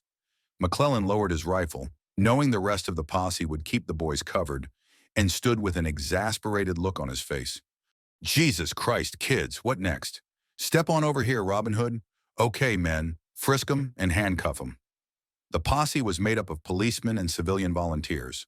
One of the men in uniform stepped up beside McClellan and said, "We better move through the house. See what else is in there." The sheriff nodded his head in approval, and the man whose suggestion it was rounded up a few other men and led them up the front steps and into the house, the men proceeding cautiously with their weapons ready. Some of the posse members had shoved the gang of boys against the wall of the house and were pushing the boys around, searching and handcuffing them. McClellan watched this activity approvingly. Some of the boys looked scared or ready to cry, especially the younger ones. But the leader had kept his composure, a wry, sarcastic look on his face threatening to erupt into a smirk. While he was being frisked, he eyed the sheriff over his shoulder and spoke defiantly. "You can't arrest us. We didn't do nothing. We saw this house. There were no things around, so we came in to hide." McClellan took time to give the boy a hard look before answering. "Yeah? What were you doing in there?" The boy spun around as his hands were being grabbed and roughly shackled by two posse members. "There's dead people in there, but you can't pin it on us. We didn't do it." "Maybe you did and maybe you didn't," McClellan said, his voice even and non-committal. "Right now, we ain't got time to find out. But you're in plenty of hot water. It's for damn sure you were trying to rob this place." "Rob a bunch of dead people?" The boy smirked, looking at McClellan as if the sheriff were an idiot, almost snickering at the end of his question. "Dead people have relatives sometimes," McClellan said. "Ever occur to you what's left in here belongs to them?" One of the men who had gone in to check out the house burst through the doorway yelling, "Sheriff! Hey, Sheriff! There's a couple of dead girls upstairs, both with spikes in their heads, and I wouldn't swear to it, but it looks up there the way it looked after my wife had a baby." The man stopped in his tracks in front of McClellan, a perplexed look on his face as though he had said something incredible. The sheriff merely shrugged and shook his head. "Well, I guess any goddamn thing's possible," he mused aloud. "Come on, boys. Let's finish up here and move on to the Kingsley estate." One of the posse members finished shackling a boy and said, "Those rich bastards ought to be okay. They could afford a small army to protect their place." "Just 'cause they could afford it don't mean they got it," McClellan said, and stuck a cigar between his lips and lit it. He took a long drag. He expected to meet up with emergency vehicles out where the dirt road joined the highway. Then the posse would be transported to the Kingsley place. Chapter 22.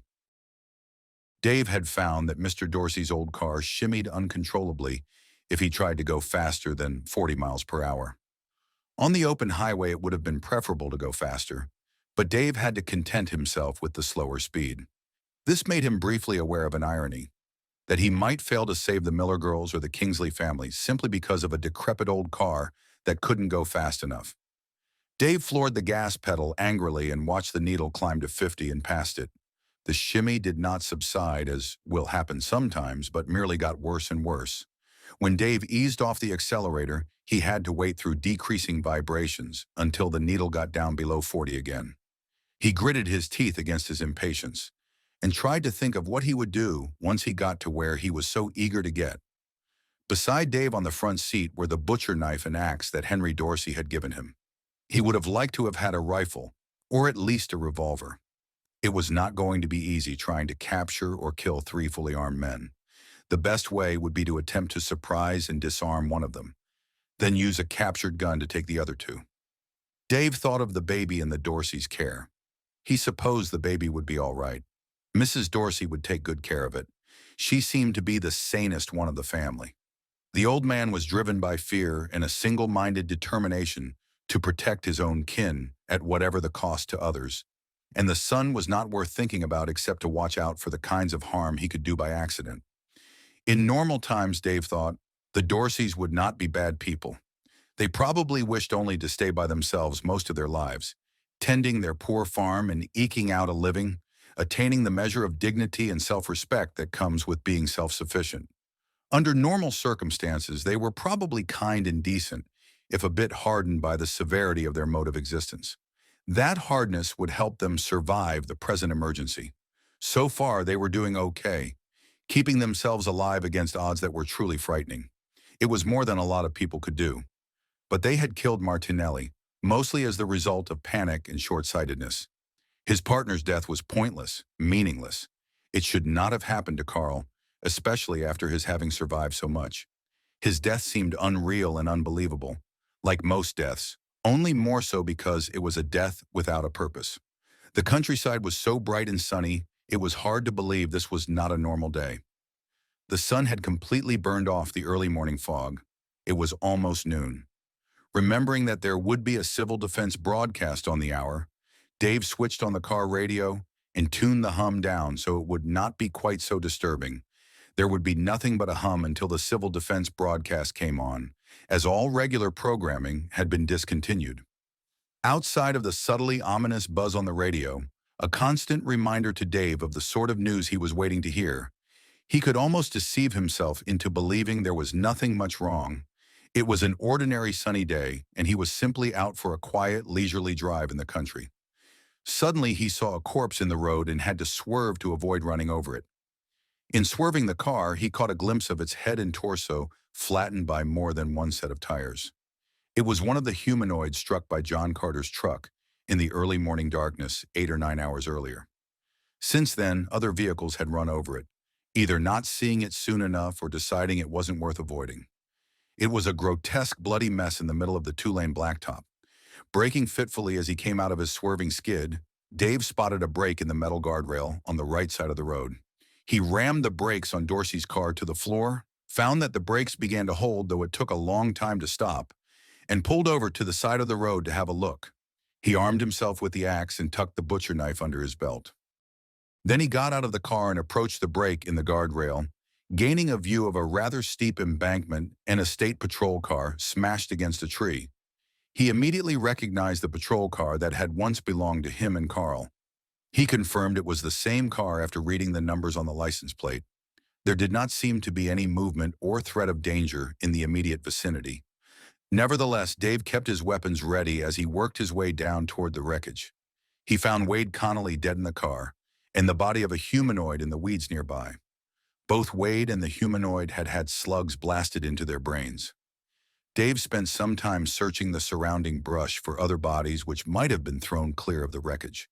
He did not find any traces of the Miller girls, though he searched carefully through the undergrowth, and he assumed that they had probably survived the accident. If they had not survived, Carter and Flack would have put bullets into their brains, as they had done to Wade Connolly. Or would they? Dave silently thanked whoever had done it and continued to wonder about the sisters. Perhaps the girls had not survived the accident, and their bodies had been taken away by the other men. Dave looked at Wade's mangled and mutilated body with a mixture of pity and disgust. the disgust fed by the knowledge that Wade had died wearing Carl's uniform. Reaching past the body, Dave took the car keys out of the ignition, searched the passenger area and the trunk of the car for any weapons that might have been left behind. As expected, there were no such weapons. Carter and Flack had been careful enough to clean everything out. Dave put the car keys in his pocket. One benefit of the accident, he realized, was that now he would not have to contend with Wade any longer, just Carter and Flack. His chances of taking them by surprise were increased.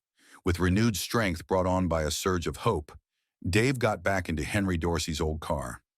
After a few tries, the engine turned over. Dave pulled out onto the highway, resolving to keep his eyes open for additional bodies in the middle of the road. He switched the radio back on, having turned it off before starting the car to give the ancient battery a better chance to do its job. Nothing but a low hum came from the radio. Dave looked at his watch. It was nearly 12:30, and he had missed the civil defense broadcast. He kept the car at 40, driving down the road following Mr. Dorsey's directions. In 3 more miles, if Dorsey was right, he should be able to spot the country club and golf course. Chapter 23. Inside the luxurious mansion, 3 people lay bound and gagged in different areas of the elegant living room. Each had been tied to a large piece of furniture, additional insurance for their captors that they could not wriggle toward one another and try to undo each other's bonds. Roped to the heavy brocade-covered sofa was Gordon Kingsley, a highly successful executive in his early 50s. A large man, but paunchy due to too many business lunches and too few hours in the plush exercise room of the clubhouse he owned. From beneath bushy gray eyebrows, he tried to keep his eye on his wife and son. Elvira Kingsley, a handsome woman a few years younger than her husband, lay tied to one of the legs of the grand piano. She had maintained her slim figure, and her hair was carefully dyed to a natural deep brown. Tied to an overstuffed easy chair was their son Rodney, a sandy-haired boy of 10, nervous and high-strung. They were alone in the room, 3 trussed bodies scattered about on antique carpets, waiting. The Kingsley family had felt relatively safe inside their mansion because of extensive security measures, which had always been present. The windows were protected by a grillwork of ornate wrought iron, a feature incorporated into the original design of the building to discourage burglars or kidnappers. Mr. Kingsley had also had an elaborate and expensive alarm system installed that was hooked up to the sheriff's office. The heavy oak doors were fitted with substantial locks, chains, and steel brackets and bars, the latter protection added in the beginning of the present emergency. 2 armed guards with trained German shepherd dogs had afforded still additional protection. The dogs and men having been hired from a professional security agency to patrol the grounds and guard the house, day and night. John Carter and Flack had driven the truck onto the grounds of the Kingsley estate. Just inside the entrance gate, they stopped the truck, leaving the Miller girls lying in the back, and got out. They began to walk toward the distant house. One of the 2 security guards saw the uniform and walked over, hoping for news of what was happening outside the estate. As soon as he came within range of the 2 men, he and the dog were shot, Carter and Flack killing with 1 bullet each. Then they ran back to the truck and sped down the tree-shaded road to the main house.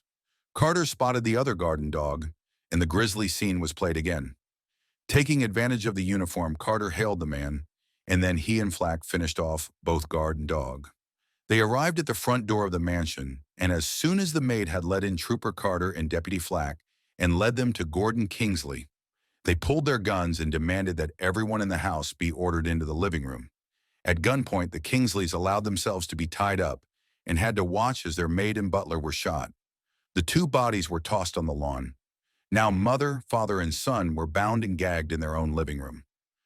From other parts of the house, they could hear the sounds of Flack and Carter opening closets, going through drawers, looking for items of value.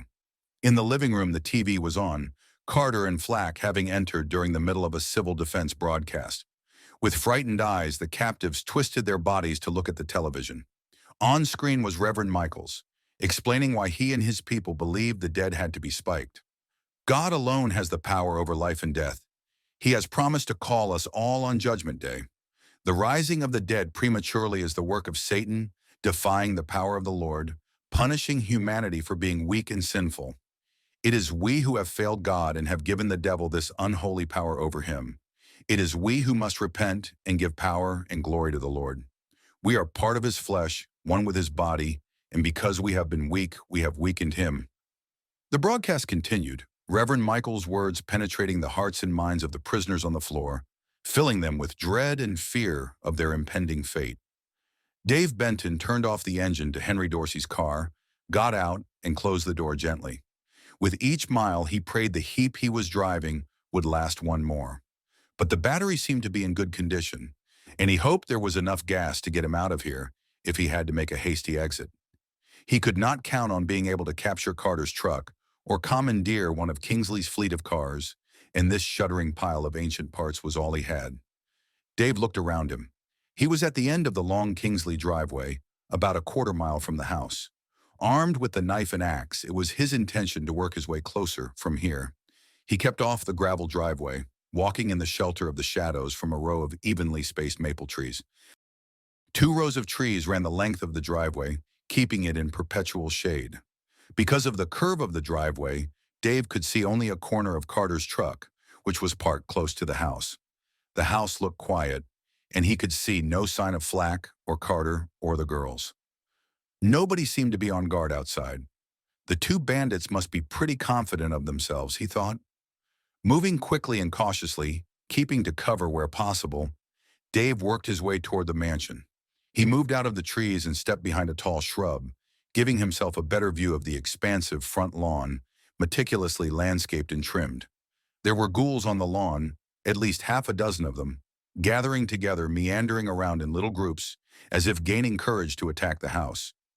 Dave shrank back behind the shelter of his shrub, and a shudder went through his body.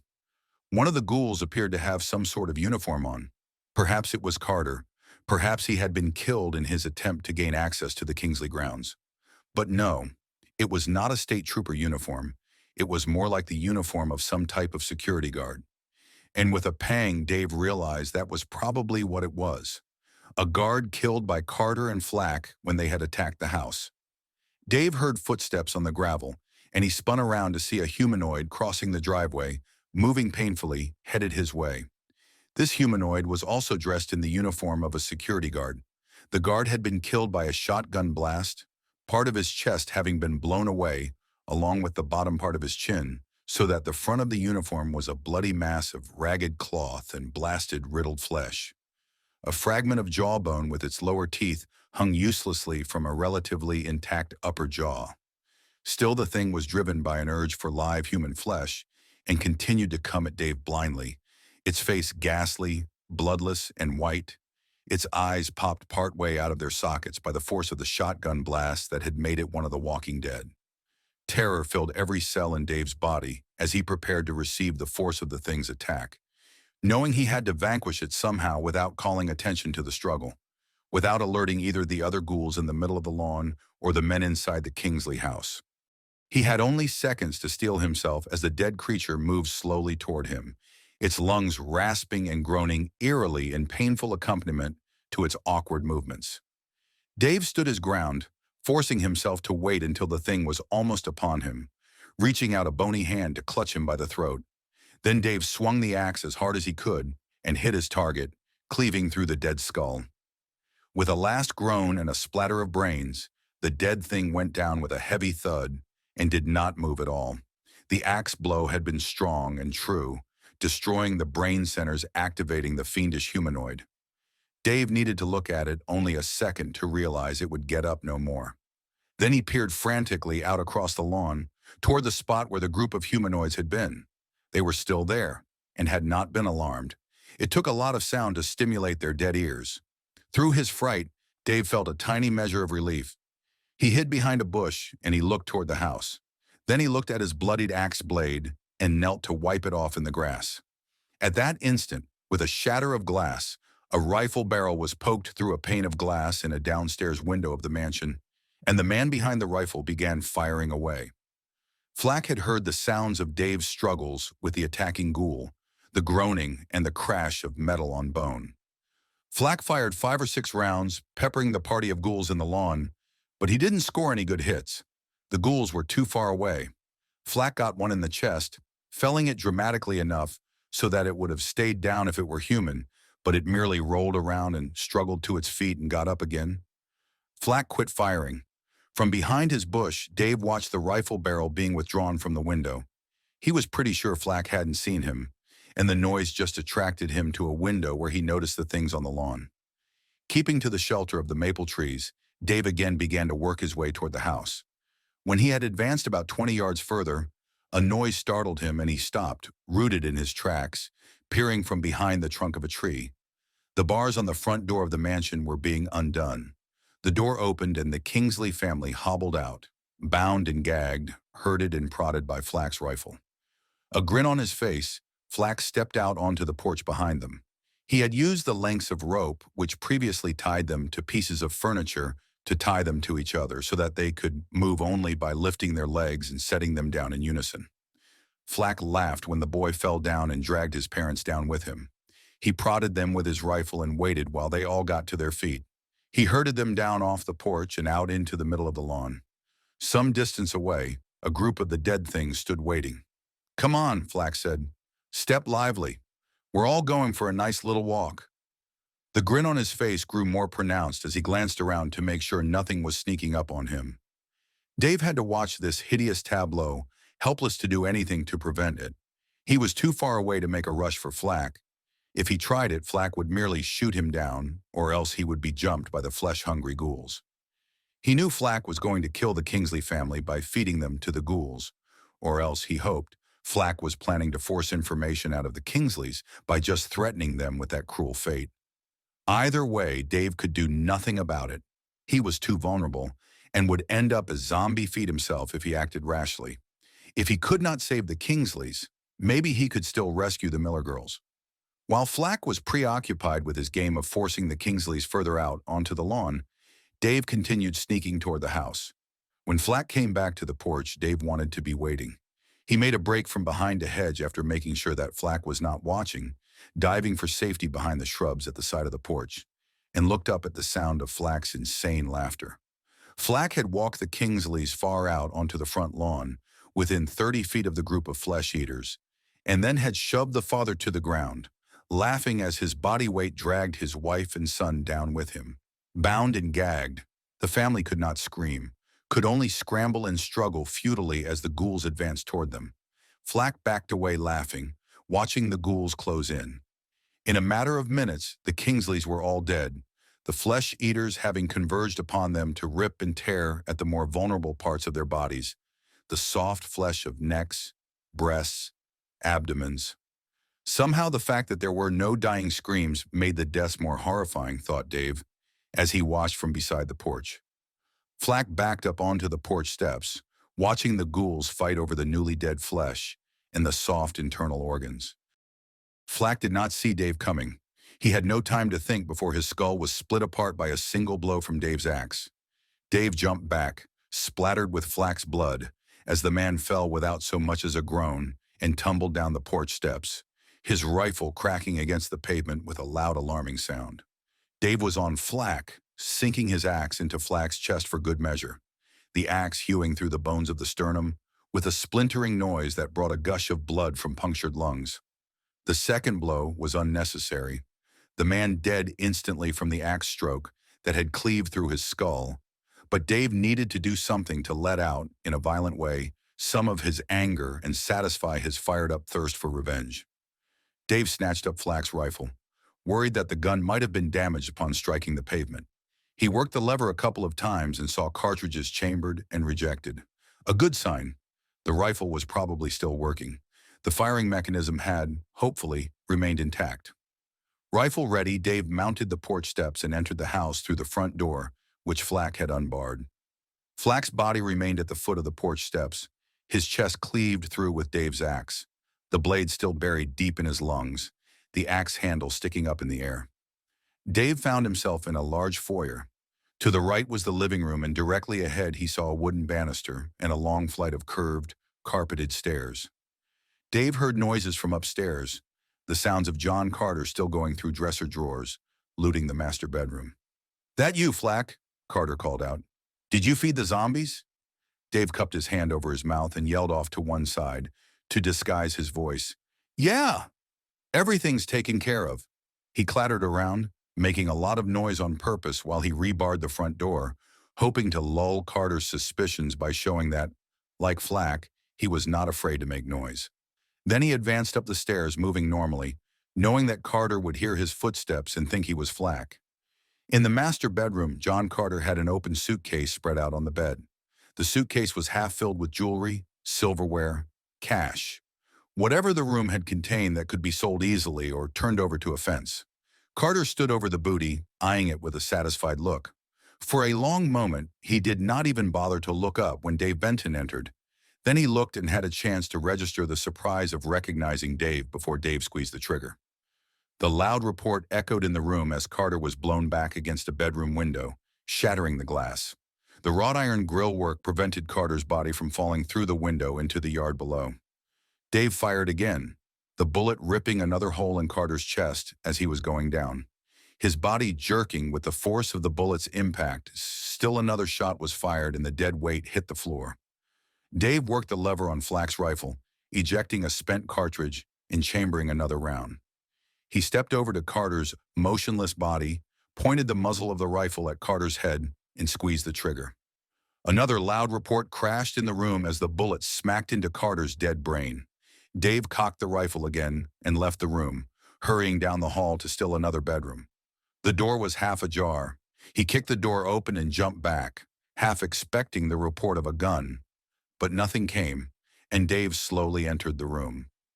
There were 2 four-poster beds, and on the beds were the 2 Miller girls, Anne and Sue Ellen, each tied and gagged, their bodies naked with their arms and legs spread-eagled and roped to the posters of the beds. They strained to look up at Dave, the fear in their faces softening when they realized he was neither Carter nor Flack. He bent over Sue Ellen first because she was the closest one and undid her gag. He told them who he was and very briefly what had happened. Before she could find words to speak, he asked, "Anyone else in the house? Anyone besides Carter and Flack?" "The Kingsleys," Sue Ellen said. "The Kingsleys are prisoners downstairs." "Anyone else?" Dave insisted. "Anyone who would be an enemy to us?" Sue Ellen shook her head, perplexed and frightened. "No, no one. No one but Carter and Flack." "They're dead," Dave said. "I killed them. The Kingsleys are dead too. Where's Billy?" Dave had his answer when Sue Ellen buried her face in her hands and began to cry. Still gagged, Anne continued to stare, her eyes filling with tears. As soon as she was untied, she intended to ask about her sister Karen. Chapter 24. A convoy of trucks, ambulances, and patrol cars brought Sheriff Conan McClellan and his men to the beginning of the private road that led from the edge of the highway through a stretch of woods to the Kingsley estate. The sheriff climbed out of a patrol car and shouted a few orders while he waited for the men to form up. They intended to go the rest of the way on foot, checking out the caretaker's cottage en route to the mansion itself. The ambulances and patrol cars would remain on call in case they were needed. The trucks would proceed into town and refuel and load up with coffee and food for the tired and hungry men. Overhead, a helicopter circled, beating the air with metal wings as it dipped and hovered, scanning the woods and meadows for signs of humanoids or people in need of help. One of the posse members had a walkie-talkie strapped on his back, by means of which McClellan and his men maintained contact with the helicopter and the patrol cars. McClellan used a dirty, balled-up handkerchief to wipe sweat from his brow as he watched his men forming up in the middle of the road. The posse had been organized in a hurry, and many of its members were inexperienced and did not have the proper gear for living in the woods. In addition to the normally difficult problems of feeding and supplying a posse of 40 or 50 men, there had been myriad pesky complaints common to novices such as poison ivy and blistered feet. Through it all, McClellan had alternately bullied and pampered the men, trying to keep them on the move in a disciplined fashion, combing the rural areas in search of those who might require aid or rescue. The county had been divided into sectors, each sector to be patrolled by posse volunteers, policemen, and National Guard troops. The objectives were to re-establish communications in areas where lines were down or power stations were out of commission, to bring safety and law and order to villages and larger communities, where order was threatened not only by marauding ghouls but by looters and rapists, taking advantage of the chaos created by the emergency. and to send rescue parties out into rural or remote areas where people could be trapped in their homes with no way of defending themselves adequately or calling for help. McClellan's sector happened to be a particularly dangerous one, especially bothered by gangs of looters and hoodlums. He wondered if it were perhaps because of the unusual number of isolated and wealthy families, such as the Kingsleys. The county had once been a profitable coal mining area, and men had built fortunes from the mines as owners and overseers.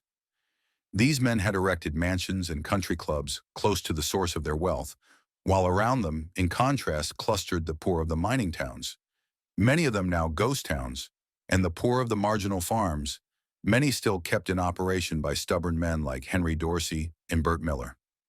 Gordon Kingsley had inherited wealth from the mines.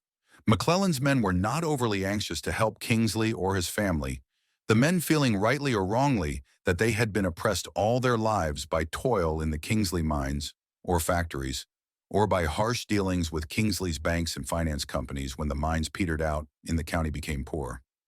The men felt that Kingsley could afford his own protection, and many resented being there and could not understand why they came to his land. Because Gordon Kingsley was so tight-fisted with a dollar, they muttered other men, common men, had to risk their lives in his behalf.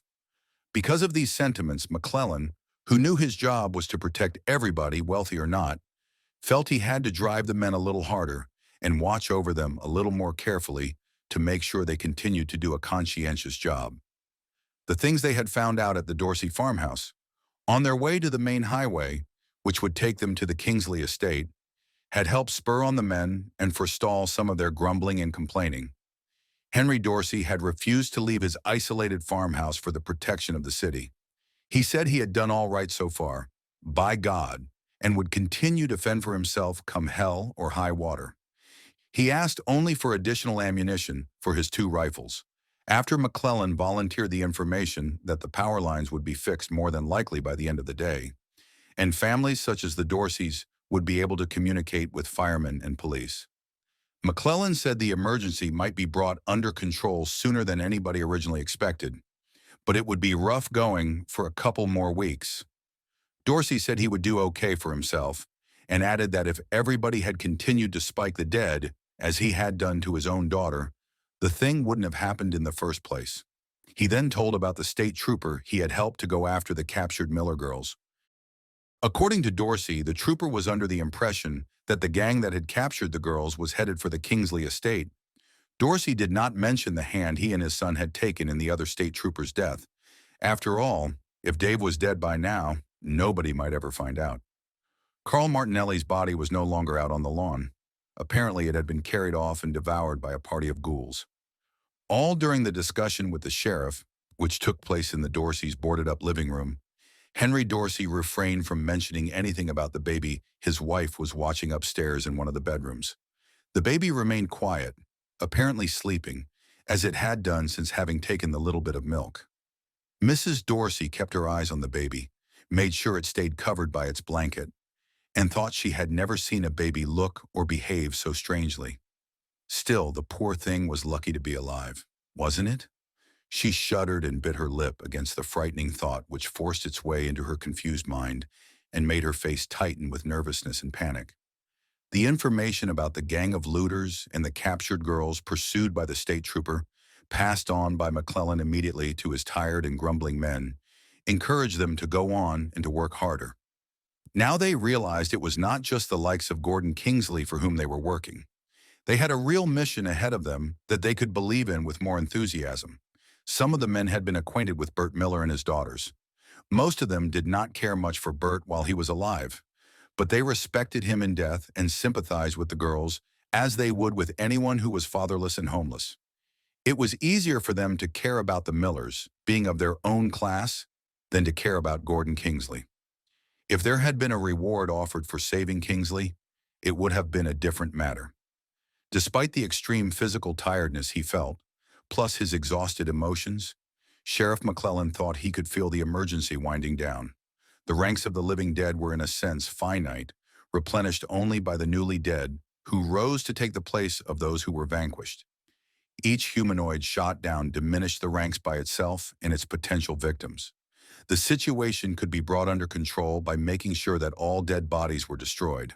When all the humanoids were killed, there would be no more danger from them. They could not reproduce like humans. They were creatures of death, to be kept dead by destroying their brains.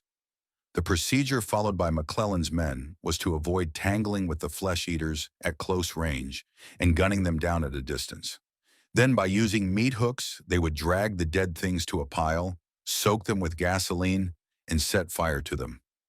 Anyone who had touched a meat hook or anything suspected of being in contact with a ghoul would wash his hands with plenty of soap and water, and afterward in a strong solution of alcohol. So far, these measures had seemed sufficient to prevent infection. They were the same measures followed once before, during the first outbreak of the disease which prevented total death and turned human beings against each other. Chapter 25. Flack could not hear his limbs being torn from his dead body. He could not hear bones and cartilage being twisted and broken and separated at the joints. He could not cry out when the ravenous ghouls ripped out his heart and lungs and kidneys and intestines, their task made easier by the axe that had cleaved through his torso, shattering the sternum. The ghouls fought among themselves, clawed and struggled with each other for possession of the once living organs. Then, once Flack's body was completely destroyed, they went off, each to crouch alone with its meal, each aware of the presence of other hungry ghouls looking on, waiting for a chance to seize whatever organ or piece of the human body the lucky ones had managed to claim. The flesh-eaters were like dogs, dragging their bones off to a corner to chew and gnaw, while other dogs looked on.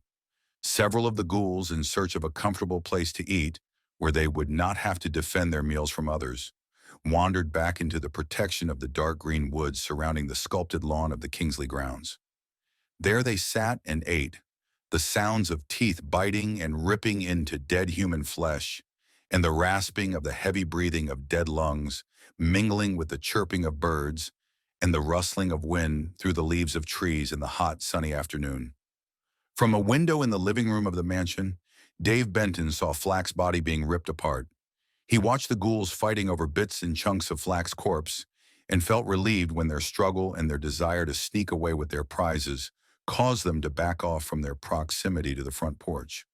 Though Flack's fate was not undeserved, it sickened Dave to see it meted out. The result of the death of Flack and the death of the Kingsley family was that the ghouls had been temporarily satisfied in their craving for human flesh, and Dave felt that an escape from the house could be attempted. He had the keys to Carter's truck, which he had taken from the gang leader's pocket. He also had guns and ammunition. Ann and Sue Ellen were still in a state of shock over their experiences of the past 48 hours. They had told Dave of the death of Billy, fed to the ghouls while Carter and Flack and Wade Connolly made good their escape from the Miller farmhouse. Dave had tried to be as kind as possible in letting the girls know of the death of Karen and the birth of her baby, now being cared for by the Dorsey family. The two sisters were sitting on a sofa in the Kingsley living room, not moving much or saying anything. The relief they felt at being rescued from Carter and Flack was muted by the emotion-shattering events of the past 2 days and their anxiety over what may be still to come.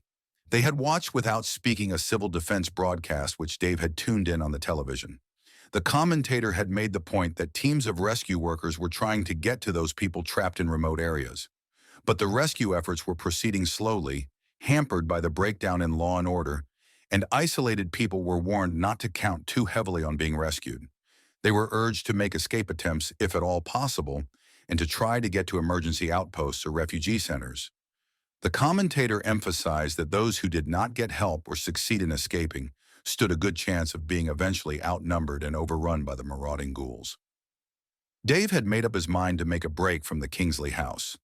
The ghouls were preoccupied with the remains of Flack and the Kingsley family. Dave reasoned that if he had driven to the estate without much trouble, he should be able to escape from there. He could take the girls with him in Carter's truck if they felt up to it, or he could go himself and bring help when he reached an emergency outpost. He had rifles and pistols and plenty of ammunition. He could leave weapons for the girls to defend themselves while he fought his way to safety. He felt the house was barricaded enough for the girls to remain safe inside. When the TV broadcast was over, Dave turned the set off and confronted Ann and Sue Ellen. Patiently, in a lowered voice, which he hoped sounded reasonable and kind, He went over the facts of their situation as he understood it. He explained that the phones were dead, possibly put out of commission by Carter and Flack, or simply because so many lines were out everywhere. The two choices they had were to wait for rescue, which might never come, or to make a break for it. Dave said that one possibility was for him to try and make the escape alone, with the girls waiting for him at the house. If they felt up to it, he offered to take them with him, but wondered if that would not be more dangerous for them. He suggested that if he did go alone and did not return in a reasonable amount of time, the girls should try and escape themselves in one of the Kingsley automobiles.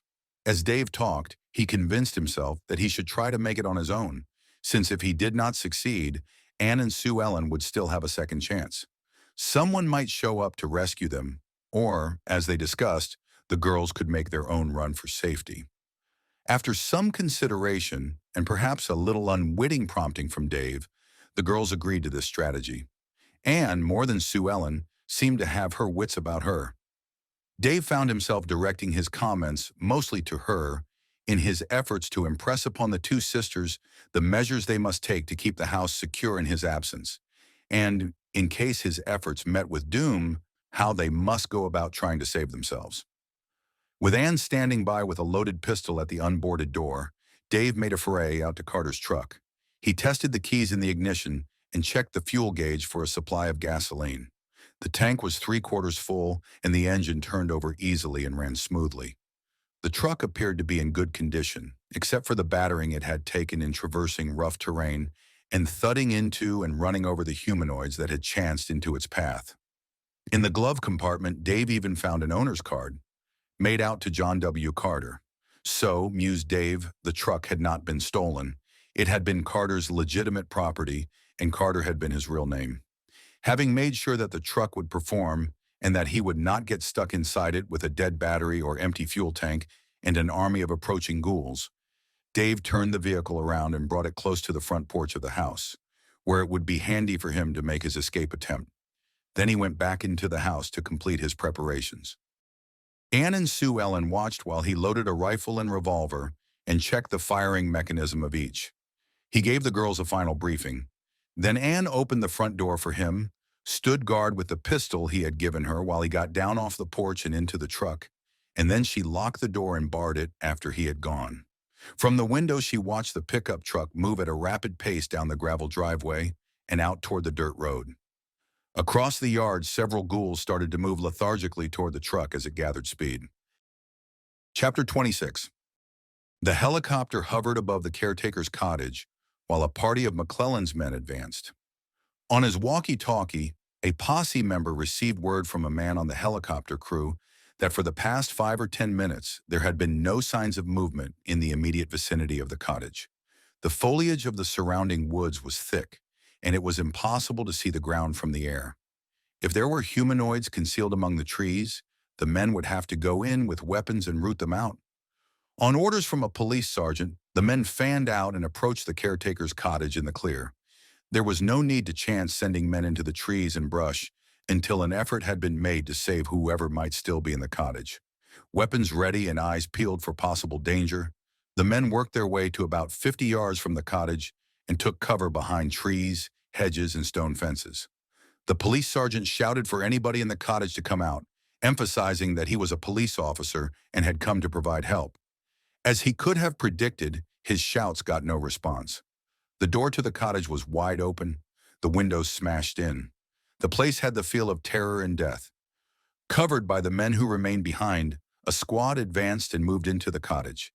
They found the signs of a terrific battle which had been waged between the people of the cottage and a party of attacking humanoids, a battle which the people had lost.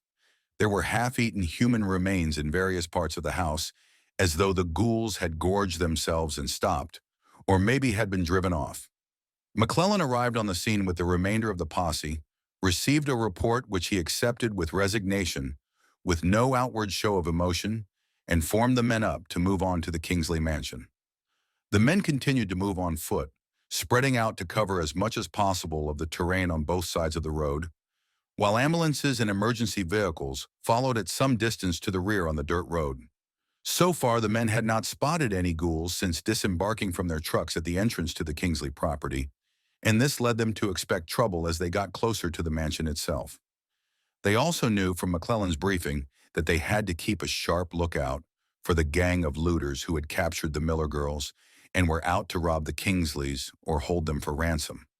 The tension among the men, especially the civilians, increased to a degree that was noticeable in the strain of their voices and the wariness of their movements as they advanced down the dirt road. When Dave rounded a curve and saw the figure in the middle of the road, he stepped on the gas, hitting the man and knocking him into the air. Seeing the man frozen in his tracks with a drawn pistol just before the moment of impact, Dave had time to realize his mistake just as a shot rang out and a rifle bullet smashed into his brain. Then there was a barrage of shots as the truck was riddled, its glass shattered, Dave's body jerking and being pumped full of slugs. A bullet penetrated the fuel tank, the hit resulting in a tremendous fiery explosion, sending bits of metal flying through the ranks of the posse members, still firing their weapons from where they had taken cover in the trees along the side of the road. No one was hit by the shards from the truck. Having been shocked into a ceasefire, the men stayed rooted in their positions for a long moment, as they watched the truck being consumed by fire. They did not doubt that they had killed one of the looters in the act of trying to make good his escape. One of the men shouted for an ambulance as he knelt over the man who had been struck by the truck. The ambulance moved up slowly past the men, who had to be told to clear out of the road.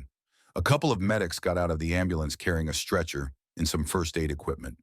The man who had been hit by the truck was not dead, but he was in shock, had suffered numerous bruises and lacerations, and his leg was broken.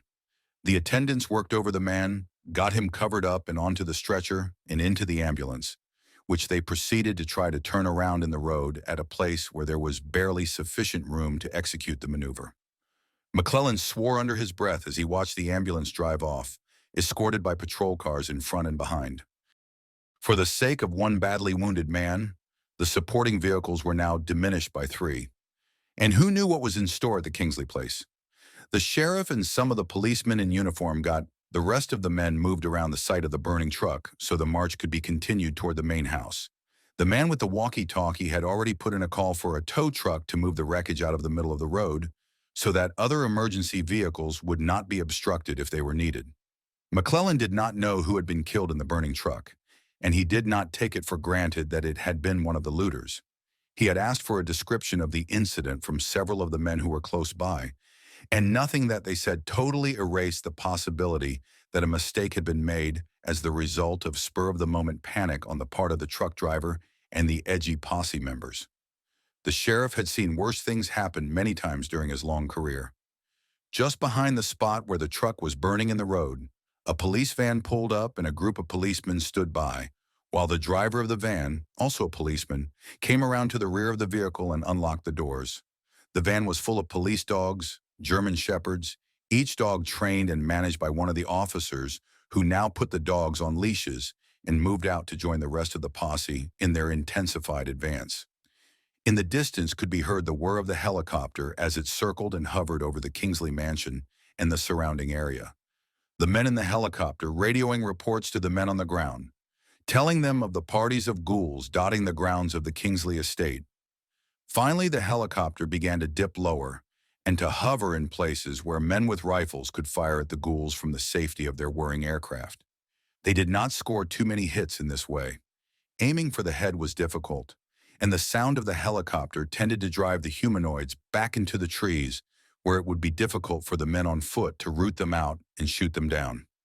In a short while, the tactic was abandoned, and the pilot took his machine higher to hover and circle, while the men on the ground moved up. Inside the house, Anne and Sue Ellen heard the helicopter in its maneuvers over the house and grounds. The sound of the machine frightened them at first, then gave them heart as they realized what it was. They were about to be rescued. Dave must have made good his escape, but then the helicopter went away, its whirring sound getting weaker and weaker until it could barely be heard. Ann Miller listened intently, watching from the windows until the roar of the helicopter's metal blades got stronger again.